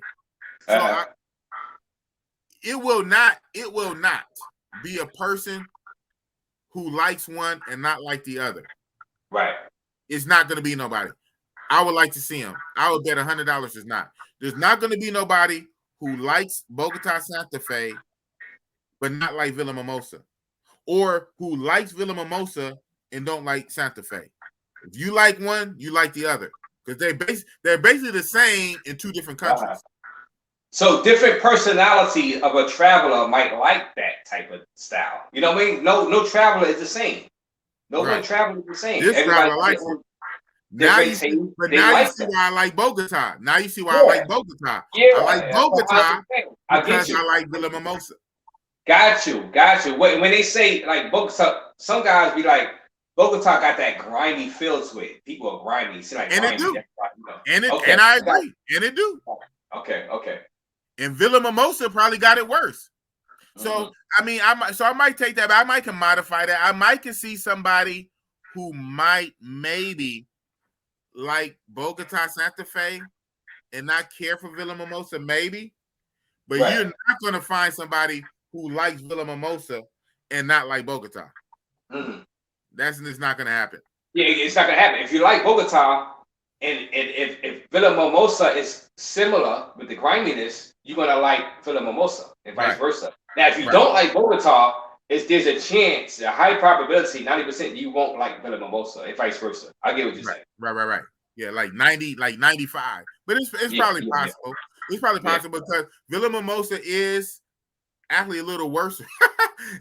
Villa Mimosa is, if that's possible, Villa Mimosa is like a little worse than Santa Fe. So I can probably see that.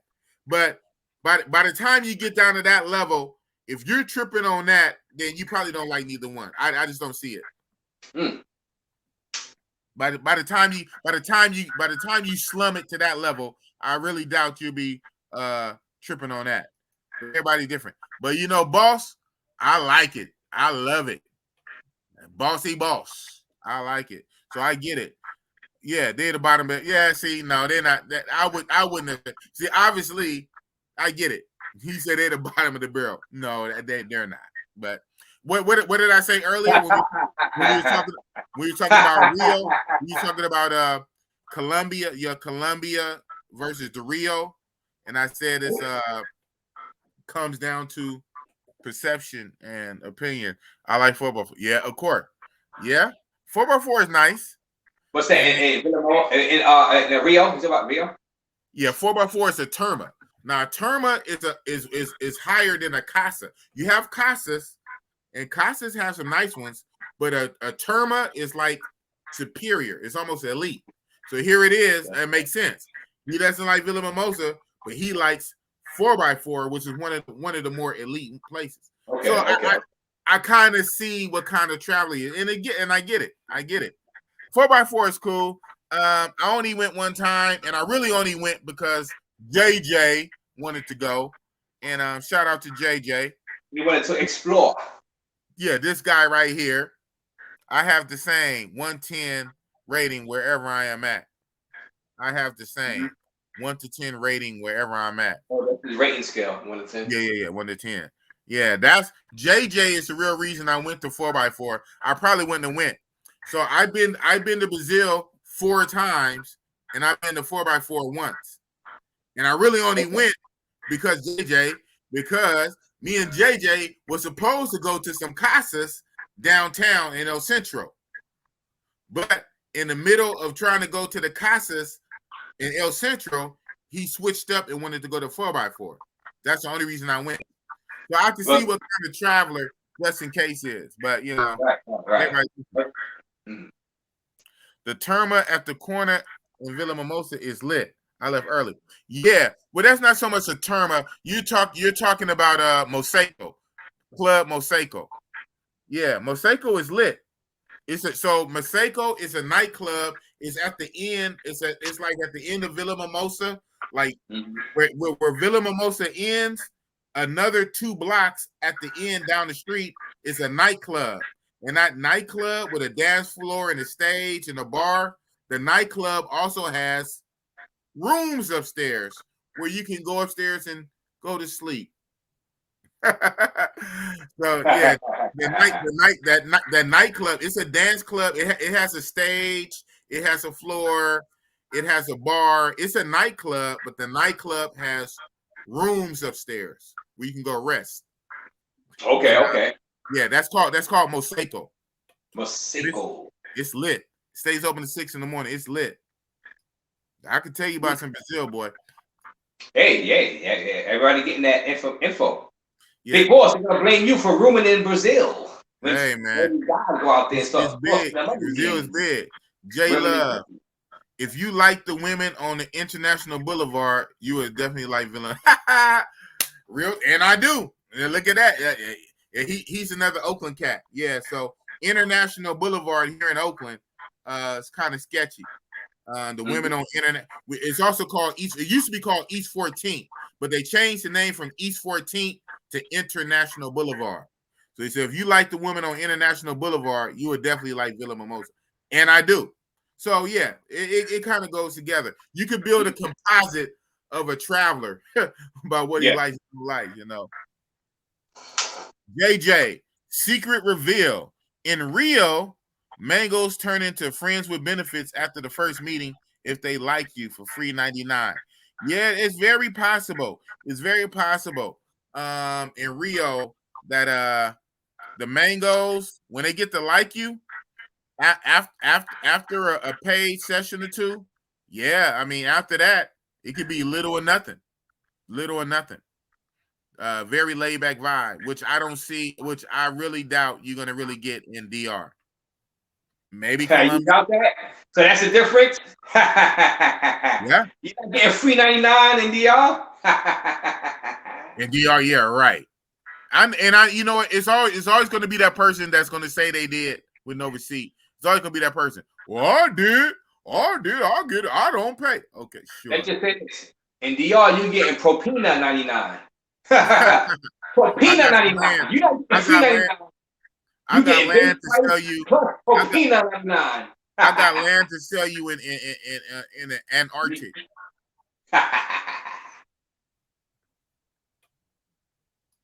Yeah, Mosaico is lit. I've seen some stuff. Yeah, Mosaico. Yeah, it's lit, man. Ooh, they got some stallions in there, man. Ooh, they got some stallions. Mosaico is just too lit. I got footage that I cannot show on YouTube, but Mosaico is lit. And the craziest part about it, like say, it's only like 2 blocks away from Villa Mimosa. So you have all that griminess of Villa Mimosa, and then you got this lit nightclub 2 blocks away. Right. Crazy. Yeah. If you like the women, the Terma at the corner. Yeah, we talked about that. So I'm pretty much caught up. Bottom of the barrel. Pretty much caught up, man. I think. What else people talking about? We've been rocking for 4 hours. Razor Ray. I did 1 hour. with the young homie, with the young new YouTuber, Travelversity. I did 1 hour with him, and so far 3 hours with Razor Ray. Yeah, and I've been drinking for 5 hours. So that's the thing.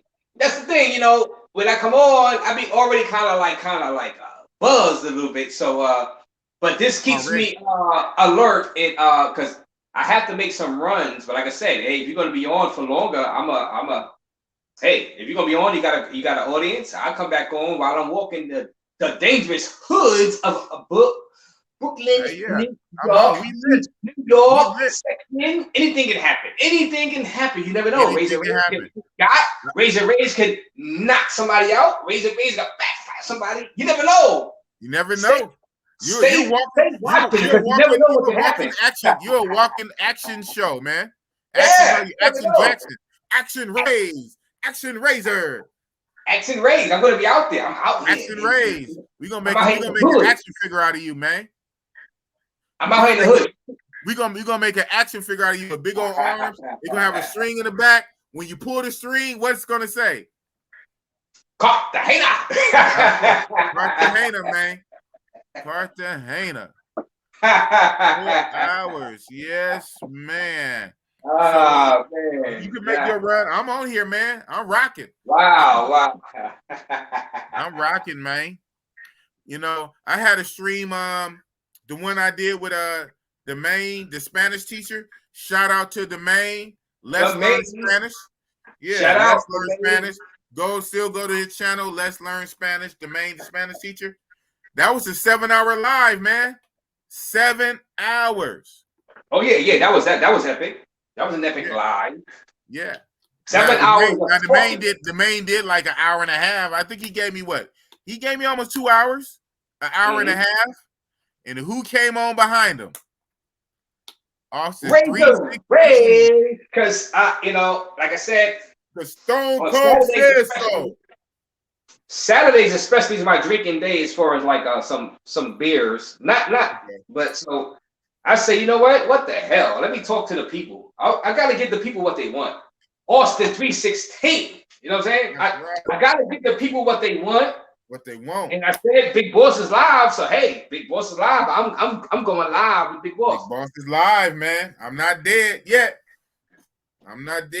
Big Boss is still alive. So yeah, man, you go out there, you be safe, do what you gotta do. Most likely I'll still be on, and I'll drop the link. Just hit me on WhatsApp. I have the link. I come with a link from my phone. You got the link. You can just hit it on your own. Man, it's all good. Don't drop the link, because some troll might come on. And no. You got the key, man. You ain't got to ring the doorbell. You got the key, man. Yeah. So I might hop on like another 5, like say 10 minutes. If you could keep keep like 10 minutes, 5 to 10 minutes, I'll hop back on while I'm walking, the streets of Brooklyn. Remember, I'm going to be walking East New York. East New York section. So what are we going to see? What might we see in East New York while you walking? You're going to see some big rats. You're definitely going to see that. You're going to see big rats. You're going to see some guys begging to raise a raise for some money. They don't ask for dollars anymore. They ask for $5. They don't ask for a single. Yeah, I heard that. They ask for a single. They want $5. Yeah. What the hell is this? Or they might ask for a meal. Can you buy me some food? You know what I'm saying? I'd rather you ask me for that. If you ask me to buy you food, you might have a chance if I'm not broke myself. Hey, man, I can't be broke myself. Can you spare $13? What? I can spare 13 pesos, and I still got some Colombian pesos left over. You want some of these $20, man? Can you spare a 20 spot? $20. 20 pesos. I got some Colombian pesos. It's hard being home out here, man. I need $20, man. Goodness gracious. Yo, bro, I ain't got it, son. I ain't got it. But I'm gonna run into something. I might run into some not chicas, let's say some Matrix girls. Let's say Matrix girls. Okay. Because they be getting let out, they be in the front of the club when I be walking, and you have some baddies, but think about it. You guys to deal with the attitude, the Matrix attitude, guys. That's the thing. It's some pretty. Don't get me wrong. Brooklyn, there's some pretty women in Brooklyn. Pretty. My mother got on me for my videos. She was like, why am I down in the Matrix woman? She said it another term, but I'm not going to say that. She said, why am I down in Matrix woman? I said, you know. Damn. Your mom got on you, man. Yeah, she sent me that text, talk about, you know, I'm this and that, why I'm getting on Matrix girls, why, you know, why I'm putting foreign women over Matrix girls. I said, because I grew up with these Matrix women and they are a pain in the ass. So, what, like you said earlier, once you grow up with a certain demographic or you grow up with certain people, you get tired of them. So you're more inclined to deal with outsiders and deal with them because you're not really used to them. So you're gonna take a little more from them as you get older because you're used to the headaches of dealing with the matrix that you're used to. You want something, you want to change. It just makes you feel better. It makes you feel good. And some Dominican guys that I met at the gym, they tell me they like matrix girls because they're tired of dealing with Dominican girls. It's because they grew up around Dominican girls. They love matrix girls. Right. So that's just it's the way it is. It is what it is. You know what I'm saying? It is what it is, huh? We all like something. We like something different. Damn. Yeah, like something different.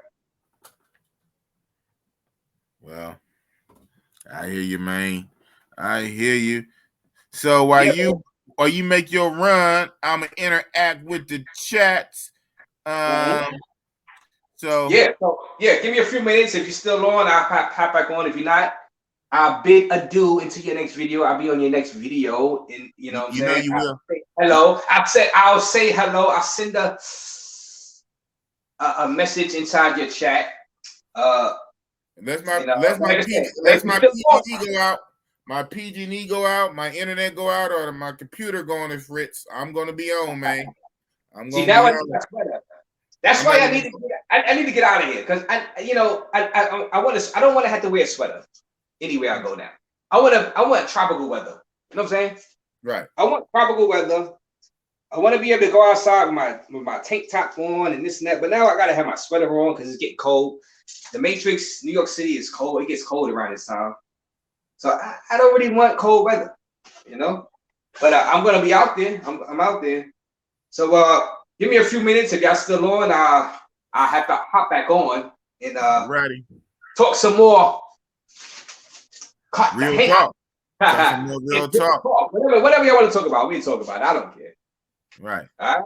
So give me a few minutes if y'all still on. I'm gonna see. You be safe, man. I hope nobody mugs you and rob you. That'll be a story.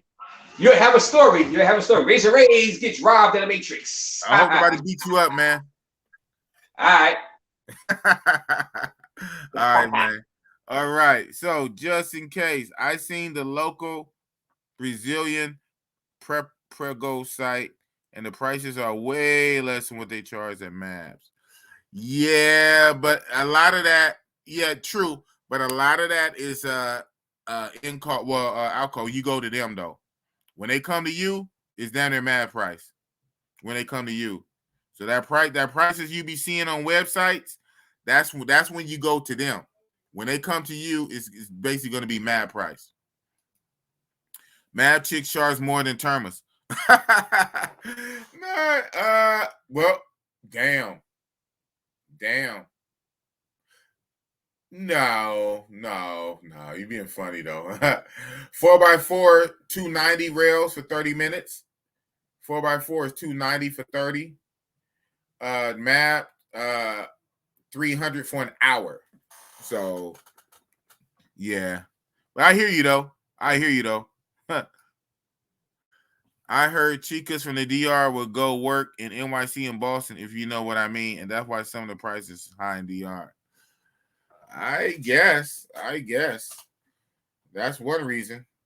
I know New York has something to do with it, but yeah, that connection with Dominican Republic and DR, man, Dominican Republic, DR, in New York and DR is something cold, man. It's like the DR is like New York's backyard, so it's a lot of cross traffic, a lot of back and forth. Yeah, man. Shit crazy, B. We're going to keep it pushing. So, boss is solo dolo. Shit.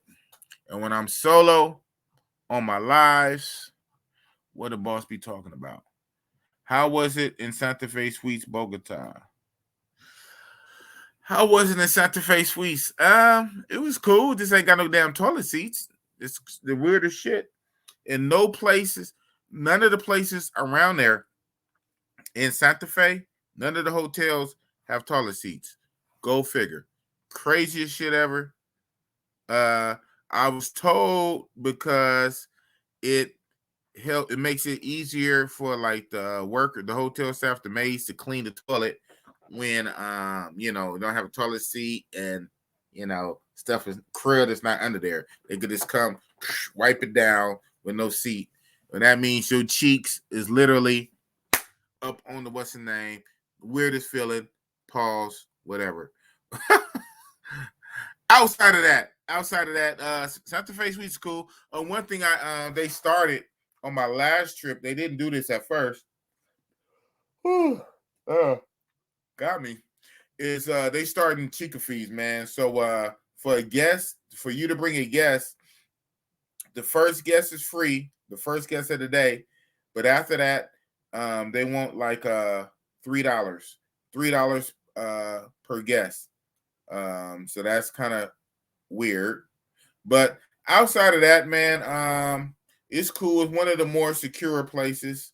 It's one of the more nicer nicer, cleaner, secure. Like I say, it have no toilet seats, but no place around there have toilet seats. Crazy. You got to get your mind over that. It is what it is. No toilet seats.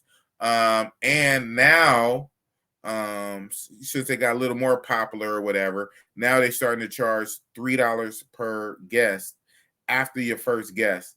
So $3, what's $3, right? It's more of a nuisance than anything else. Like, man, I got fucking 15 pesos. Here's the 20. Here's the 20. You need to give you 5 back because that's 15 peso, 15K peso.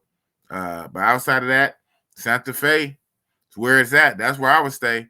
When I go, I would stay in Santa Fe. One of the downsides is it's almost impossible to book that place online, man. You almost have to book it in person, which is crazy, right?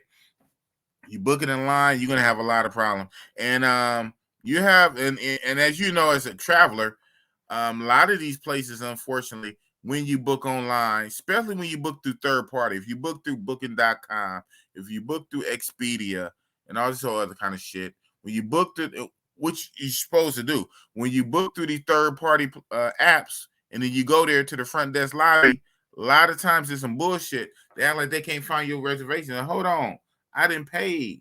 Well, you paid them. You didn't pay us. We can't find it. Oh, man. 95% of the time it's always rectified, but it's rare. They did me like that in Mexico. If you guys remember, about a year ago, I was gonna stay at I forget the name of the place. I wish I could remember the place. Put their fucking asses on blast.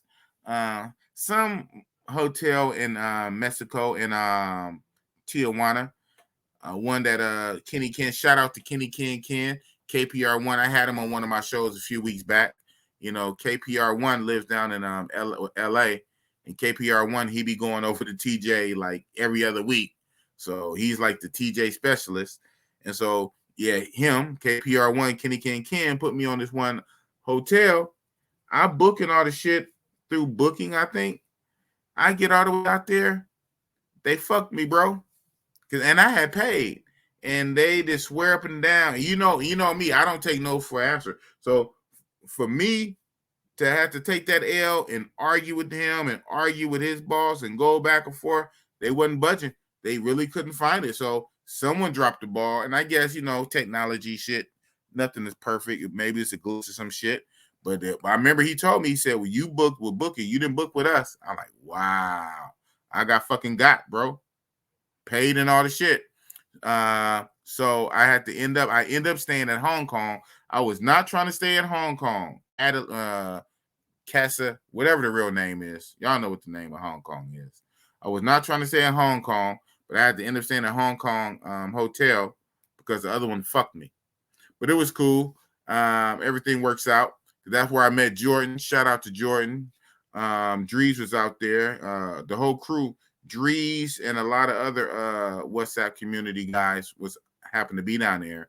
But that's where I met Jordan, and me and Jordan hit it off, and that's what's up. But yeah, that's some bullshit. So when you be trying to book with these places, look, I went on a whole ass rant. We be trying to book with these hotels online. Sometimes that should be a nightmare. So you almost want to go to the hotel's website itself and book. But I didn't have that problem really in the Bourbon in Sao Paulo. I didn't have that problem.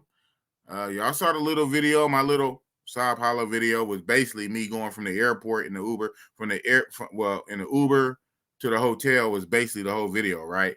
I got in that lobby. I had to get off the phone because my shit was on the phone. They brought it up relatively quick, you know. Shit. They brought it up relatively quick, signed me in. And so as you guys saw in the video, when I turned the camera back on, at that point I was already in the elevator with my paper for my room and whatnot.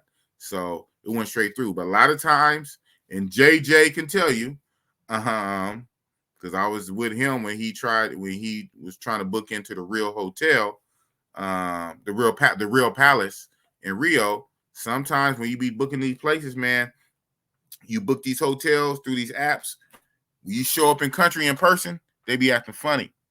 I say all that to say, Santa Fe Suites be on that bullshit big time. So on my last trip, like I said in the video I put out, on my last trip,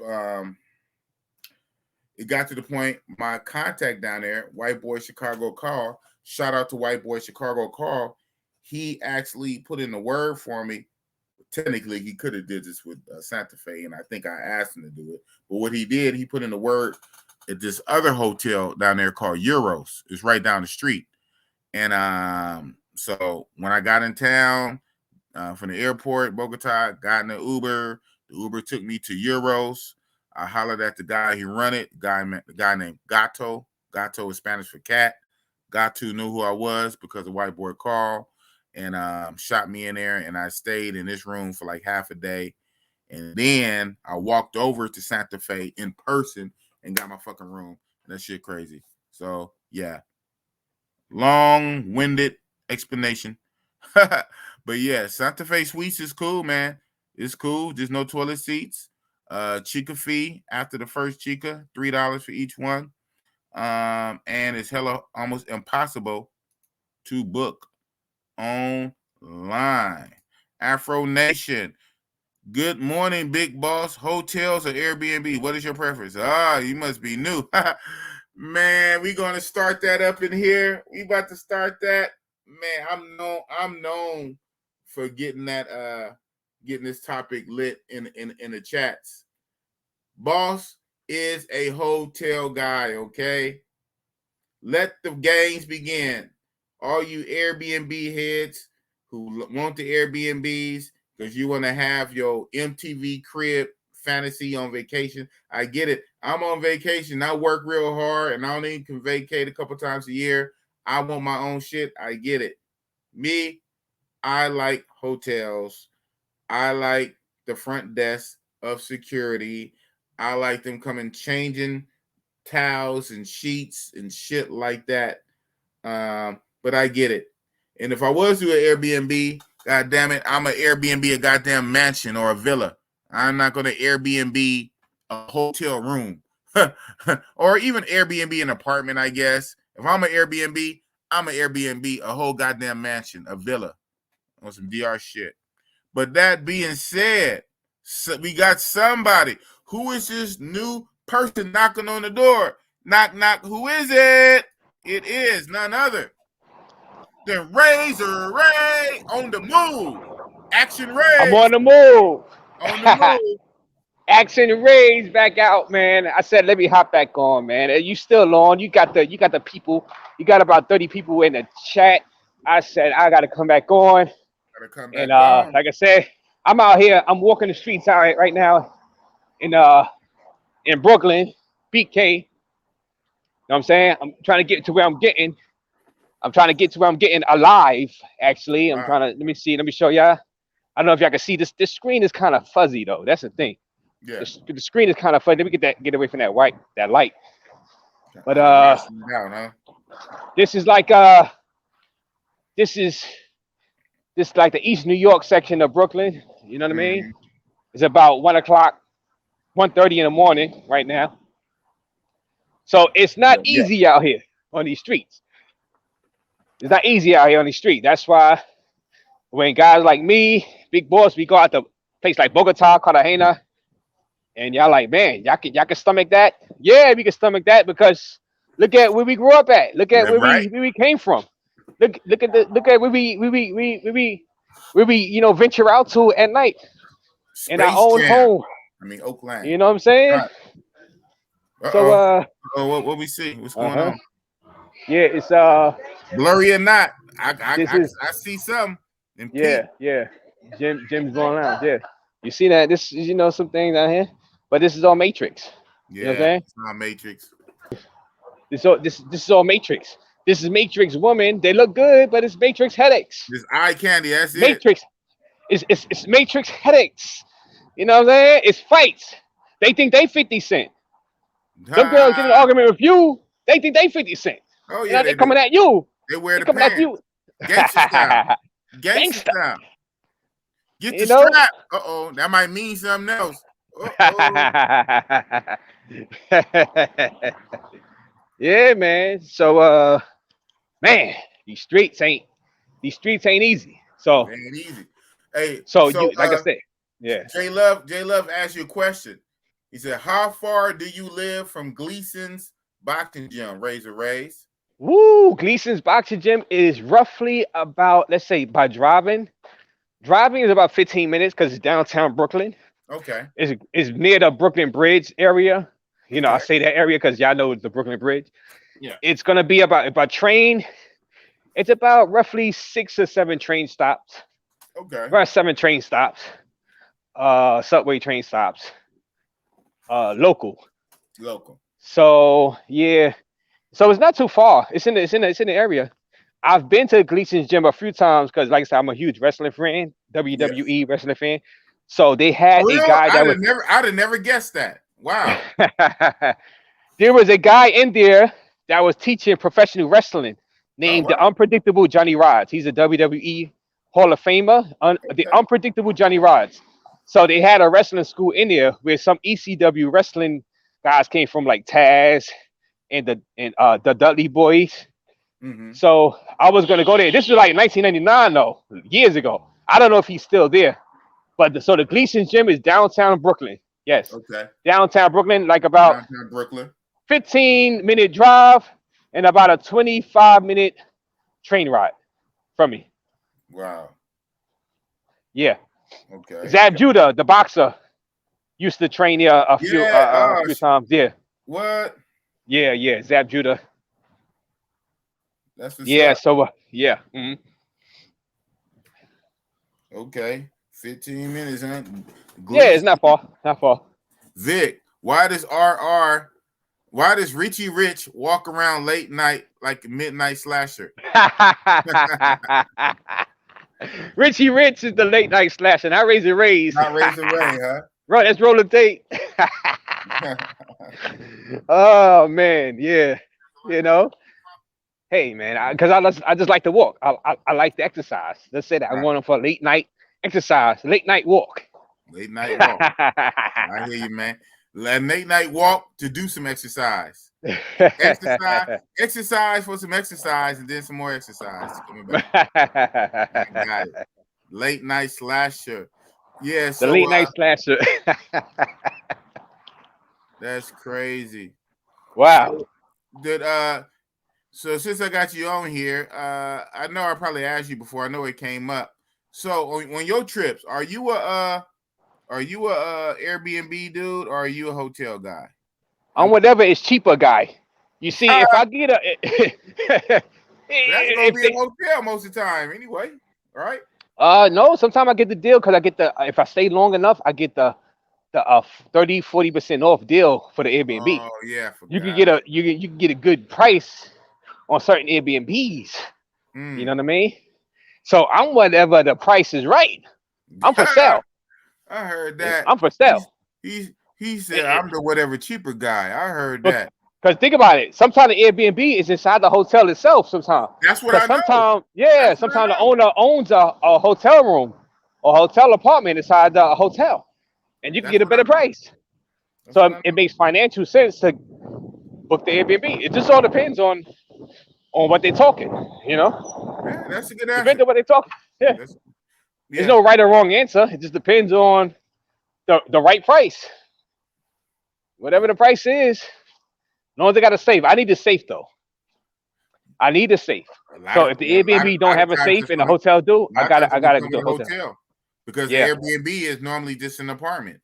Yeah. So unless the person was smart enough, you know, and to install one. Yeah. Forward thinking to put a safe in the apartment. Right. Right. I mean, I'm not dense. I get the attraction to the Airbnb. I understand it.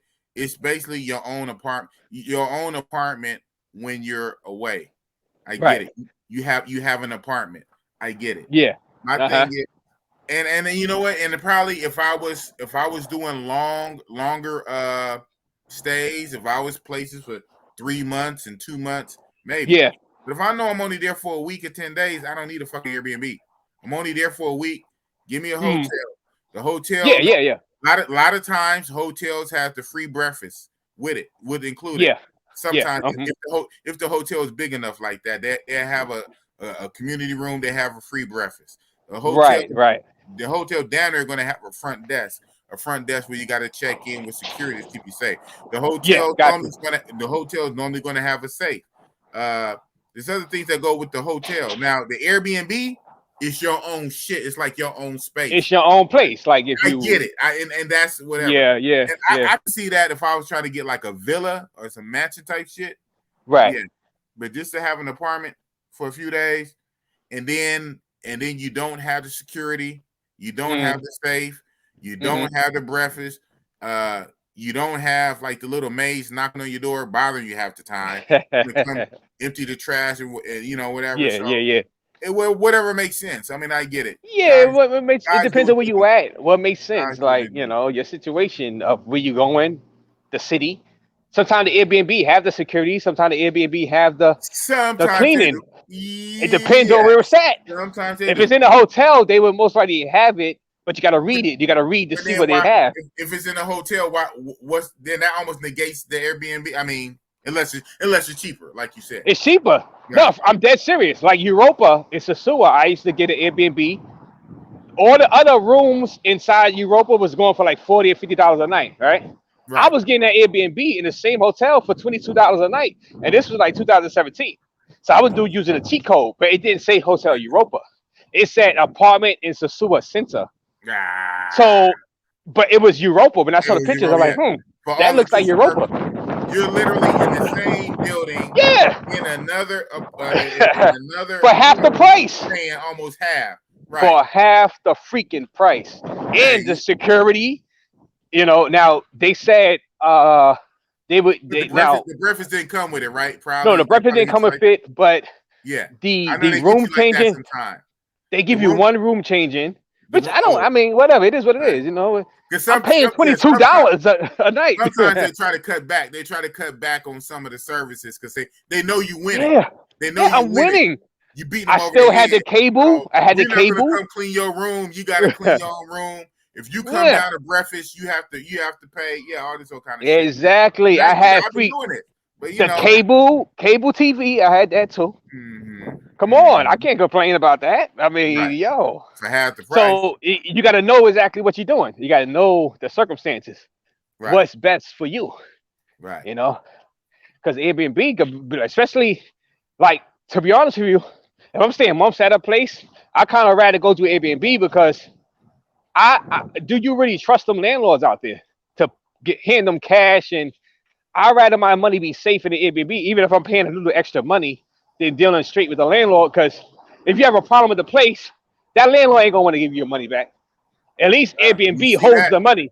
Airbnb holds the money. In these third world countries, they do not want to give back one red. They don't be wanting to pay. They ain't gonna. So that was part of my problem in Brazil and wherever, whatever. Right. They don't give back 1 red cent. Exactly. So guys watching, Airbnb holds the money up before they give it to them, give it to the owner. So if you have a problem, they'll refund your money. They'll find you another place to go. That's what's up. To while you out there. So yeah, you might have to pay a little extra money than dealing straight with the owner. Right. But if you don't do you really trust the owners out there? If you have a problem, if you have a leak, if you have a flooding problem, you know, then you could tell Airbnb, yo, you could send them pictures and they're like, okay, we'll get you out of there, we'll find you something else or refund you the money altogether.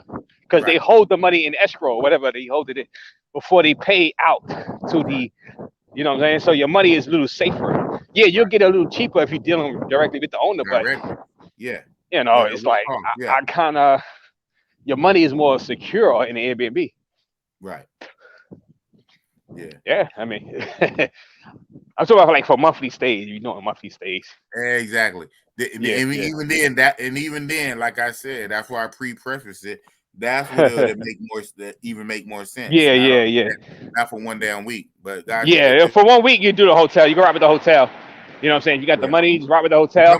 Some guys know they still do Airbnb even for a week. So just in case. But you gotta have the safe. You gotta have a safe, man. You gotta have a safe. You can't do Airbnb if I no safe. If you bringing in friends and guest friendly, you know, chicas and stuff like that, you better have a safe, or you're not gonna be able to fall asleep when you're chica because you don't know what the hell she's gonna do when you fall asleep. Well, you know what guys say to that? Well, I don't have overnights. Well, damn, you got a whole ass apartment, not a hotel. You have your own bachelor pad apartment because you want to have a fantasy. You have an apartment and you don't have overnight. Okay, well, I guess so. Research said I did Airbnb in Rio. It was great, but what are some best guest friendly hotels in Copacabana? Yeah, so I normally say it's funny. I say all this. I normally stay in a real apartment. Okay, well I say all that, but it's not Airbnb though. I know the landlord. But a lot of guys like to stay in the real palace. In the real palace right there in Copa. I only heard 1 or 2 situations where they tripped on guests, but then everybody else say they don't have a problem. 1 or 2 people said they had a problem. I don't know. The only thing I will say, guest friendly is an issue in Copacabana. I guess in many ways they're trying to be like Cartagena, you know, the tourist area. Yeah. They know why people come. Tourist area. Here it is in the tourist area. It gets harder and harder to find guest friendly. So that could be an issue. Yeah. I guess I gotta look at it from the Medellin standpoint. They probably seen what's going on in Medellin. They like, look, these guys are having problems in Medellin with some of the chicas out there, and we don't want the headache inside our hotel.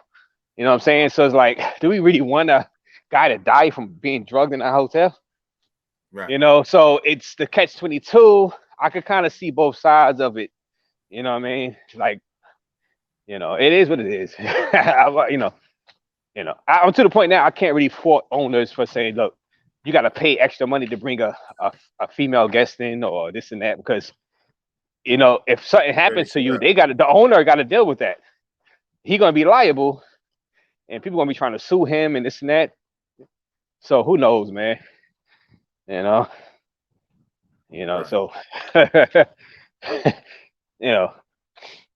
if I owned a hotel and they call it, hey, now I'd probably be sitting there thinking, yo, you got to pay $15 to bring $15 to bring the girl in, because, I'm going to be held responsible if something happened to you with this chica. You know what I'm saying? So you got to make it worth my while to allow you to bring this chica off the street in there, man. For real. You got to make it worth my while. At least I'm getting a little extra pay. Hold on, landlord Rays. That's where I'm coming though. I ain't coming just only for your apartment. I'm coming for the chicas, man. The chicas is near your apartment, bro. Well, as a landlord, knowing that I could get sued out my ass, I'm gonna say, hey man, I know you're coming for the chicas. I'm coming for but I still gotta protect myself, because y'all coming for the chicas and You can take the ticket to a smash spot. Take them to the smash spot by I am. Yo shit, man. No, but if I'm paying for, that's a smash spot. What you mean, yeah, man? You see, yeah. My spot is a smash spot for $15 extra. For $15 extra. Because you might get drugs and you're gonna be trying to sue my spot. You know what I'm saying? Nope. No, I don't want to deal with that headache. All the news reporters are gonna be coming here to my spot. Yeah. So I'd rather y'all take the girls to. I'd rather y'all pay my rate for the nightly, and I'd rather y'all take the girls to a 1 hour smash spot. I'd rather y'all do that. I'd rather y'all do that. To be honest with you, I don't want y'all to bring spot. Your spot, 24 hours. You know, I don't really want that because the girl's not paying. The girl's not paying for you to what you want. You want this money, don't you? And I'm going to get y'all money. I got $35 a night for you, man. Hey, I'm going to get your money. Okay. You know why I'm going to get your money? I got $40. I got $40 a night, man. Okay. I'm going to say, and guess what? I'm going to say for 10 whole nights, that's $400. Woo-wee. Yeah, but it's that $40,000 when you sue me for getting drugged and killed. Or when your family sue me for my hotel. You got to focus on the positive, man. You got to focus on the positive. Because y'all guys like to sue. I got $400 right now, man. You know what you could buy for $400, man? I know what I can lose by being sued by $40,000. And man, who's gonna sue you, man? Y'all guys are sue happy. Half the chicas can't even read. Half the chicas can't read. How they gonna sue you? The girls drug you. You're gonna want to sue my hotel. So you're gonna want to try to take my hotel. You know, and I want to have the media here saying, how did this American die in my hotel? Man, that's conspiracy. Why didn't the people at the desk do their job right now? I'm talking. Why didn't the people at the desk do their job? Why didn't they take the ID? You know, how they let the girl leave about the, now I gotta wake up in the morning. Oh my God, this American tourist died from scopolamine in my hotel. Oh my God. You know what I'm saying? That opens up a whole can of worms. Damn. I'm just playing devil's advocate, but I can kind of raise the Ray. So Ray said if he was a landlord, he would have no guest policy. No, I would have a guest policy, but you got to pay for you, and that's it. I would say you got to pay. I would try to limit the guests. See, by me saying $15 American to bring a guest in, that would limit it. Y'all, that might make y'all want to take the girls to the smash spot for an hour. I'd be kind of discourage y'all for bringing. I would discourage y'all for bringing the girls to my hotel that I own, because I don't want no problem. I don't want y'all to get into no shit. Because if y'all get into shit in my hotel, I'm responsible. Did you get it? Me as the owner, I'm responsible. Man, they're gonna be coming after me. Only thing I get is I'm trying to get the chica. That's the only thing I get, man. I ain't hearing nothing else you saying right now, man. And me as an owner, I want you to take the chica to a 1 hour smash spot. That's what I'm saying. This 1 hour smash spot by the clock tower. Man, I got 24 hours, man. Yeah, 24 hour spot, your spot, our spot. Well, spot. It's our spot, man. You're gonna take them to the clock tower into that smash spot, and you can tell the time of the clock because the clock is right there. You see what time it is. You're not gonna miss your flight. It's a big clock right there at the clock tower. Big clock. You're not gonna lose track of time at that clock tower. So you take them over there, and now I won't get sued. Conspiracy. These people were, I don't know. You get the right lawyer. You know, I gotta shut down this, and it would be my hotel they shut down too. You know, it would be my luck that they shut down my hotel. Everybody else get drugs in these other hotels, but my hotel that I own, I'm getting sued, and I gotta go out of business. Or I gotta pay like $40,000, fines, and God forbid you die, I gotta pay your family. Oh my God. Right. But as a consumer, yes. As a visitor, yeah, I want all them places to be chica friendly. As a consumer, if I'm thinking as a consumer, I'm paying my money. I want them places to be chica friendly. I'm thinking about myself. I'm like, I'm good. Let the girls in. You know what I'm saying? Let the girls in. But as a owner, especially seeing what happens in Medellin, I can't afford to have these Americans dying in my hotel. I can't. From a girl, I can't. I'll be kind of paranoid. because these hotels are an investment, and I can't be sued, and I can't afford to have an American die in my hotel. Hey man, well, that's Let's see what the people in the chat. Maybe the people in the chat don't agree, but you know, you gotta look at it from an owner's standpoint. You know, because you're right. In Cartagena, it is a lot of hotels that don't allow guests. You're like, why they not allowing guests? That's why what they I not heard. doing? I haven't been, but when I remember when I was researching it a while ago, that's what I was seeing. Yeah. So I was like, why? But then I sit back and I look at the druggings and I look at the druggings in Medellin. I'm like, maybe they just don't. Maybe they had a couple of incidents in Cartagena too, and they're like, look, we're not gonna allow these girls in there, right? For their own clientele protection. Now I'm quite sure if they're not really making money, they would start allowing the girls in. They're like, look, we're not making money. These guys coming out here for the girls, so we're gonna have to start allowing them in there, you know, right. Or at least letting them bring them in, but we're gonna charge a fee. We're gonna charge a fee to try to discourage them and say, no, you know, take them to a 1 hour smash spot. You'll be more safer like that. Y'all can come in, y'all live your life, but take them street girls to a 1 hour smash spot. You know, your valuables would be more safe like that. You know, you don't have to worry about chicken proof in your room. You know, so I mean, you know. Yeah, you making too much sense, man. I ain't trying to hear all that kind of sense. I'm just trying to get to the. I'm just trying to get. Yeah. To it, man. But like you said, me, man. You just making too much sense, man. I'm just playing devil's advocate. I'm trying to look at it from the owner's standpoint of the hotel. It's not that they don't want you to have fun; they just don't want to have liability on them. They thinking selfishly for themselves. They're like, I don't want to deal with the headache. Girl go in somebody else's room, it's still somebody else shit. They leave you, they go in somebody else's room, it's still something. You know, it's all types of liability, man. I guess. So J Love says, "Hey, big boss, are you planning on leaving the country in the future? Yes. If so, which country?" What you thought, man? What you thought? Brazil, man. Brazil. Rio, but not Villa Mimosa. You can't go back there, big boss. Don't be trying to go back there, big boss. Villa Mimosa. You know I'm going back there, man. What you saying? Big boss. Did you just not hear the girl walking around in panties? Did you just not hear that? Yeah, well, you know. All right. Well, you don't go back into that specific spot. That spot when you was posted up on a wall about the fight 10 of them goons coming from hey, man, I might not, man. I can't confirm or deny. Maybe not. We'll see. We'll see. We'll see. They be like, dig at that guy. He's back. Godzilla is back. Godzilla back. That's right. Oh no, Godzilla back. You know what it is. Godzilla is Godzilla. He's back. Boss is back. Boss is back. So Vic say if he had a hotel, my hotel would have 1 hour maximum stay, aka whole house. So he said he'll own the short time hotel. That's what he gonna own.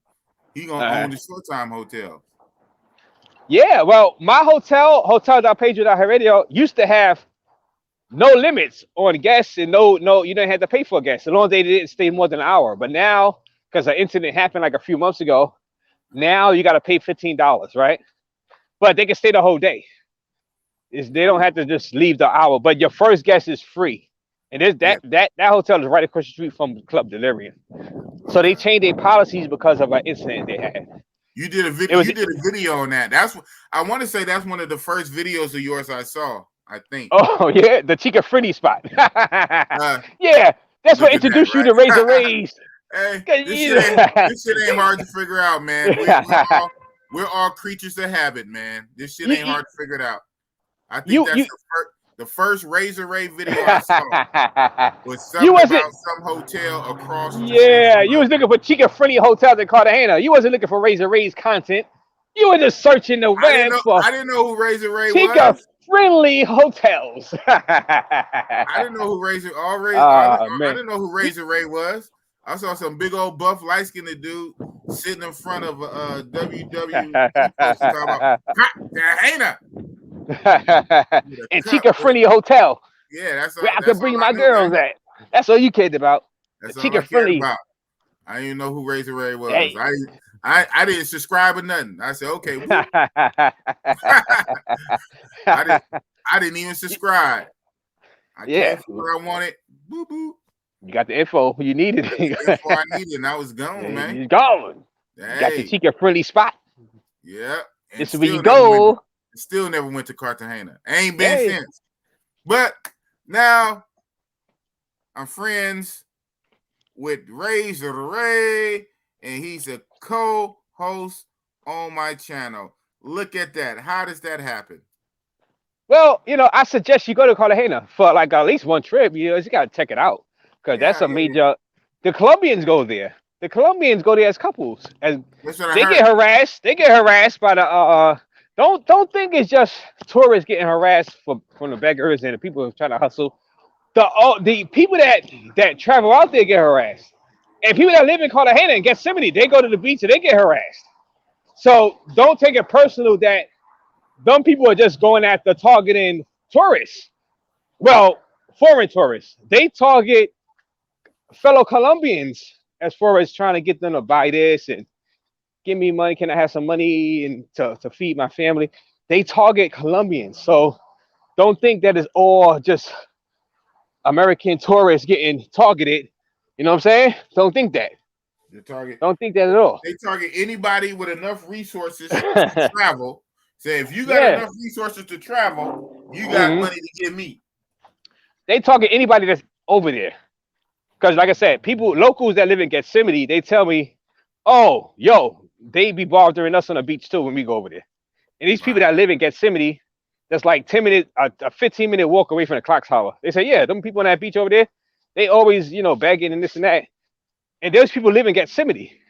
Right. Straight up Colombian, full bred, born and raised Colombians. Tell me that. Born so I get harassed.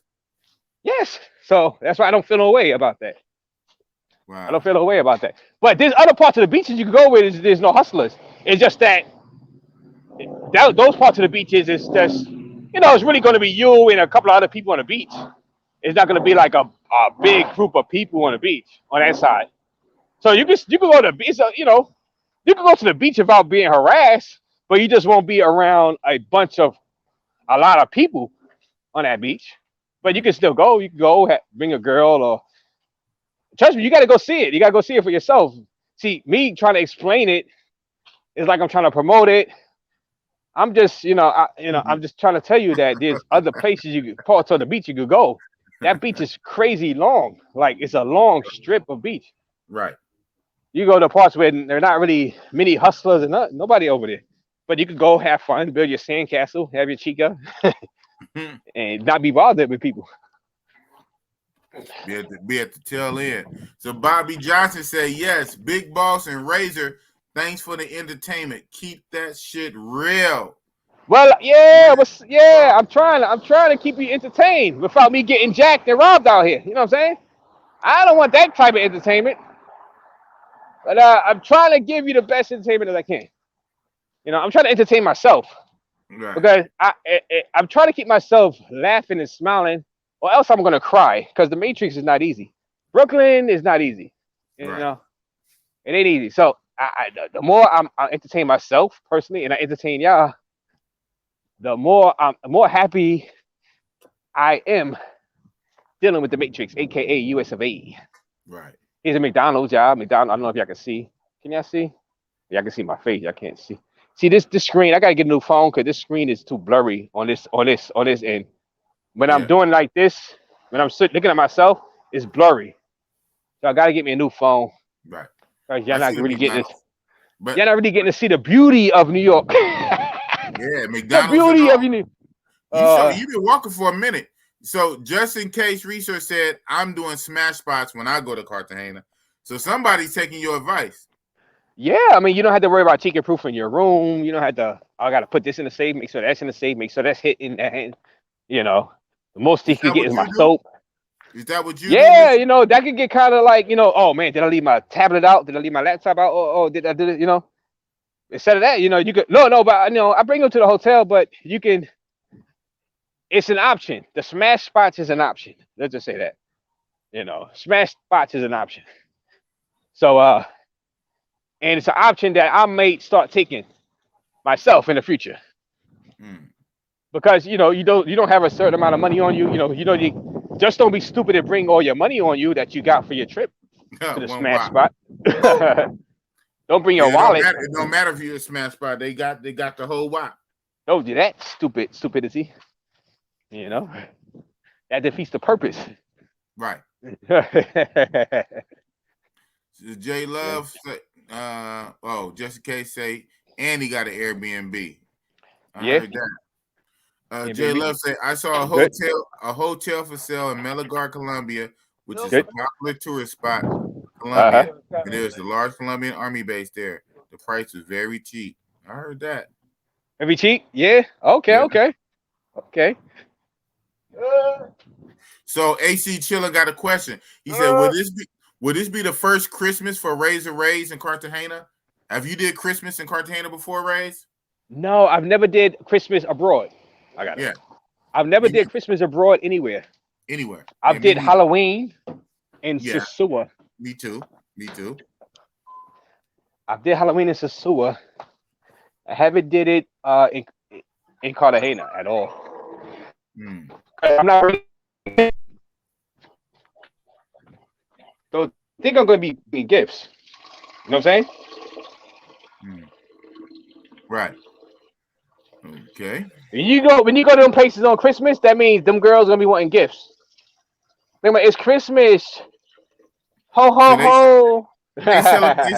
They celebrate Christmas too. Well, they know your holiday, so they know that you celebrate it, and they're gonna pretend to celebrate it because they're gonna want some gifts. Then you ain't American. That ain't for you. And they know that you're gonna be Santa Claus to them, even though they don't believe in it. They don't celebrate, but you there? Hey, that's Wow. J Love also say Colombia is lit during Christmas. Yeah, well, I know. In Bogota, at least, white boy cars telling me that during Christmas and Easter and stuff like that, a lot of the girls go home to their family. Mm-hmm. But that's Bogota, Santa Fe. So I don't know. Yeah, well, most likely it's gonna be my first time doing Christmas away from the Matrix. Wow. Yeah. And it's gonna be. Eventually, I'm gonna. It ain't gonna be necessarily in Cartagena because I don't know because like the whole visa process and I'm thinking like if you use up all your time in one shot like 6 months you can't go back for the next time to the next time of the year. So then you're gonna have to find another country to go hang out, stay in. I don't want to really do that because I still want to go back to Cartagena in between. So I don't want to use up my full 6 months in one shot. I want to be able to piece it. So I might have to change my plans if I can't get the full-time visa. You get a student visa and go to school, or get a business visa. You got to pay like $30,000 for a business, $80,000 for a property. You know what I'm saying? To live in, to be able to stay, or get a student visa. You could take Spanish classes and stuff like that. But if you're gonna be working online and stuff, do you really have time to do that? You know what I'm saying? Would you rather go to a country where you could just stay easier than going to all that? So that's gonna be a decision that I have to make. You know what I'm saying? So yeah. Dang. And not just me, other people that's trying to make that move. Or you're gonna have to, remember the visas, expire, and you gotta reapply. Every 5 years? No, well, your first travel visa you get like you get 3 months, 90 days, but then you gotta reapply for another 90 days. You get 6 months, and then after that, all bets are off. You're gonna have to either do a Spanish, a class. You got to go to school out there, get a student visa, own a business for $30K, damn, or a property at $80K, American. Look like going to school. You know what I'm saying? So, yeah, go to school, take some Spanish classes. Espaniola. And how much school costs? I know it ain't free. I don't know. I didn't price the school, but they got different prices with different schools. Right. So I take the cheapest price. You know, so it's not the easiest thing to stay out there, you know.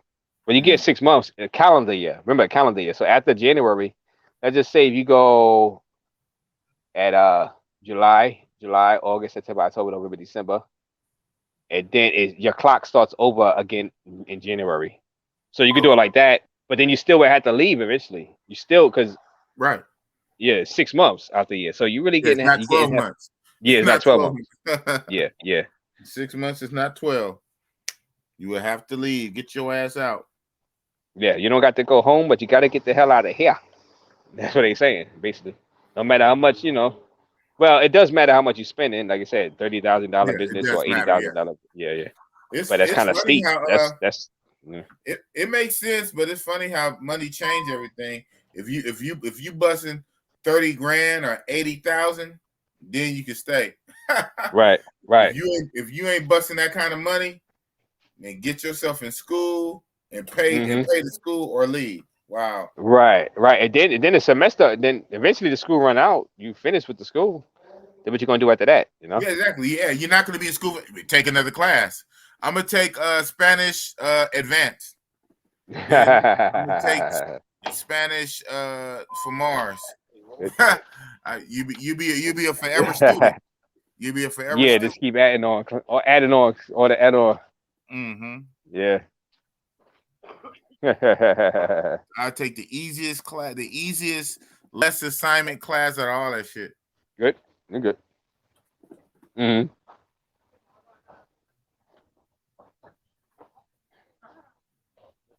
That's crazy. That's me. It's my bad. That's what you're saying. Okay. Just in case, I'm glad I have multiple passports. 6 months for me. Just in case you got multiple passports. You need 6 months on each passport. All you need is 2. J Love. I'm lucky I'm eligible for dual citizenship. Colombia is definitely trying to make it difficult to attain citizenship. Panama is one of the easiest countries to wow, you were born there, bro. What the hell? Colombia. And they try to make it hard. Yeah, they try to make it hard for you to stay. You know what I mean? DR is the easiest to stay. DR is very easy. They just want your money to pay you. You pay that fine when you leave. I mean, you can stay how long you want, Poppy. Just pay us when you leave. Right. No problem. You my friend, Poppy. You just pay when you leave. When you exit airport, before you exit airport, you pay. You pay peso. 5,000 peso. Yeah. $100. $100. You know. Just don't get scammed out your business. There you go. Thanks. Don't get scammed. Don't buy a house thinking that's your house and that's not really the real owner. Not even the owner.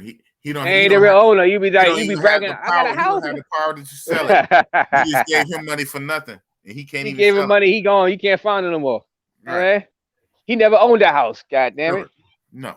He ain't own that house. You paid all that money to. You just gave him money. Yeah. And he ran.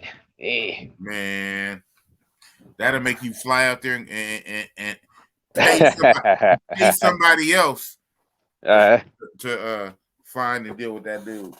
That's what that's how Bossy be. I said, you know what? I already lost money, so guess what? I'm gonna lose some more money. I'm about to pay to find you. Man, oh man. Man, oh man. Shit. Damn, I got 24. I'm about to cut it. Yeah. That's a good amount. That's a good amount to have at this time. You know what I mean? That's crazy. Yeah. Big boss. Big boss got an audience. Yes. 24 whole people. And the cool part about it, I wanted to try to rock out long. So I was gonna purposely, take one of my old man naps, and then guess what? The damn time change. I'm like, yeah. Oh my goodness! But I'm quite sure you're gonna be back live next week, right? You're only doing like one live a week, right? Yeah, right now only one a week. Oh, so yeah. So everybody next week I'll go ahead and drop it now. Yes, sir. Yes, sir. Hold on.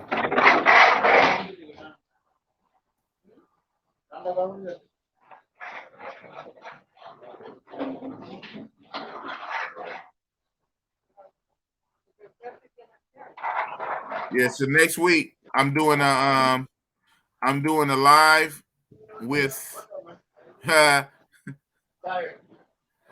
you say you got I gotta eat. And close my eye. You kind of right though. I don't got nothing to do.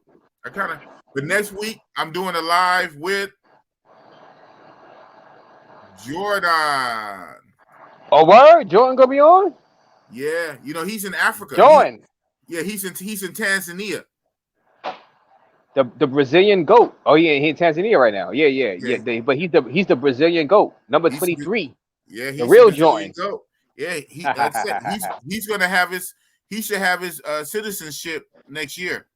So by the time he leaves Africa, he should have his citizenship for Brazil. Because he's gonna be in Africa. Right. He's gonna be in Africa for 3 months. 3 months, Tanzania, or he gonna go to different parts of Africa? Different parts. Okay. He's in Tanzania. He said he wants to hit 3 to 4 different countries in 3 months. So right. Yeah, he's already sending me footage and information and stuff. So yeah, so next week I'm gonna have Jordan, the Brazilian GOAT, who's in Africa. So yeah, I'm gonna make the thumbnail for it in a couple of days. I'm gonna throw that up on my community tab. He has a crazy time difference. His time difference is 11 hours, bro. 11 hours. Yeah. I can see because take like a full day to get over there. Right. So whatever time it is here, he's ahead. Almost like if it's 7 p.m. here, it's 6 p.m. over there. Right. So I told him, I said, bro, for you, I would switch my what's the name around. He said, nah, boss, we could do it. I said, man, okay, you gonna be ready? You see what happened today with the youngster today, but it's cool. Like I said, that was my fault. That was a miscalculation on my part. Yeah, the time. Yeah, because I told him a certain time, still thinking, under the old what's his name? Last Sunday, I saw him in the car. Yeah, but Jordan know what it is. I told him. He said he can rock with it. So all right. We gonna see what it is, and you miss see that Tanzania nightlife. Tanzania, that's right. You gonna tell us? He gonna tell us Africa, yeah, Yimbabe. That's right. So like I don't know if I told you guys, I'm going out there too next year. So he's gonna be there for 3 months. I'm gonna go out there like his last week or two, like at the tail end of his trip. I'm gonna join him at the tail end of his trip. So I'm gonna benefit from all his knowledge, his 3 months worth of knowledge. I'm gonna come at the last minute. I'm gonna come at the finish line and benefit from all his hard work. Hey, that's how it goes. Hey, he does all the legwork, and you get the benefits. That's right, man. I get the benefit. Yeah, you get the benefits. I get the benefit. Of his hard work of exploring, risking robbery, risking getting knocked over the head. But now he tells you where the safe place to go, and he tells you where not to go. See? Don't go there because they robbed me over there. They robbed me over there. Don't go there. Don't go to that village. That village they rob. Okay, gotcha. They rob you in that village. Right. He done all the dangerous work for ya. Yeah, exactly. Hey, that's why he the GOAT, man. That's why he GOAT. Yeah, so it's going to be a good show. I'm definitely going to take an old man nap before that because I'm going to go long. He's going to be ready to rock out because it's going to be 6 a.m. for him. He already told me he's going to wake up a little earlier, get him a cup of coffee. He said, boss, when you ready to go, hit me. I said, that's the kind of spirit I like. So I can't be getting sleepy on there. We going to rock out. We going to rock out. Right. And then, of course, you know, I'm dropping the link to my official, unofficial guest. So we gonna rock out, man. So yeah, it's gonna be me. Yeah. We're gonna rock out. As long as I don't be in jail out this mother effer. Right. Knocking somebody over the for me knocking somebody over the head for messing with me. But I should be okay. I got poise. I hope I got my poise. So I should be available. Right on. Hope so, man. So just in case said, oh, I saw that already. I'm glad I have multiple passports. No 6 months for me. Oh, I already. And J Love, lucky dual citizenship, Panama. I'm just trying to catch up because I'm wrapping this up, man. I'm wrapping this up. It's not difficult for me. I'm talking about Americans and other foreigners to Colombia. Okay, I missed this one. Whatever he's talking about. You've been walking for a minute, man. You ain't got to where you need to be yet. Yeah, I just got to where I'm good. I just finished where I was needed to be. Now I'm heading back to mi casa. So I survived. I made it to my destination. Okay. I made it to my destination. Okay. Now I might have to, go to a chicken spot. Who knows how that's gonna go though? But it's nighttime. You know what I'm saying? I don't know how that's gonna go with a chicken spot. We'll see. Your chicken spot stay open like that 1 a.m? Hell yeah. Shit, whenever I end this, I'm about to go to a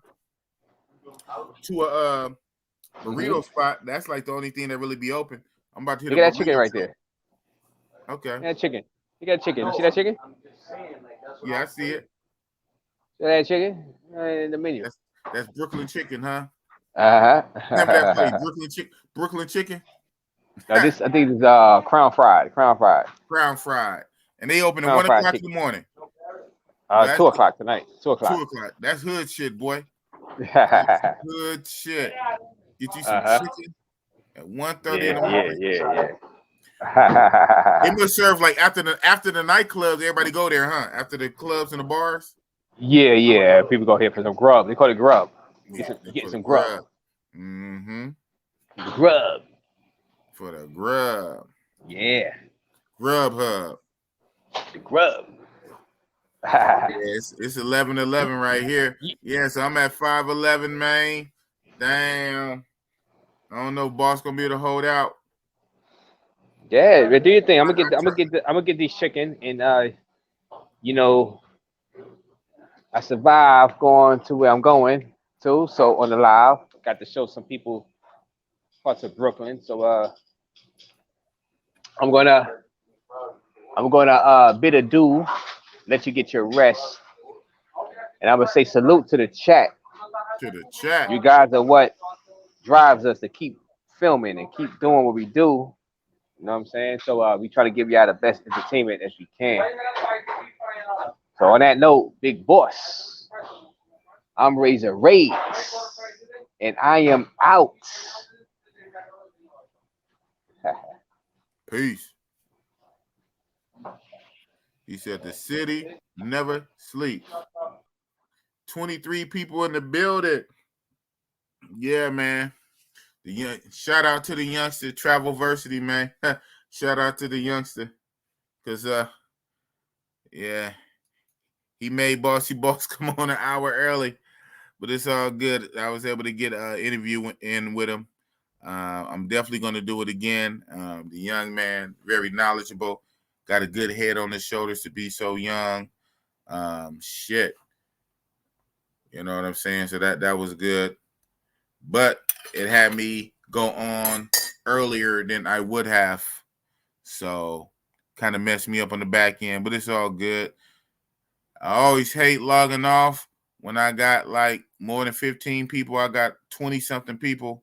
Damn, y'all been rocking. I know a couple weeks. The last time I did one, it was 7 hours. But I was going to sleep by the time that one. I even looked at, after all of these damn lives I do, I download the shit off of StreamYard, and I look through them, and I try to find good little segments to cut out to make separate videos. But I remember I was looking at that one, and at the end, well, I was like out. I'm like, damn. So I don't want to be that bad this time. My eyes are already hella heavy. But yeah, man, love you guys, bro. Yeah, we rocking out. I like that one comment way up here a while back. AC Jones.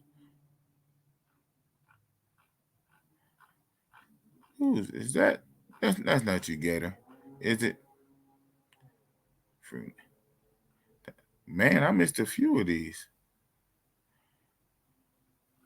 What? I miss all of these, man. Yeah. But right on. Boss is winding down, man. Remember, Bossy is old. I'm an old head nigga.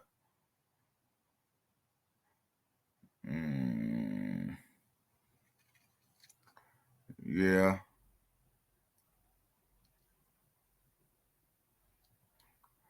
Looking for one particular.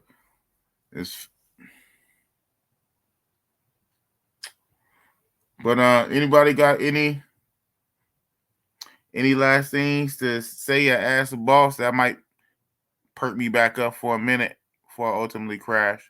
But between being tired, don't you hate when you're tired, you sleepy and hungry? Sometimes you go, man, fuck it, I'm just gonna go to sleep. But then you can't even sleep good because your stomach's empty. You can't win from losing.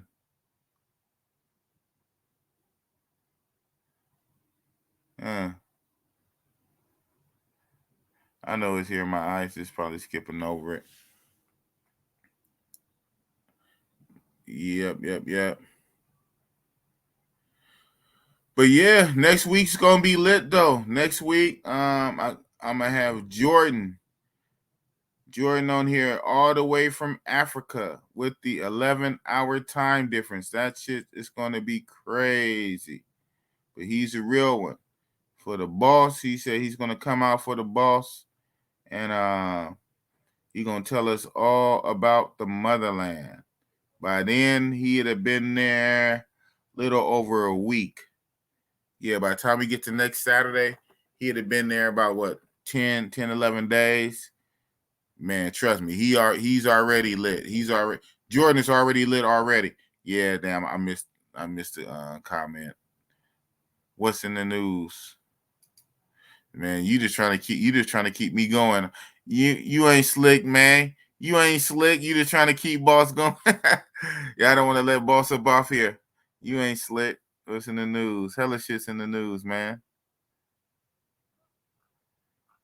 Oh man, I should have clicked that when I saw it. It's here. But yeah, man, I'm winding down. So, I understand if you guys click off first. Well, this is Mexican standoff. Who gonna click off first, me or y'all? I'm just about out of here. It's just one particular.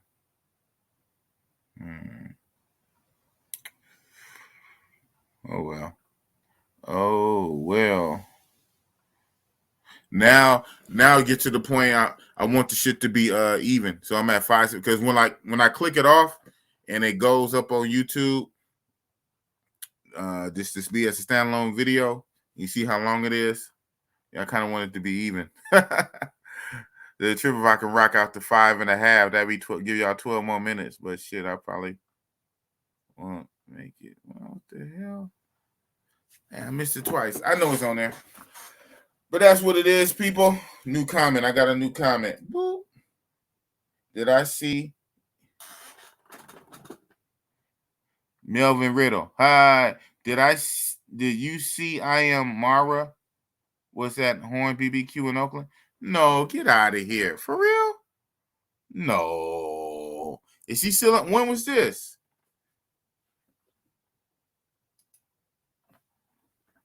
I Am Mara came to Oakland. Is he still out here?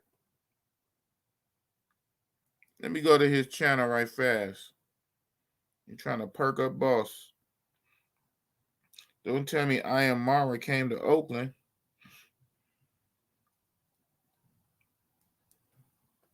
I live in Oakland. I haven't heard of Horns Barbecue. Horns Barbecue? What the hell was that? Now you're gonna make me look that up.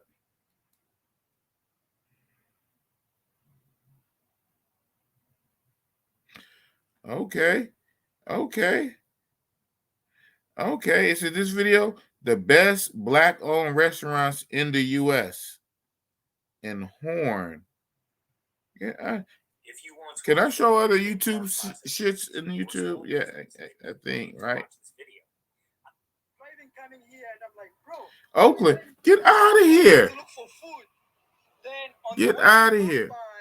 Texas Roadhouse. So, oh man, take me there. Let's not go the other side. Are you serious? No, be patient. And 14 hours ago, but I wonder if he's still here. Because you know how YouTubers be.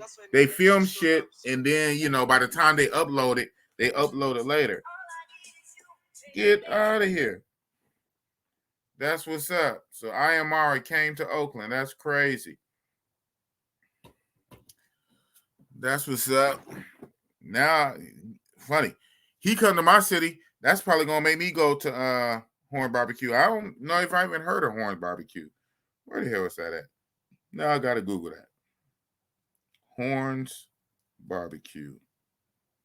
Parkway. Mandela Parkway. Yeah, I know where that is.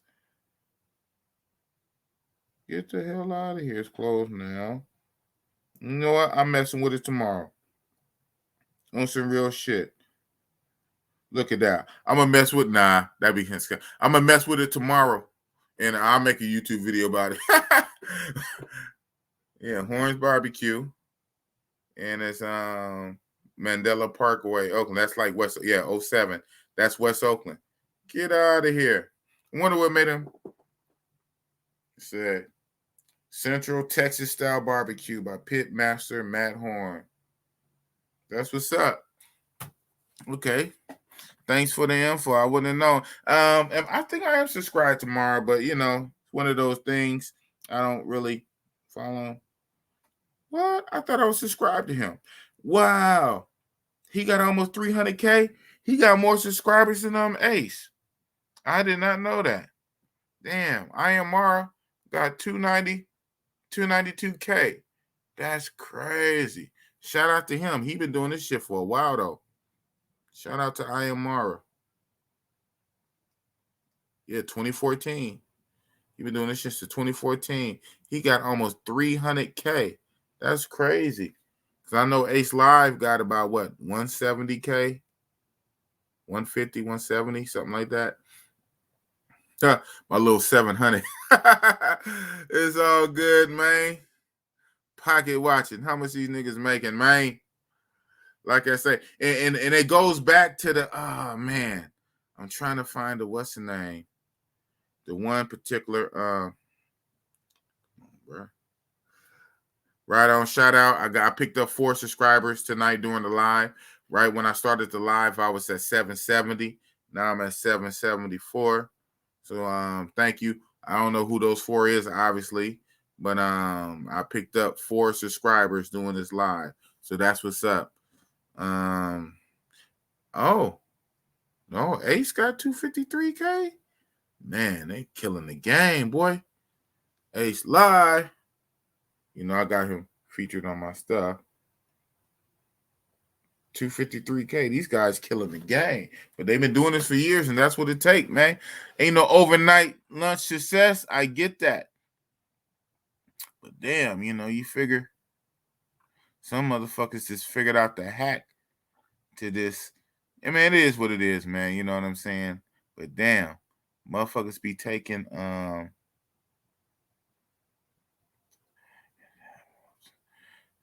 Wow. Okay, right on. I mean, I'll play this one, but that's not what I was looking for. Jamil said, added my thumbs up, big boss. Respect to you and Razor Ray. Respect to everyone here in the chat as well. I've been watching since the 30-minute mark. Okay, wow. That's when I had the youngster on. Always informative and entertaining. Thank you. And if not informative, at least entertaining, right? J Love. Even though I have family in Colombia and even stayed in Ciudad Bolivar, which is one of the worst places in Bogota, I never ventured into Santa Fe. Wow. Okay. Well, that's something. Huh. And here it is, my crazy ass went right to Bogota, Santa Fe. That's what's up. The third time. Trying to find this comment. I know you can't erase comments. I know motherfucker was here.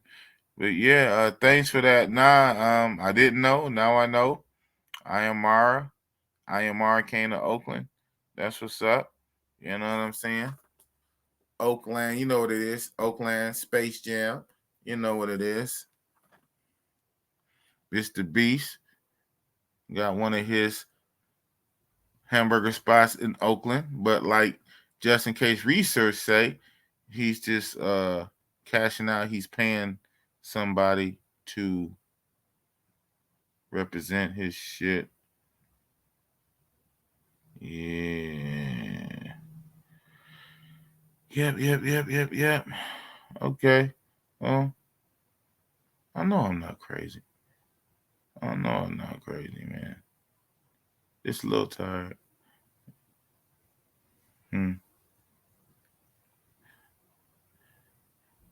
Yeah, man. So next week gonna be dope. I keep saying that. I'm hyped for it. Shit. To do a live on my channel with somebody way in freaking Africa. That is insane.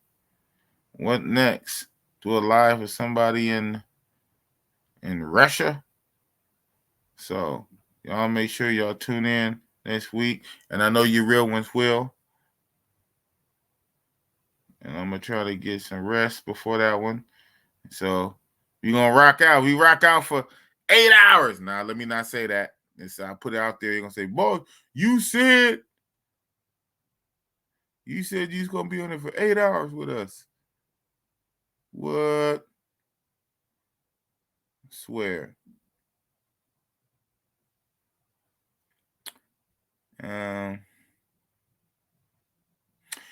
Okay, you know what? This is a damn good comment. This is damn good comment. This is not funny. This is not even what I was looking for.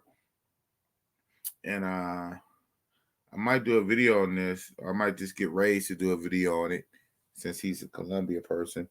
But for the few people that still left as I'm winding down, this right here. This is not what I was looking for, but this is, yeah, so,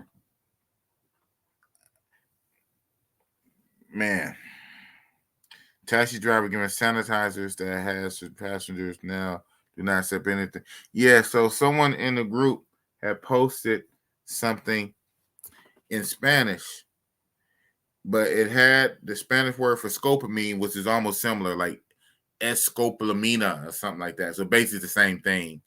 And I saw something antibacterial something, and then the picture looked like someone was squirting something on their hand.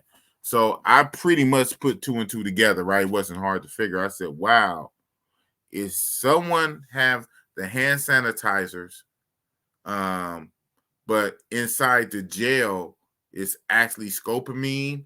So now when you rub the hand sanitizer on your hand, you fucking drug yourself, and taxis are giving it out. And no one really talked about it. I just was waiting to see who brought it up. So yeah, that's interesting. You bring it up right here. And as far as I know, that was in, I got to go back to the article. If you still on, Bobby Jones, I know people are dropping out. That's cool because I'm about to drop out. But you got me while you got me. What city was this in? The big three: Colombia, Medellin, Medellin, Bogota, Cartagena. You know, I think it sounds like it's a Medellin thing, but it could be Bogota. Fucking taxis, that's crazy. But see, I don't really mess with taxis like that anyway. It's rare when I mess with taxis. I try to do what's the names? Ubers. Because my thinking is like, does it really help, right? But my thinking is on the Uber shit, that shit's electronic. It's their name, it's their license, it's all their shit. How many trips they didn't have? They not trying to fuck up their shit. Hell, they want to get stars. But at the same time, it could be some setup shit. They could just play stupid and just drive in the cut in the alley and have their partner jump in and like, oh man, I don't know. So, yeah. So because I've been hearing like the scams, like the taxi dudes or people impersonating taxis at the airports and shit. And you hop in the car thinking it's a real taxi, but it's really not. And that's when you're most vulnerable. You have all your shit on you. You have all your shit on you when you first get there. You haven't made it to the safe. If your Airbnb even got a safe, and they hit you on your first day from the airport, that ain't funny. Damn, that got to be a fate worse than death. I'm just really rocking through. Yeah, it is what it is, but that's crazy. Yeah, that's crazy, man. Don't accept anything. Yeah, that I don't even know what to say to that one. I'm just gonna have to just decline. You get in the back seat, somebody's taxi, and they try to offer you the hand sanitizer. Say no, thank you. You rub some damn scopamine on your hand, knock your own self out. That'd be crazy. Don't tell them where and when or if your ass wake up.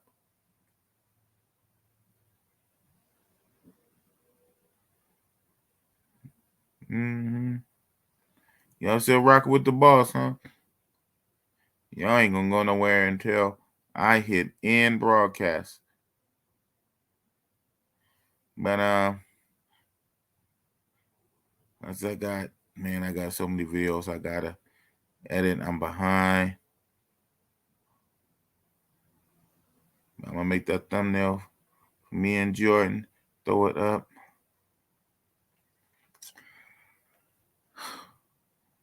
Man. Yeah, boss was seeing stuff. That's what happens when you do it live. When you have sleep. Oh well. 5:32. I went over. I was trying to hang to 5:30. I just went over. All right, now, boss, you got to go to 5:45, man. And it on even.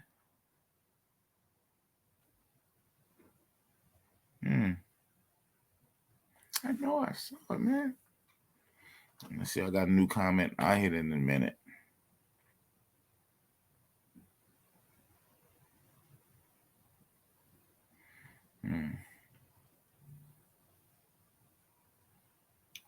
Well,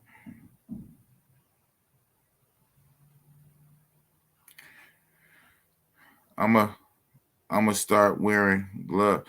Oh shit! Right? He said he gonna start wearing gloves. Damn. Yeah, he said what? Surprise art. Yeah, right. Surprise art. Yeah, that's crazy. That's crazy. I guess I could do a video. Look at that, right? Yeah. 555. I might do it. Damn, I'm already behind. I'm literally in the middle of a video. I'm not gonna do it tonight. I'm gonna wake up probably first thing in the morning. I was trying to finish this video before the live, even before the youngster had me move up the live stream. My internet had went out for a minute. That was weird. I got this 5G, this 10G shit, something like that. That shit get hella hot. The little server thing get hella hot. So I actually unplugged it for about an hour so it cool down. And then I put it on I have a like a fan, like a board that's shaped like my laptop. It's like a cooling fan plate that my laptop sit on. It cools off the bottom of my laptop. But I put my little server thing on it to keep it cool because I didn't need my internet fucking up while I'm doing a live stream on. So I'm gonna have to call. I got that Sonic. I got that Sonic shit. I gotta call them Monday. I'm gonna say, now I can activate. Even if I wasn't a YouTuber, fuck that. Everybody need the internet. But I'm gonna say, I'm a YouTuber now. I'm a YouTuber. I need my internet. God damn it. Good thing I'm not monetized. Shit, if I was monetized and my money depended on this shit, you know what I'm saying? That'd be crazy. Even then, but everybody still need their damn internet. I don't care if you content creator or consumer. Everything is online. Yeah, man, my internet went out for a minute. And so I was like, oh, man. And I got the live coming up. But worst come to worst, we're just going to do this shit on my phone through my network. Hello, 4G. We'd have been 4Ging up in here. We wouldn't have been on my Wi-Fi. We'd have been 4Ging on my phone. I said, God damn it. But after I cooled it off, unplugged it, let it cool off, and then it's even still sitting on the fan. But that's not cool. That's like a workaround. That's kind of crazy. I paid too much money. I got fiber optics because they just put the fiber optics in my neighborhood like a month or two ago. I remember last year when they were saying they was going to lay fiber optics. Like, yeah, right. And a couple of months ago, sure enough, they came through the hood I saw them too, laying the fiber optics. I was like, wow, that's what it looked like. Then they finally got to me. And then I'm not even 5G. For real, I'm on some 10G shit. That's what they said. I don't know. They said on my box, it said 10G. Matter of fact, they had to call over another installer because the installer wasn't authorized to put the 10G in here. So here it is. I don't know what kind of radiation I'm getting for 10G. But my internet is crazy fast, man. I do a whole ass video and upload the raw video to YouTube for whatever.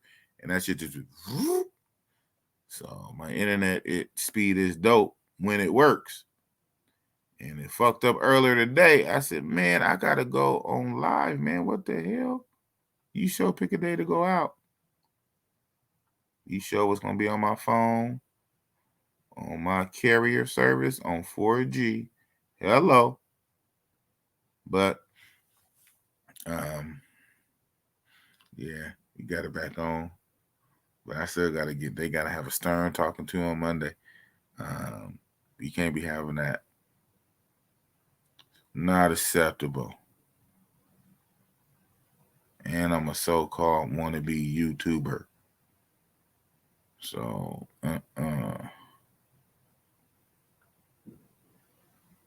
okay. I'm just really looking for this. I'm tripping. But it's kind of giving me a reason to be on here still. For the few people that still rock with me, the 16. Yeah, well, y'all slow to log off, man. Like I said, we doing Russian roulette. I don't want to hit end cast, and if I got too many people on here, it's hard for me to end the broadcast. And 15, 16 is not out. I mean, I know it's not a lot, but for me, that's a lot. You know what I'm saying? Because y'all real day ones fucking with your boy. I be going to people's, and they be having hundreds. But everybody got to start somewhere. You must have pulled the comment now because I didn't acknowledge it. You must have pulled the comment down, man.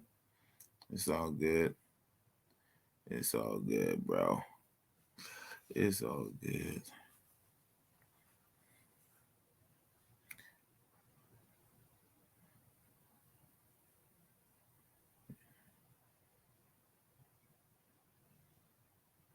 Yep. See, I got a new comment. How'd I kept passing over it? That's crazy. And it was early on. It was you, JM. And this is what I was looking for at that time.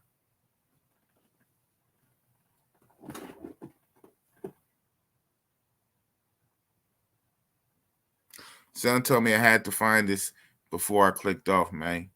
You know what I'm saying? Sometimes you got to put shit out there in the universe, bro. And yeah, you got to put shit out in the universe. So that's what it's about, man. I'm an old man. I don't look it until you look at the little grays right here. Then my little, what they call them, crow's feet, the old man crow's feet.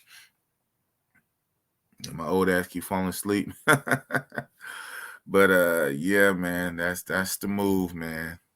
That's the only reason I'm doing this. Not for like money like that, but just for it to be the full-time job, right? Instead of working a real job, like this can be my job. And that'll give me more time to work on my health. Shit, I do gym, eat right, and fucking editing. And just do this full time. I'll be like OJ Duke Jackson. That man must put out at least 5-6 videos a day. I know he do like 4 videos a day, like for real. Like every few hours, I'll be looking like on my feed, like boop, he'll do one, and it came out 2 hours ago, 4 hours ago, 8 hours ago. I was like, damn. But he already said that he have editors he pay. And one, he kept it real. He said he has 6 editors. I said, fucking hey, that's crazy. To be able to first, that lets you know how much money you're making. To be able to afford 6 editors, have that much content, and every day he's putting out about 4 or 5 videos a day. Not 2 videos a week, 5 videos a day. Shit. Man. Yeah, you would have to have some editors because editing, as you guys probably know or don't know, editing takes time. Every little thing takes fucking time. If you want to put one little thing, everything takes time. So there's no way you can crank out 5 videos a day if you was doing all the editing yourself. So yeah, but shit. Instead of 2 a week, I can at least do one a day. One a day, and maybe add another live stream. So yeah, that's what it is, man. So shout out JM. Thank you for that, man. Thank you for putting that in the universe. I'm sure everybody here are already subscribers, so thank you for that. I just need you guys are my foundation, my day ones. I just need about few 100,000 like you guys. If I can clone you guys, clone each of you guys to 1,000, then I could do this full time. And that's what it is. We're gonna get there though. We're gonna get there. That's right. Gotta have that internet, man. And then Jay Love said, "What city in Brazil?" That's the thing, right? I don't know. Most likely it won't be real. I mean, it probably can, but even my own self, I'm not thinking real.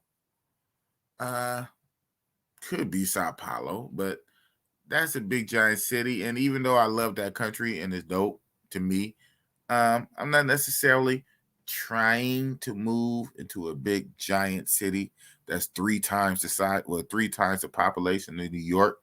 Like I said in my Sao Paulo video, we'll see. Getting sleepy, getting tired, man. But you guys got me. Damn.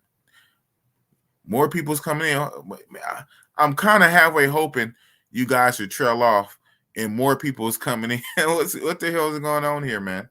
Yeah, I don't want Bossy Boss to get off. But yeah, though, that's a good question. I don't know. I'm gonna pick Jordan's mind. Jordan, he's going first. Jordan's going first. Like I say, Jordan's gonna be a citizen early next year. And so I'm really gonna follow Jordan lead, man. You know what I'm saying?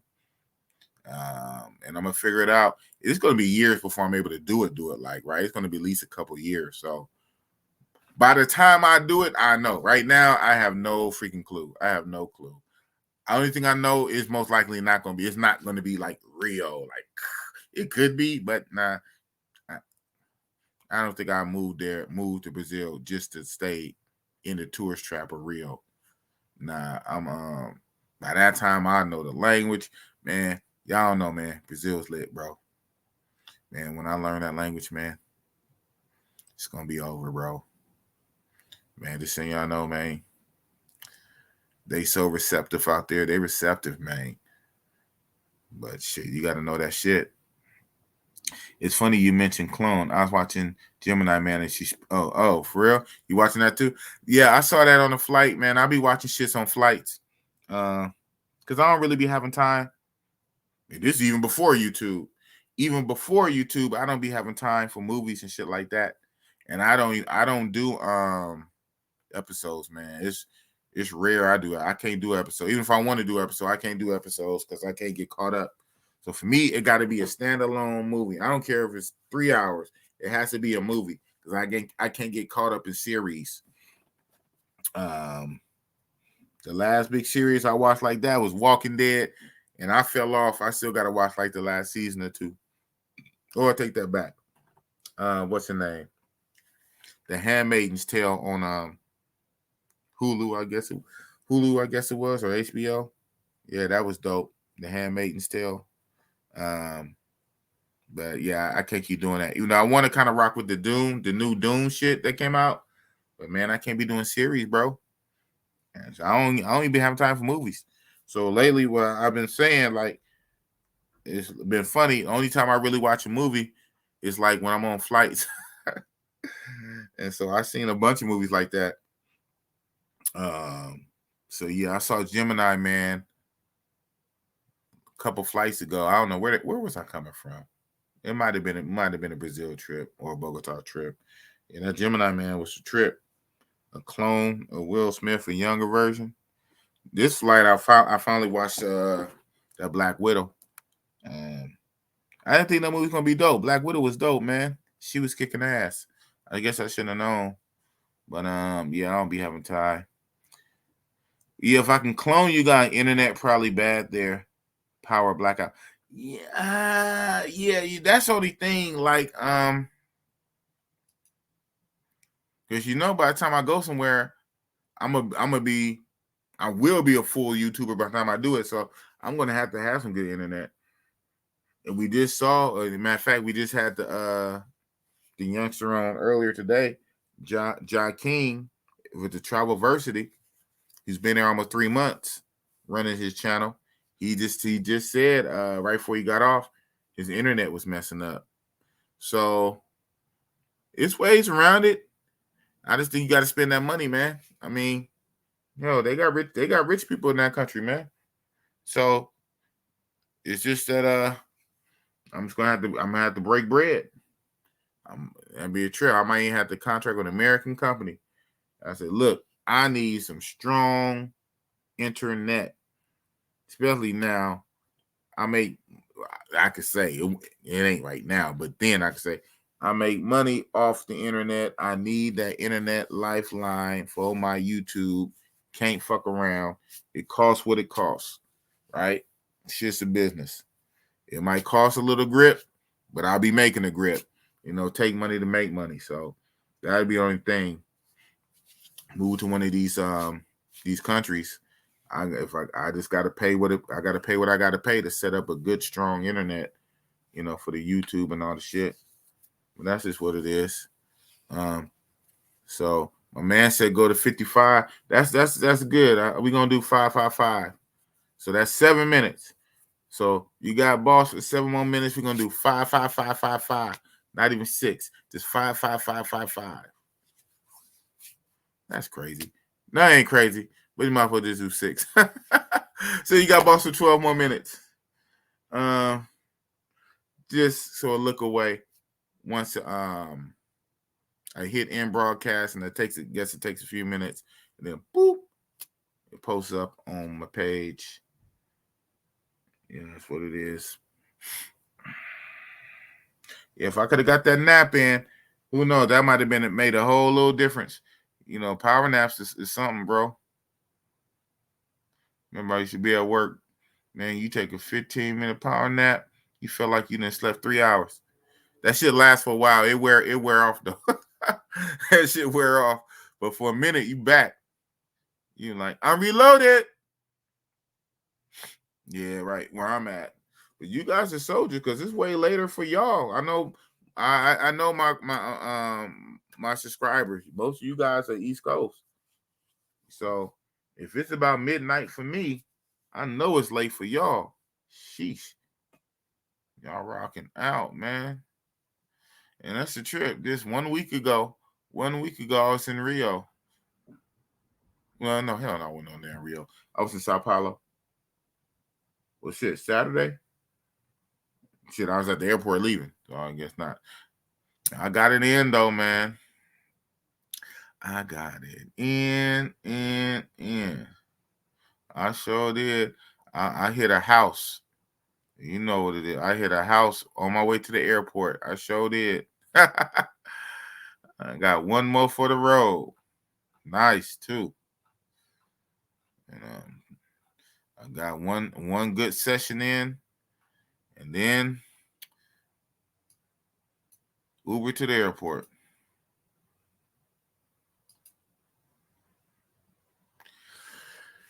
Yeah, so J Love said, I wanted to be a YouTuber, but I don't have to tip him in for a troll. Yeah, you probably get over it. I'm kind of surprised that I do, because people that know me know my attitude.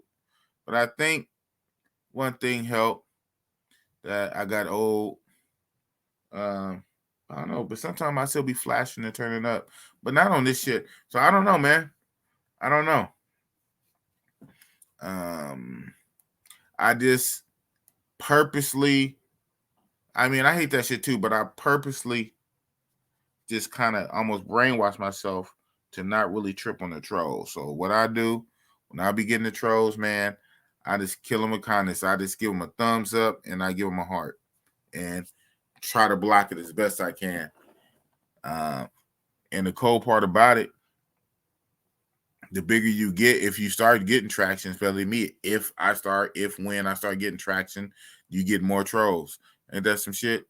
You don't get a whole lot of trolls when you little, but if you start growing, you get the troll. That shit's crazy, man. Yeah, shout out. Yeah, Jamil Edwards. You said that on my first couple streams, you said something about shout out to the fellow in Semania. I guess that's gonna be your that's your call to action. Sheesh. So and multitaskers. I don't do trolls either. Yeah. Whoa. No. Is that Cat Man? What's his channel? My little brother has 6.8 million followers on YouTube.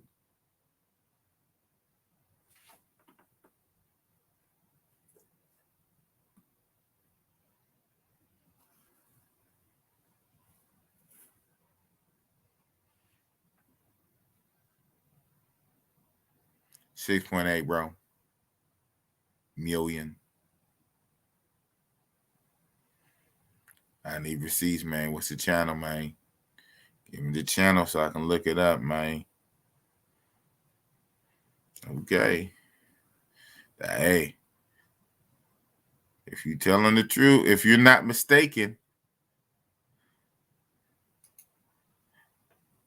T Love, what's the deal, black man and multitaskers?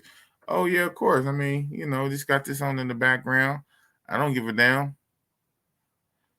I probably shouldn't say this out loud, man. Shit. I'll leave this thing up and don't hit in broadcast. Just for the watch time. Hello. Just for the watch time. And YouTube be like, hell nah, nigga. You cheating or what's the name? Shit, nigga be asleep like that. Knocked out. But the shit still rolling. Get the watch time in. As you know, to get monetized, you need 4,000 watch hours. I believe I got 2,000 now, so I'm about halfway there. For the 1,000 subscribers, I'm at 774. I'm a little over 200 and something away, less than 300. So obviously, I'll probably get that when I get it, right? I don't know. I get it when I get it. Shit. Hopefully sooner rather than later to get to 1,000. I'm at 774. So I guess I need 226, 230 just to be even in case, whatever. They rounded off. So I need about less than 250 more subscribers. And at the 4,000 watch hours, last I checked, I got about 2,000. So I'm halfway there. One way to help with the watch hours is these live streams. Because one, they go for hella hours.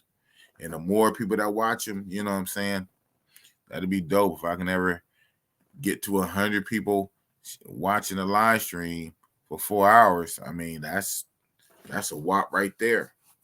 You know what I'm saying? As this one, we have 555, Vic. I'm gonna run it to 6. We're gonna go 6. And I'm gonna cut it right at 6. I don't care if I'm talking, it's gonna be mid-sentence. It's gonna be boop. Say, and another thing, boop. I'm ending broadcast at 6. So whatever I'm about to say right now, I got the mouse button hovered over in broadcast, and I'm cutting it at 6. So I got 4 minutes to talk some shit. I'm about to look them up right now. 8 years, huh? About to look them up right now.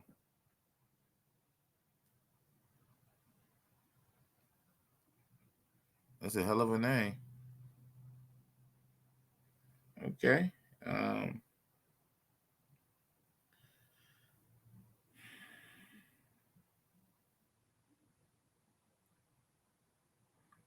This your brother, bro?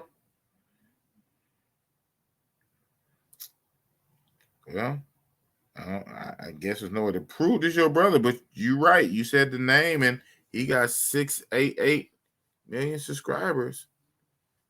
Almost 7 million. That's crazy. What's the name?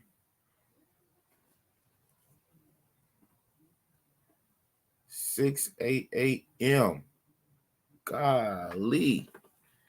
So this your little brother? What he be talking about? He do reactions and shit? Okay. He been rocking since 2012. Hey everybody, I'm Arif Shair, an aspiring actor, voice actor. One day I hope to get on the big screen and voice for animation. But for now, I'll be doing video game, trolling, gameplay, commentary, singing, impression, prank calls, dubs, and skits. So subscribe. Just doing what I love, and hopefully you guys will like it much as I do. Oh, that's cute. Hey man, just be yourself. Just be yourself. I heard that, bro. That's what's up. He got views too.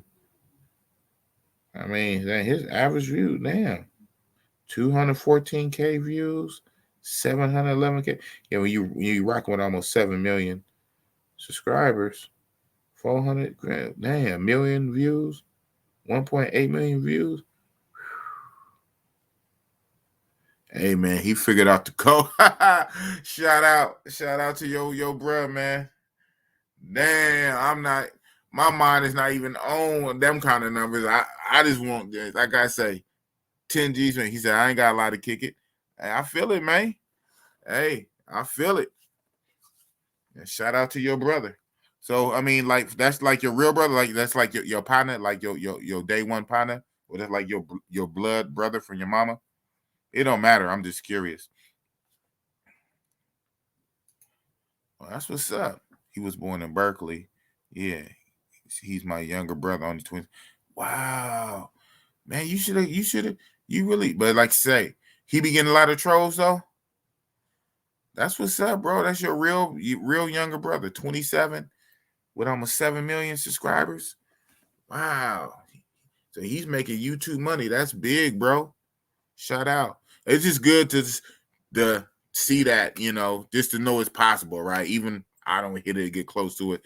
Just for somebody eating. That's what's up. My mind got a strategy, researching that. That's right. Love, come on, man. We both can get it. Man, like I say, and my real brother from my father, on his father's side. Like I said, man, I'm not hating, but I just be seeing dudes, how other dudes be moving. At least he look like he got a real ass channel that put thought into it. This motherfuckers be using other people's little TikTok shits and throw it up, and they got hella subscribers and views. And I'm like, I'm sitting here doing whole ass edits and live streams and all the shit, but it's good though. It's good. Everything is good. And 14 seconds. I'm talking about to end this right at 6. So I'm gonna be in mid-sentence. Congratulations to you. For real, we gonna end it like that, man. J Love, that's what's up.